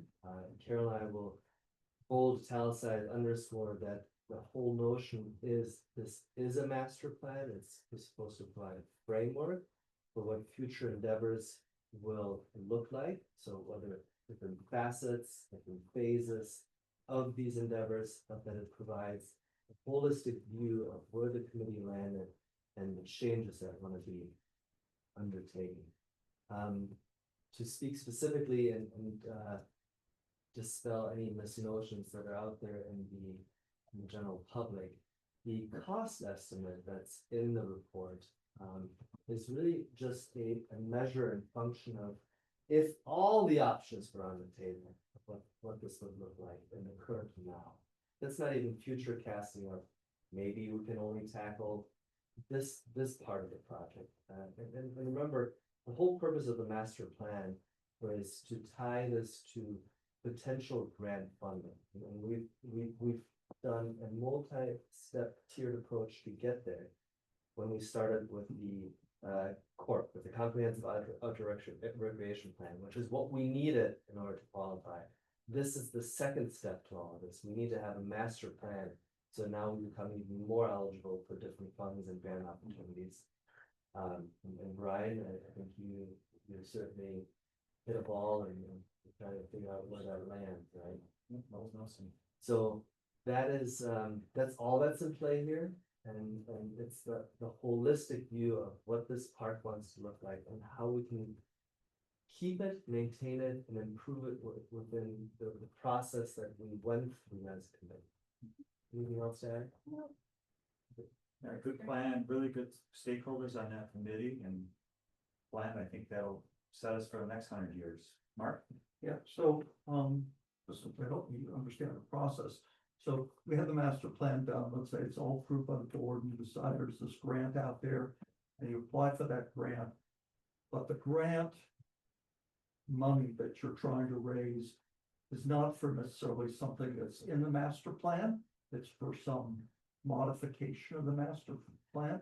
Is that something that when we apply for the grant, we have to say, well, yes, we have a master plan, it's been approved by the board, but when in applying for this grant, we want to do X, and X isn't necessarily in the master plan, or it's a little different than envisioned in the master plan. Does that become an issue at all? Do you envision that as an issue? I can't say. Okay. I can say that Yeah. Brian has already applied to the DNR for a grant, and there's plenty of overlap between the call of the grant program and all the many different things in the plan. So I think that the way that we have is gonna be a lot more of a constraint than finding a grant program that matches one or more of the many things that we could do there. Good. Just one piece in closing on this, that I wanted to bring up, and it could be for the next discussion, but within the CIP in 2026, there is a considerable amount earmarked towards a fundraising endeavor for projects, so we should probably put that on the discussion table at some point then. Yeah. Mentioned that one. All right. Just huge thank you to both of you. Yeah. This is awesome. Yeah. This is hard work, incredible, and I just love looking at all the photos and the options. I'm gonna get excited, like I can't wait till you get the final version of it and work it. This is one of those projects where the residents love. I mean, yeah, you gotta fix underground sewer, but this is where you show what you did for them. It's really the only public access to the lake as well, our village, so. All right, item 8C6, McKenna Park historical marker Brian, you just wanna, you know, you talk about it in your memo, we were at the meetings together. What, I mean, Yeah. and then we gotta recommend a motion to review to the village parks committee, just tee it up. Just real quick, I just wanted to put this on, just more of a, update for village residents and board. Village was notified by Dane County, that we did make the final cut for a historical marker designation. In recognition of the ancient canoe findings off the shores of McKenna Park. Given the location of where the historical marker is, considered to be placed at McKenna. Yeah, it was my opinion that I thought it would be a wise decision to have this referred over to the Parks Committee for a discussion as to the best potential location of the marker on the site. We will need to give an update back to the team over at Dane County next month by the close of June, so that they know what to put into production for the site. So my intention was just bring it back to the board next month with the recommendation from the Parks. I'll make a motion Thank you, sir. to refer a historical marker placement review to the village of Shore Hills Committee with the recommendation for location to be returned to the village board for the June meeting. Thank you, Kate. All those, ready to vote? All those in favor, please say aye, raise your hand. That motion carries. Thanks for that, Brian. Appointments.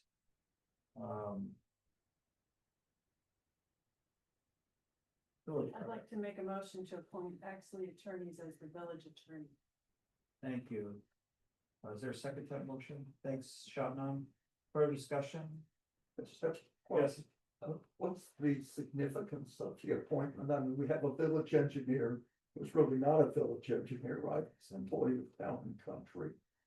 Is there some special significance designating him as, does the village attorney have some special meaning? Within the village ordinance, it states that the appointment, it is an appointment action for village attorney. So there's actually a role for quote unquote village attorney enshrined. Okay, thank you. We got a Kate. Yeah.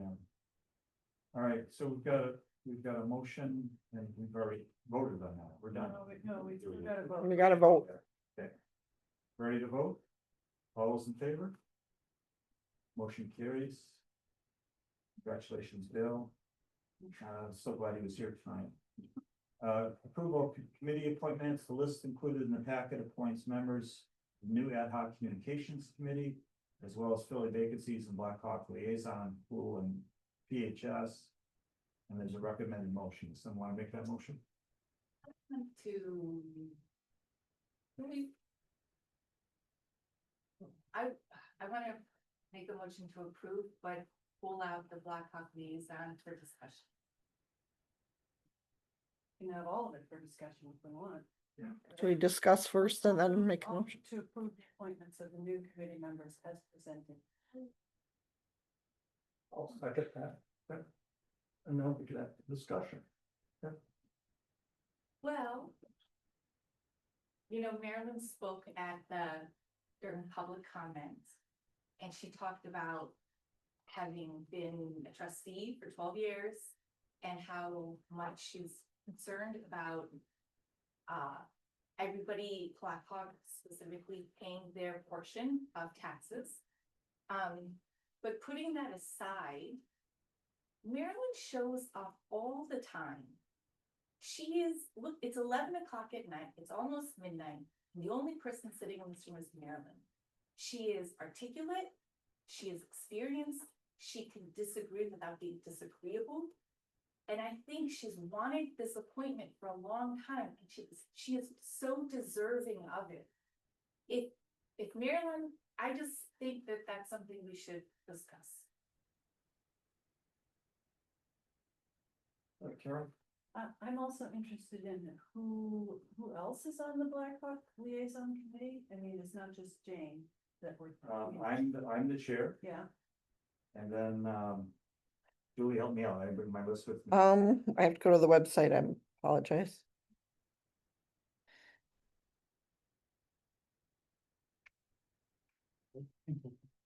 Oh, Marilyn's on top of it. Thank you, Marilyn. Okay, so what Marilyn is showing me is that, that there are 6 spots. No. No, there's only 3. There's only 3 for the village. Oh, those are okay, thank you. Yeah. Okay, so John, Luann Kirschner, and the vacant spot Right. for Correct. Jane Luann, right. is, are John or Luann also members? Of the Blackhawk committee? Yeah, of No. the, of the club. No, no. So so we would have, with the proposed with Jane, Jane is a member. Yeah. You, and then there are 2 of you who are not. Just a 3-person committee from our side, right? Yeah. But they have a corresponding. I see that, committee. but That's what- But Jane is a resident and a member. Yes, no, I'm just trying to understand, I mean, if, as Marilyn was saying, if all of the village reps were also members, then that would be a little troubling to me, but I see that two of the village reps are not members, so.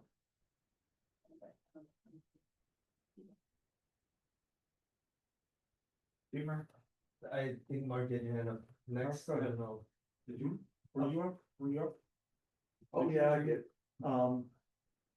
Marilyn spoke a lot about the lease and the involvement of the Blackhawk Committee in the lease. And I'd say, I don't see it that way at all. We have an agreement with that. It's now passed from the committee to the staff. The staff is responsible for enforcement, auditing, calculations, whatever with respect to that lease. I don't see that as a responsibility of committee members, right? Because once the village enters into an agreement, you don't have committees interpreting that agreement. That becomes a staff function. So I think we just need to be clear. And in my mind, though that particular responsibility lies with the village, which is to say the staff. Thanks, Mark. Pete, Mark? I'm okay if Marilyn's on the Blackhawk liaison committee or Jane, but Marilyn is here. If she has great desire to be on that, please go ahead. So that's my mood on this whole thing. Well, I mean, Shabnam had originally nominated, Marilyn. Marilyn and I had a very good conversation. I also had a conversation with Jane Hamblin. And I'll just, to speed things along, this is what I said, Marilyn. I said, "Dear Marilyn, thank you again for taking the time to speak with me recently and for sharing your interest in serving on the Blackhawk Country Club Liaison Committee. I sincerely appreciate the thoughtful and steady contributions you continue to make as a valued member of the Finance Committee and in broader village affairs. Your engagement, institutional knowledge, and strong commitment to Sherwood Hills are qualities I deeply respect. These strengths have been instrumental in shaping meaningful discussions and bringing a constructive voice to the table, something I know many in the community appreciate. After careful consideration, I've decided to appoint Jane Hamblin to the BCC Liaison Committee. Jane is a long-term resident and a social member of the club who brings a particular focus on preserving and strengthening the village's relationship with Blackhawk Country Club. I believe her background and interests are well suited to help advance that goal in the years ahead. I want to reiterate my gratitude for your continued service and engagement. I look forward to working closely with you in the coming year and welcome your ongoing involvement as we work to strengthen our governance and community connections." So, Jane expressed interest. I had a conversation with Jane. I took this all into account and I made the decision that I did. And, we have a motion in front of us. Shabnam.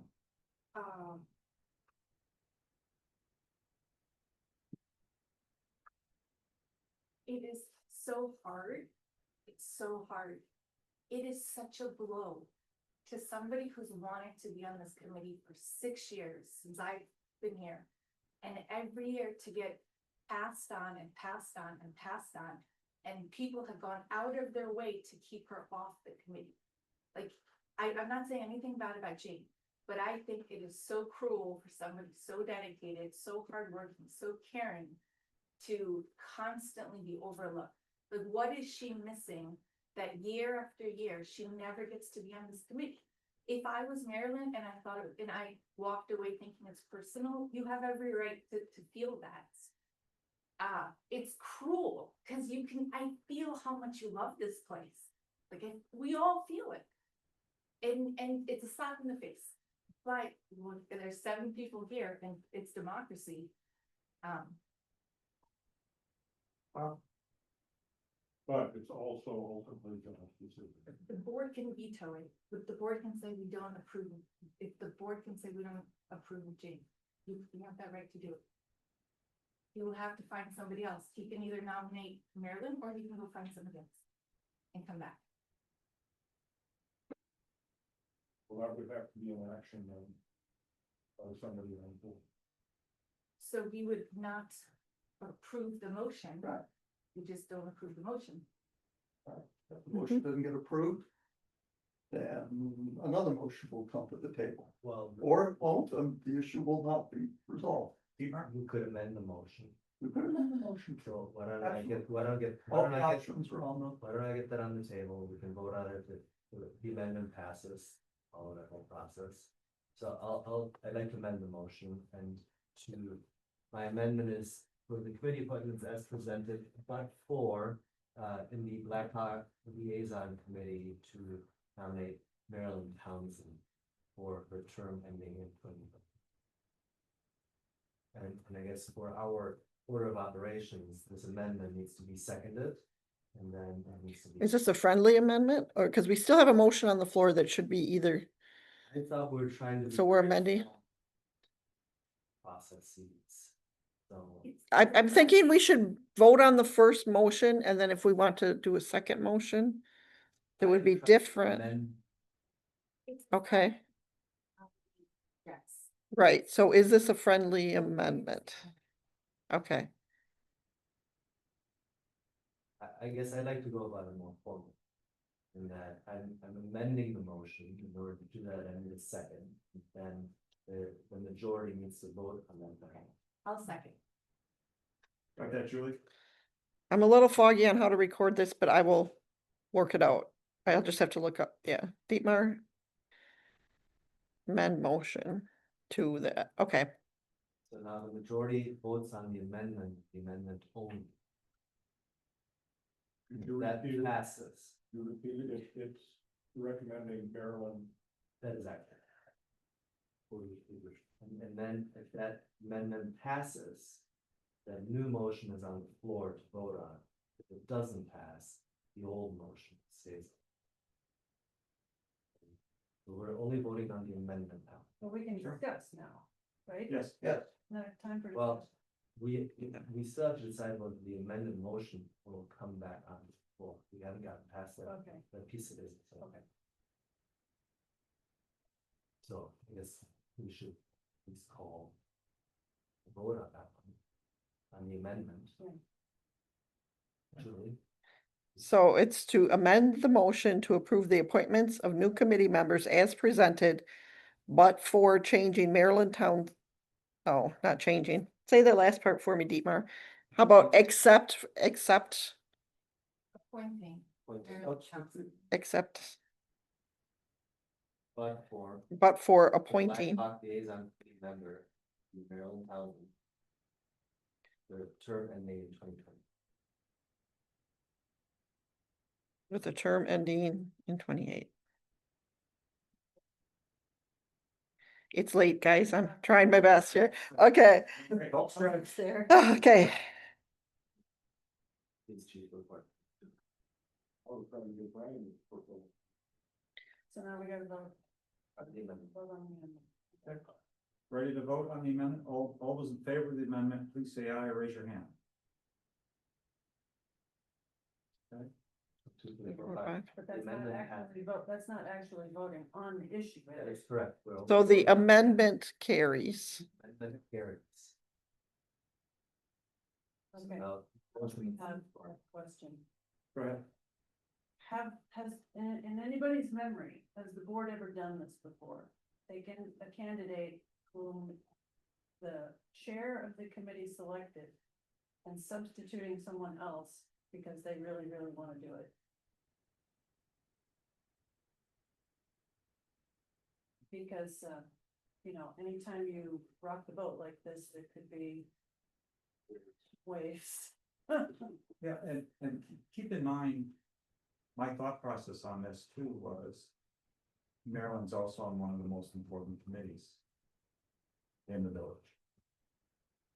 So, when I can, yes, we have some cases where we have two people on different committees, but not always on, high echelon committees like that. So that played into my thought process as well. Jane doesn't, Jane serves on the,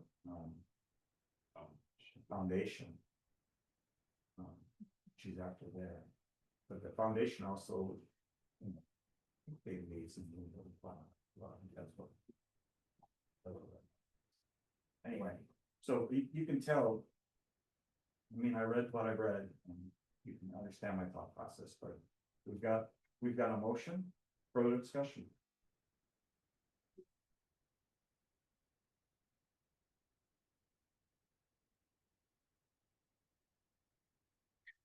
Okay, so the motion on the table is the amended motion to appoint the committee members as presented, but for changing Marilyn Townsend as the Blackhawk Liaison Committee member with a term ending in 2028.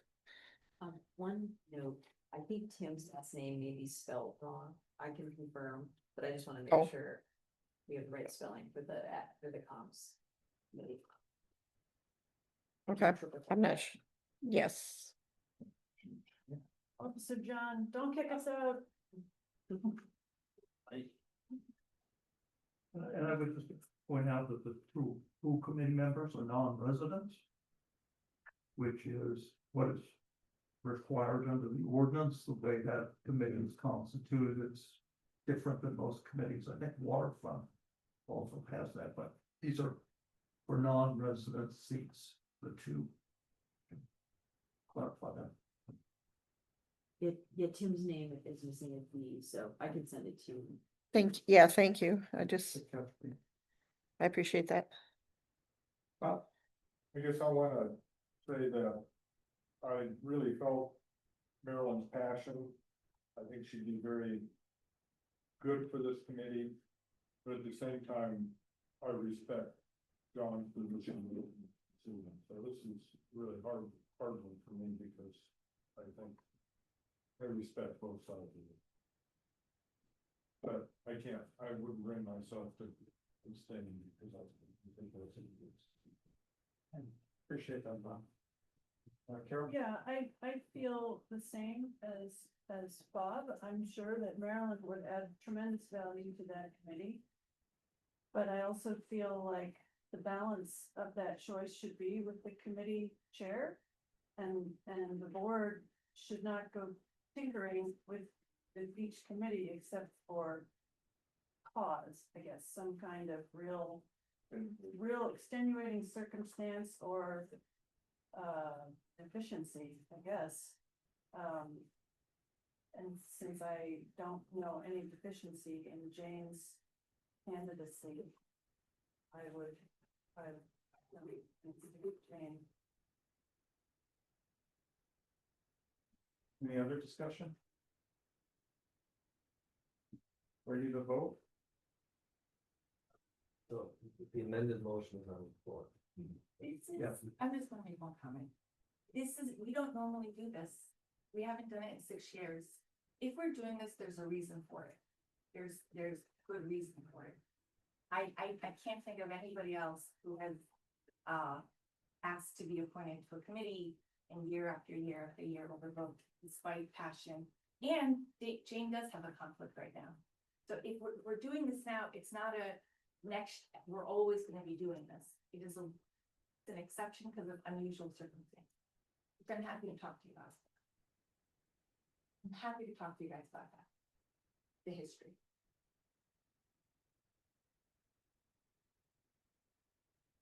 So, Julie, can you give us the motion again?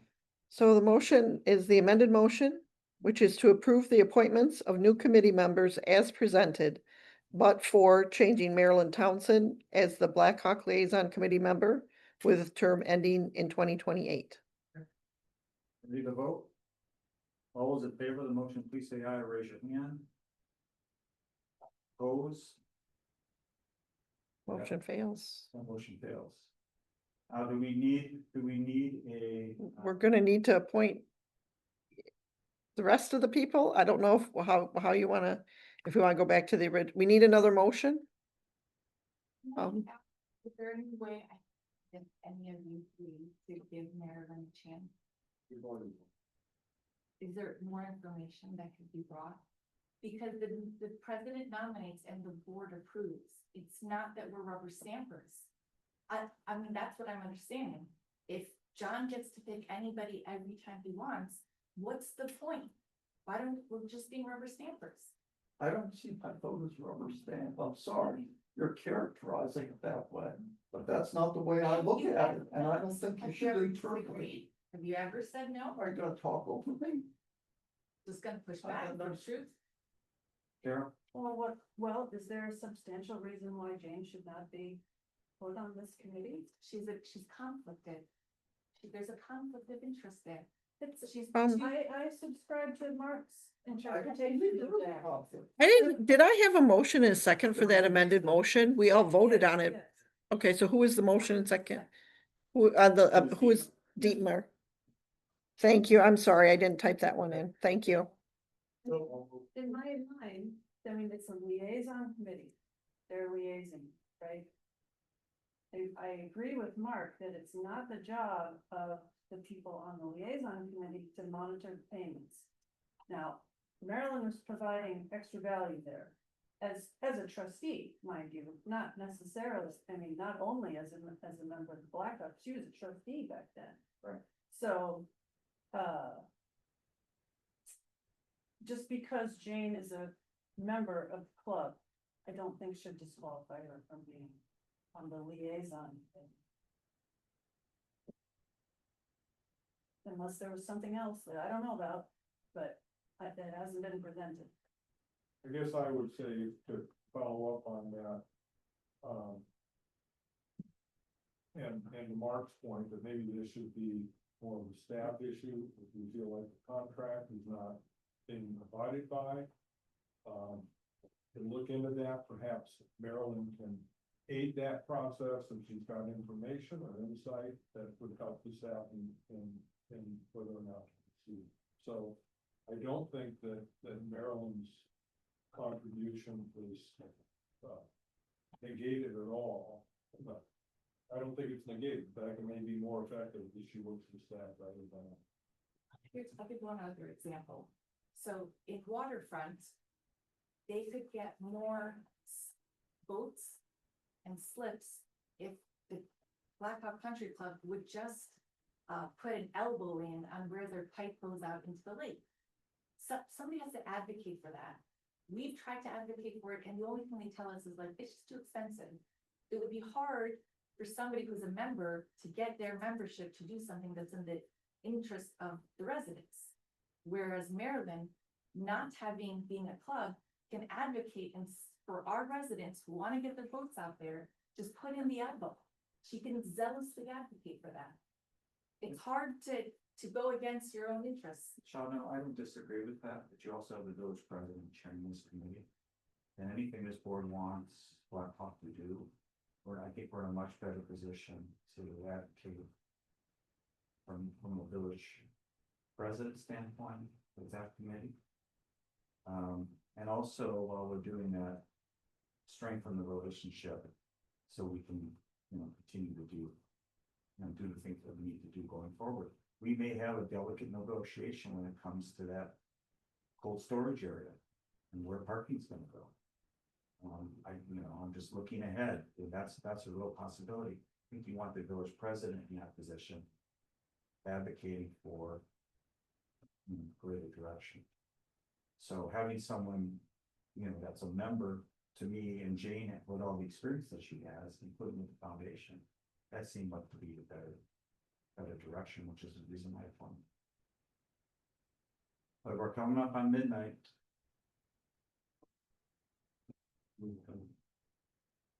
So we still have We need a motion. all the appointments sitting out there. So, No, The amended motion was defeated.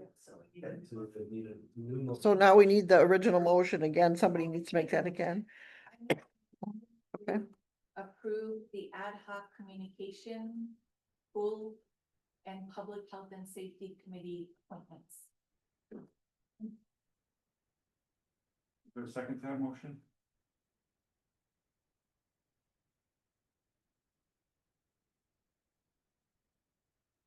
Or any other motions? If we vote on that motion, then we have to vote on the Blackhawk separately. If there was a separate motion for it, yes. I'll second that motion. Okay. Further discussion on the motion? All those in favor, please say aye, raise your hand. That motion carries. Are there any other motions? Carol, I move to approve Jane Hamblin as the new member of the Blackhawk Liaison Committee with a term ending in 2028. is there a second to that motion? Mark? Further discussion? All those in favor, please say aye, raise your hand. Opposed?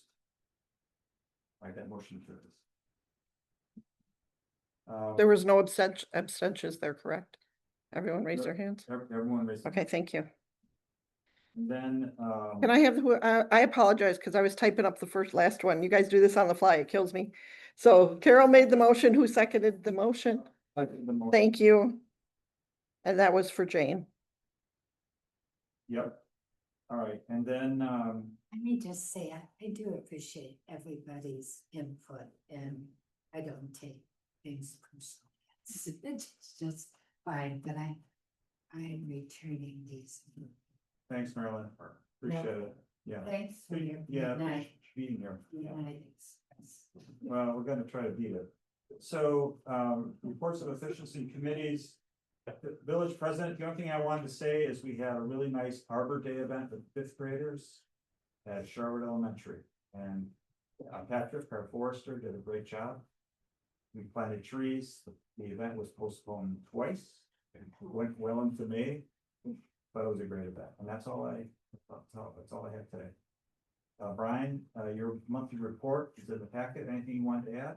Just that the new website got refreshed, and Today? Yeah. Oh.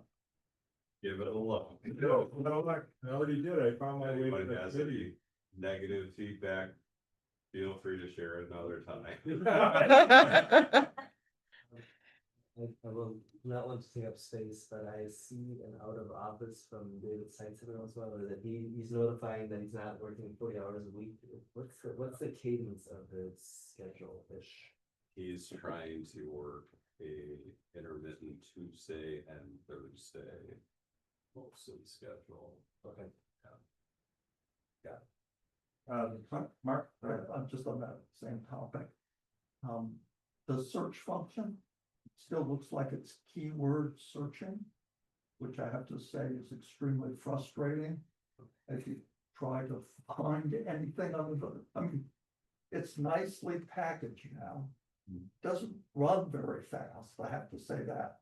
It doesn't run on mobile devices yet. I mean, there are issues with this. And to me, the top of the list one is the search function is just too limited. You can't search the minutes, which is probably the thing that gets searched the most, except to find things by keywords, which is kind of the stone age of how search is done. So if it's possible.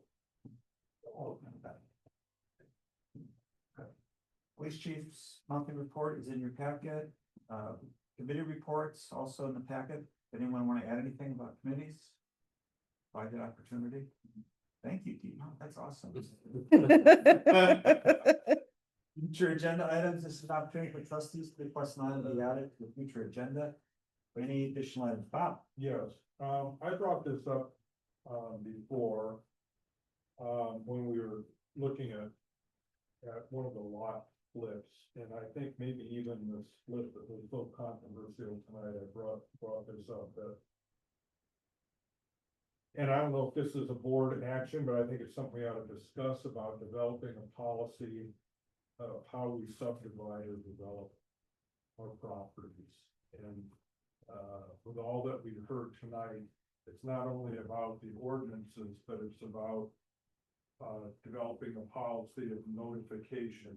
And rather than it being a case by case, if we have some kind of guideline that we all agreed upon to avoid this kind of issue, I think it ought to be addressed either here at the board level or in the plan commission, whatever you think, but I think it ought to be up for discussion.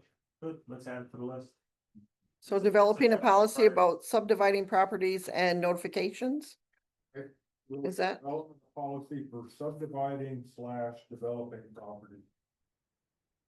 No, policy, an ordinance, or you just mean like notices? I think it's in the ordinances currently. Not suggesting we make an ordinance, I think we discuss some type of policy, a direction, a guideline, or guideline. Yeah. Or something. No, I just get it on there. We'll Get it talk on about there, it. yeah, we're gonna appreciate that, obviously, we're gonna be talking and we're gonna, decide what we're gonna do with the plan commission. Kate, did you want to add something you said earlier? Oh. Because I said you can add it at the end and now I can't remember what you wish. That's 5 hours ago. I know, I can't remember either. Policies project from the list, because I think Yes. that's in our communications committee. Yeah. That's true. Take it up. Well, I do, I That's actually a have committee one now, more, which is exciting. one more question, and Yeah. this has to do with this public work committee recommendation for speed bumps on Lake Monroe Drive, which Robert originally put out here. Yep. I did meet with, had my first public works meeting. My recommendation is that we bring this issue forward to staff. And that staff review it and then potentially bring it to the board. Was that the correct procedure, or should have I brought it here first? I was concerned that if we had a specific recommendation to put these in, that if it got voted down, then we couldn't address it again according to our policy for 1 year. So, I thought maybe it ought to go to staff first, but I wasn't quite sure of the protocol there, so that's the reason I bring that up. I don't want to belabor all this, but should this be here, or should I just talk to Brian and figure We out should how? probably talk about it anyway, especially in light of the Safe Streets for All grant. Yeah, policy that might happen coming now. back. Yeah. Well, yeah, that would be awesome. So that might be our avenue for. What was that? That's kind of what I told the committee, that the reason we delayed a lot of these decisions is simply because Isn't it 155 grand? It's my money. Yeah. it was 150. 150. we paid 30. Yeah. To develop. Okay. My own. So are we taking that off or leaving it In on? the context of the 2026 to 2030 CIP. So Yeah. Yes. I don't think we should deal with it in isolation. So We should be Julie, dealing just- with in the scope of all the other projects that we need to deal with. And that came up, and that might be a staff recommendation or finance. So we're keeping it on the list, Julie. We're keeping it on. Keep it on the list then? Yeah. Okay. I don't know. That's my question. Yeah. Oh, well, do you think we should discuss how to approach this as a board then and leave it on there for next? Is it an agenda item or is it part of the CIP, I guess is the question, because if it's part of the CIP, I wouldn't consider it a separate agenda item. I think that needs. That would be the clarification for me. Whether we have the I'm comfortable, discretionary fund. for it or I'm not. comfortable, this is just me, I'm comfortable at this time. It's a placeholder, it's on here, which is a good thing. Okay. And it creates an opportunity for you and Brian to interact on how it should be. And what should be And on? the then, next yeah, agenda. it could be an ordinance, it could be something that's, we haven't even thought of there tonight, but it's on the list. Okay. So that's why I want. Okay. It's a good item. We got a motion to adjourn already, No, Mark? not just yet. Not just, I tried. yeah. With respect to the plan commission, we got a lot of suggestions from the residents tonight. Yeah. But I think before we just pick up that stuff in plan commission. Yeah. The board ought to sort of give the plan commission some direction. Cause I don't want the plan commission to get too far ahead of the board on all the things that we've heard. I think it's really up to the board to task the plan commission to talk about which of those issues default up, because there were many suggestions. I'm gonna talk about that at the June meeting, so I think. That's what I'm saying, maybe we can put that on as an agenda item. Is that okay? That's why I have a What- future one. This whole policy thing is what you're talking about. Oh, no, I'm talking about the He's talking about the ordinances. specific instance as well. Oh, the specific one, okay. I see it all under one. Do we all wanna do that? Do we want to do that, or do we want the planning commission to do it? Cause I remember I wanted to talk about the floor area ratio ordinance, and I went to the planning commission. And when I brought it and I said, I'm gonna take it to the board, you said, you can't do that, the planning commission deals with it first.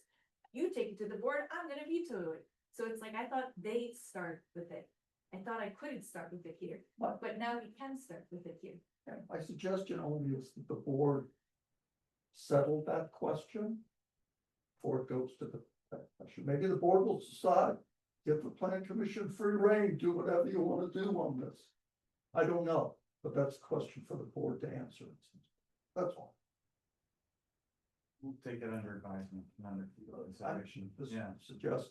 The plan commission does occur before the next board meeting. And, you know, we're gonna talk about what, you know, what needs to be, if anything, on that agenda. Maybe to some of the discussions we've had tonight. Yes, but the board will be fully looped in on that. As we move forward. You guys are awesome. We need a motion. I would like to make a motion, since we ran out of the agenda items to talk about, like, to adjourn, our time is 12:01. Is there a second? All those in favor? Have a safe and pleasant evening. Morning. Morning. Wednesday. I owe you guys a couple hours. You know, we only went till 9 for the town hall. We only went till 10 previous board meeting.